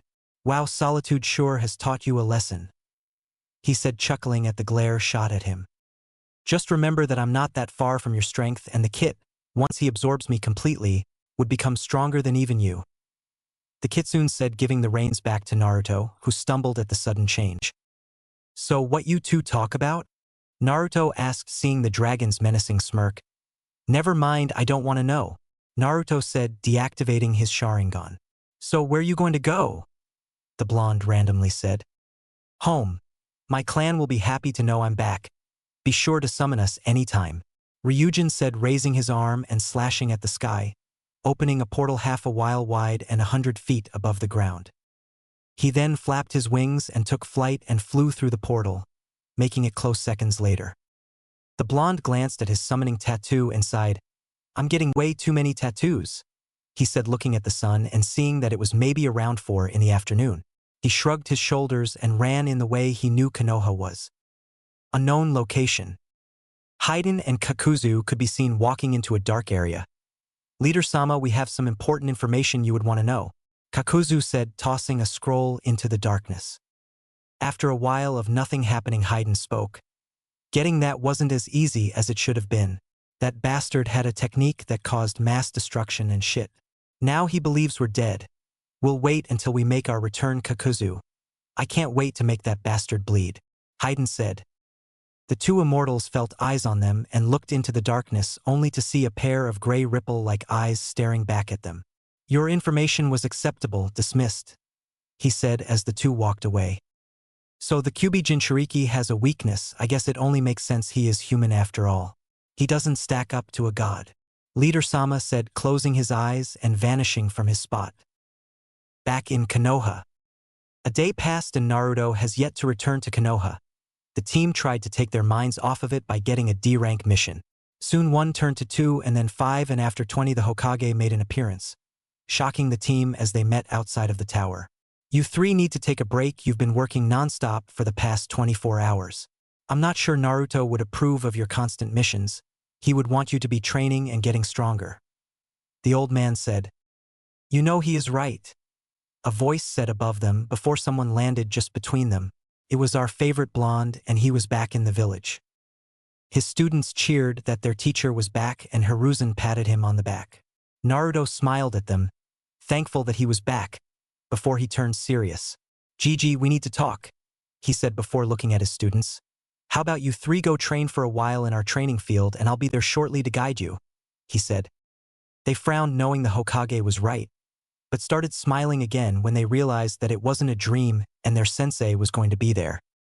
After the Genins left, Naruto faced the Hokage and they both body flickered to his office. Inside the office, the Hokage sat in his chair, but Naruto remained standing. After a while of silence, Naruto walked up to the Hokage and slapped him in the back of the head. I told you releasing all that information about me was the wrong choice, he said, activating his Sharingan just in case his Hokage decided to retaliate. Hiruzen just sat there shocked that his student just did that. Seconds later he sighed.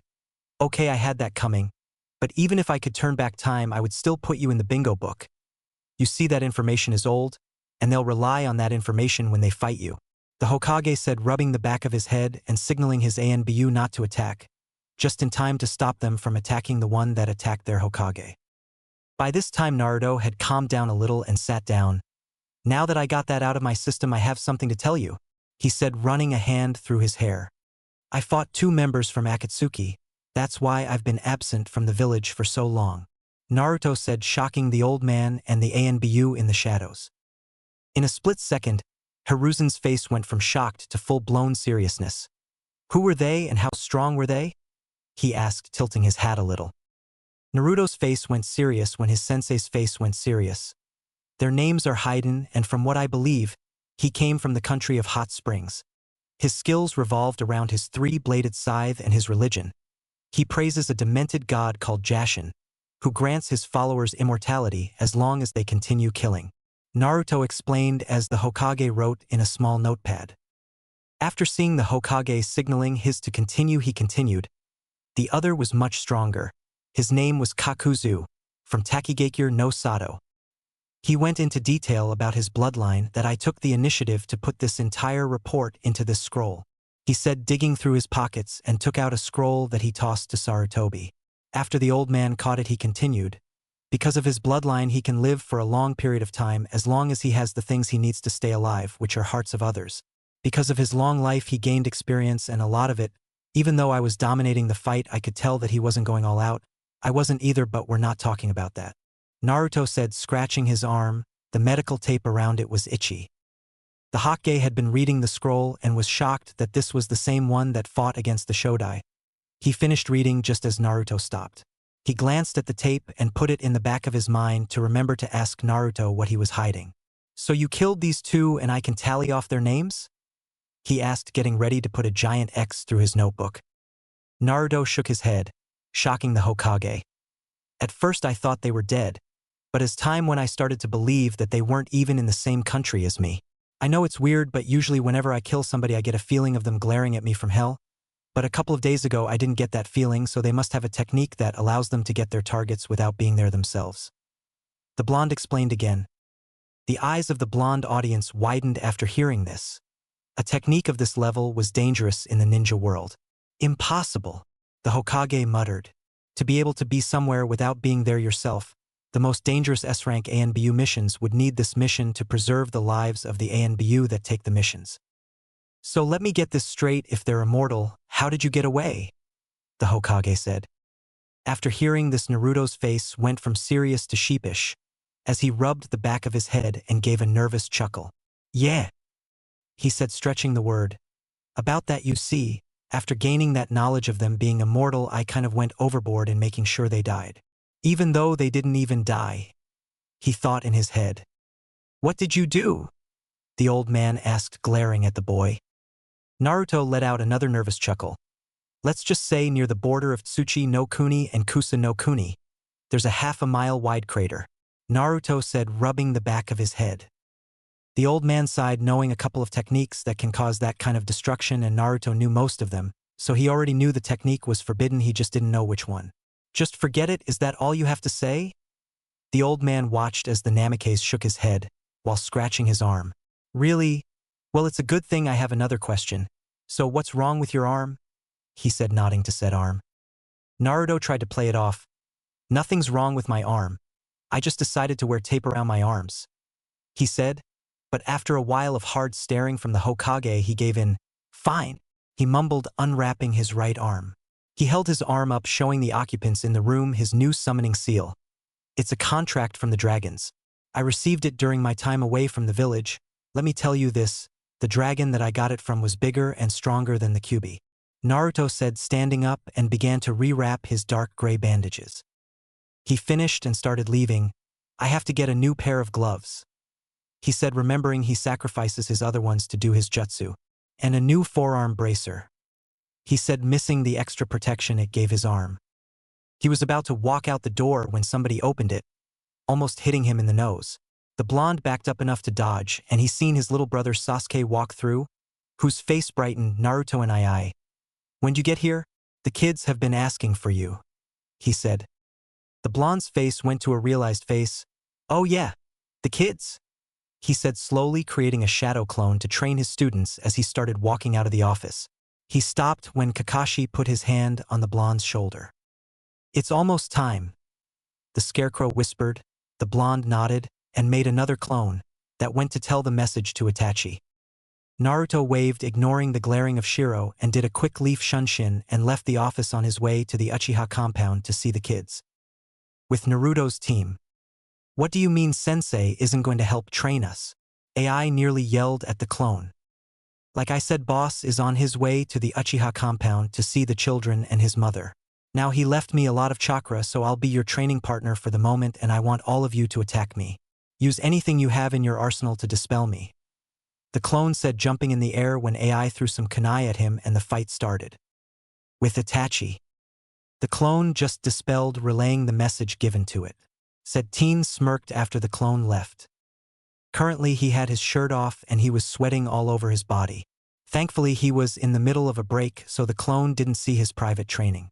He was a little peeved that Naruto found him in the first place. The area was supposed to be sealed off only for him to use, but somehow the clone found him. After a while he started smirking again as he activated the seals around the area and activated his Sharingan. Nearly immediately the sealed area's gravity increased by 3 times the original gravity. His knees buckled at the added gravity but he didn't fall, he just created a dozen shadow clones and they began sparring, and Itachi only had one thought in mind and that was staying alive at the moment. With Naruto. Naruto entered the compound and shortly after that appeared in front of Uchiha Manor. Before he could open the sliding door someone else opened it, making Naruto think, how come I could never open any doors in this village? He thought seeing Mai in front of him. "Ine-san?" She screamed before latching onto his leg. "It's about time you got here. Did you bring me anything?" She asked still latched to his leg. Naruto chuckled but before he could say anything Mikoto entered the area, drying a plate. "Kai leave Itachi-kun aloe," she said seeing Mai latched on Naruto's leg. She nearly dropped the plate after seeing Naruto in the house after being absent for nearly half a year. "Naruto-kun." She stuttered a little, her face in shock mode, before it darkened. She calmly walked back into the kitchen. Naruto could hear the plate being set on the table, before the dark-haired woman appeared behind him and grabbed his ear. "Where have you been, mister? Everyone's been worrying about you," she said dragging him outside and to the backyard where Daisuke was helping Kai train. The whole way there Naruto was arguing with his mother, saying that he had missions to get to and a team to train. Daisuke and his sister stopped training after hearing the commotion. They turned around to see Naruto being dragged by their mother and Mai giggling behind them. Soon Kai started giggling and Daisuke started laughing at the sight of the great Shur no Kage being dragged by his ear. Naruto heard laughter and substituted himself with Daisuke and started rubbing his sore ear. "Fine, I'll train the brats," he said making the children glare at him. "After I do this, I have to train myself, you know me. Kakashi and Itachi have a monthly fight to see whose Sharingan is stronger," he said activating said Sharingan.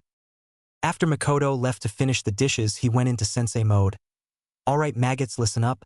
I hope you didn't forget about the pecking order. In case you forgot it goes like this. It goes you, the dirt, the worms inside of the dirt, Naruto's stool, Mikoto Kazan, and Naruto," he said his Sharingan spinning widely. "Any questions?" he asked. "Yeah, what are we?" Daisuke started to say before he was chopped in the neck, knocking him unconscious. "Enjoy nap time, bitch," he said before he heard Mikoto yelling from the kitchen. "What was that, Naruto-kun?" the dark-haired mother yelled. "Nothing, now that she's not bothering me. Any more questions?" "Good, then we can begin," Naruto said making a shadow clone who walked up to the kids and they body flickered to a place where they can train in peace. It was a good thing the clone took Daisuke with him, because Mikoto came out of the house a second later. "Naruto-kun, where are the kids?" she asked her Sharingan active. Naruto smirked. "I'll tell you where they're not safe," he said jumping back just as Mikoto started chasing him.